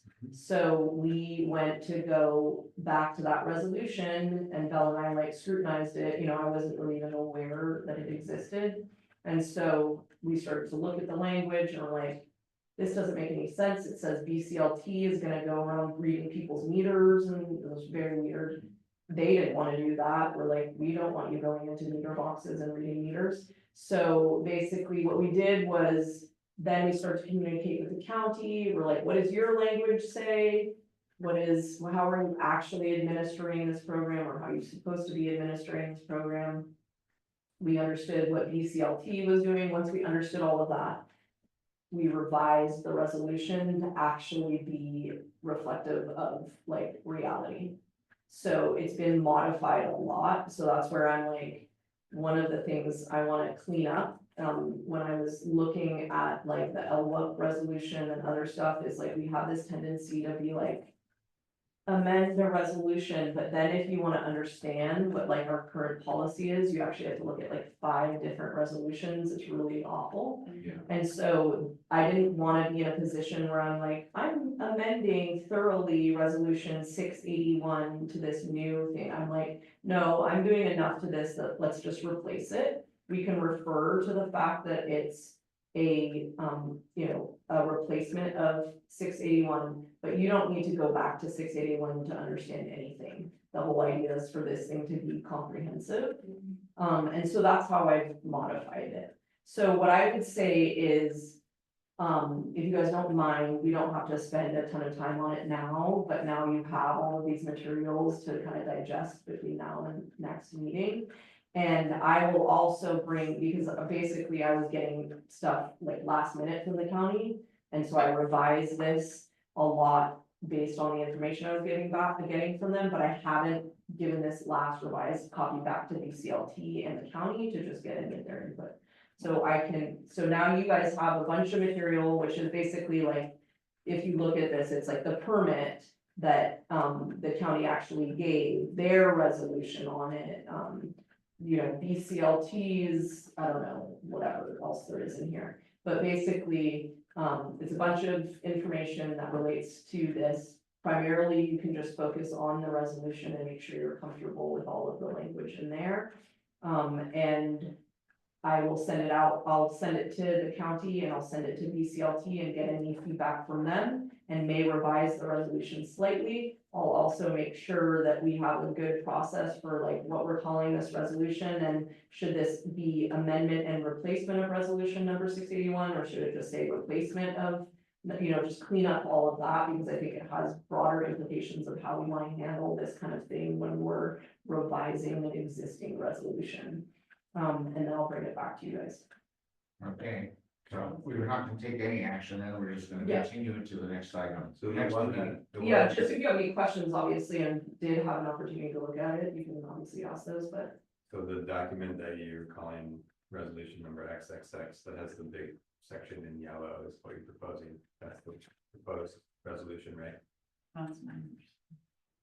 Sorry, so, this section in yellow, is basically a reference to our LWUP because I want this thing to sit by itself.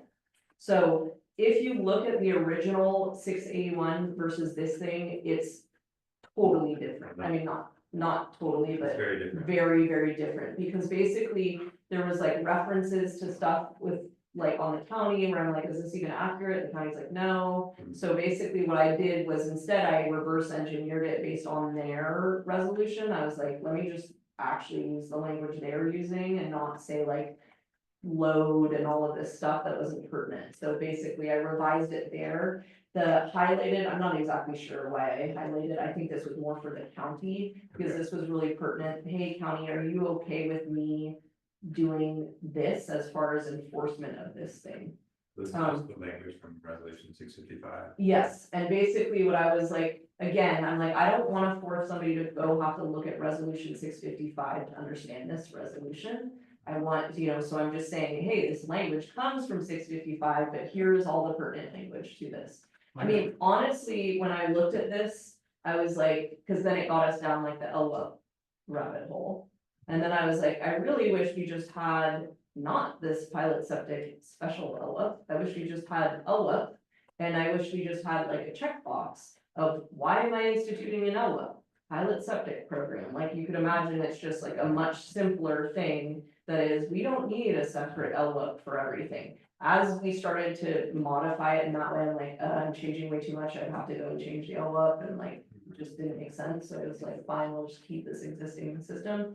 But it did bring up like, again, this whole like, there's a lot of work to be done to clean up some of Or those. if you just had a new renumbered resolution and basically replace a 681 rather than trying to amend it.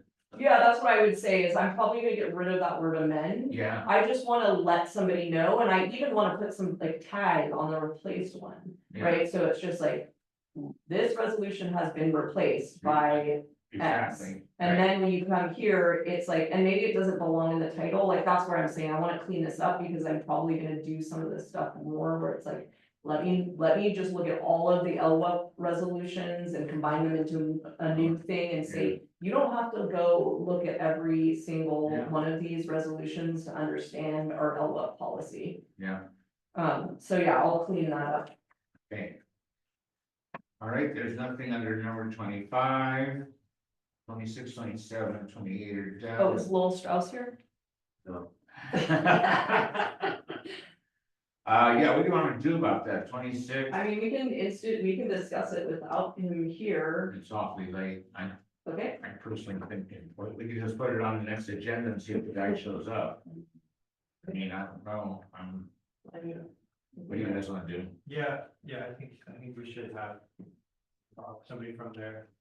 Just put him on notice, I mean, I'm not sure what we would do if he doesn't show up the third time, then we could just deny it on the grounds that he failed to appear to answer our question. But what does it mean to deny somebody an LWIP that they don't want?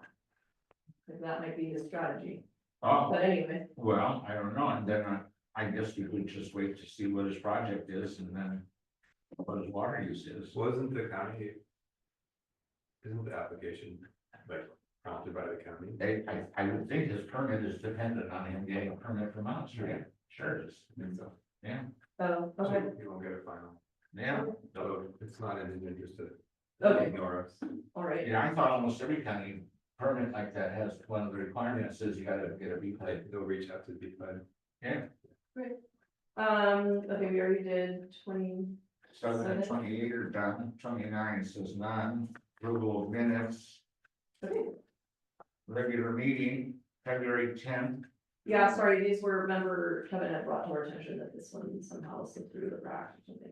Yeah, I have no changes or additions for that. For February, Yeah. can I get a motion to approve the minutes then? So moved. I will second. All in favor? Aye. Okay, item 31, regular meeting of April the 16th, 2025, approval of the minutes. Any No changes for me. changes? No? Yeah. Same. Can I get a motion to approve them? Lee, I so moved. thank you, Second. thank you, all in favor? Aye. Aye. Number 32, approval of the warrants for the month of April, the 1st through the 30th. Anybody have questions or comments on the warrant? Yeah, DC Frost Trojan UV system 48K. Oh, That's yes. sort of water treatment. That's for the resource recovery well, because Division of Drinking Water was a lot more scrutinizing of that well as a potable source. They made us not only put a chlorine treatment, but also UV radiation. Any other questions about the warrants? No, not for me. Can I get a motion to approve the warrants? I so moved. Thank you. Second. All in favor? Aye. 4-0. Meeting closing, materials to be signed, I don't know if there are any. Yes. Do you have there's one? Materials for you guys to sign, sorry. Should have done that before. Future agenda items. I think We have water bill relief was one. Director compensation was one that hopefully we can talk about at some point. And then, We're good. Number 26, the 105 Terrace Avenue, yeah, and resolution 681, right, that was number 24. And, maybe that's it. Well, appropriations, but that'll come back, yeah. Oh, then the, right, the appropriations funding. So those are the ones. Okay, next meeting date, June. 18th, I believe. Not sure, sorry. Third Wednesday Yeah, would be Yeah. 18th. 18th. Meeting adjourned. Yay. Yeah. Holidays. Yeah. It wasn't all day one. Sorry.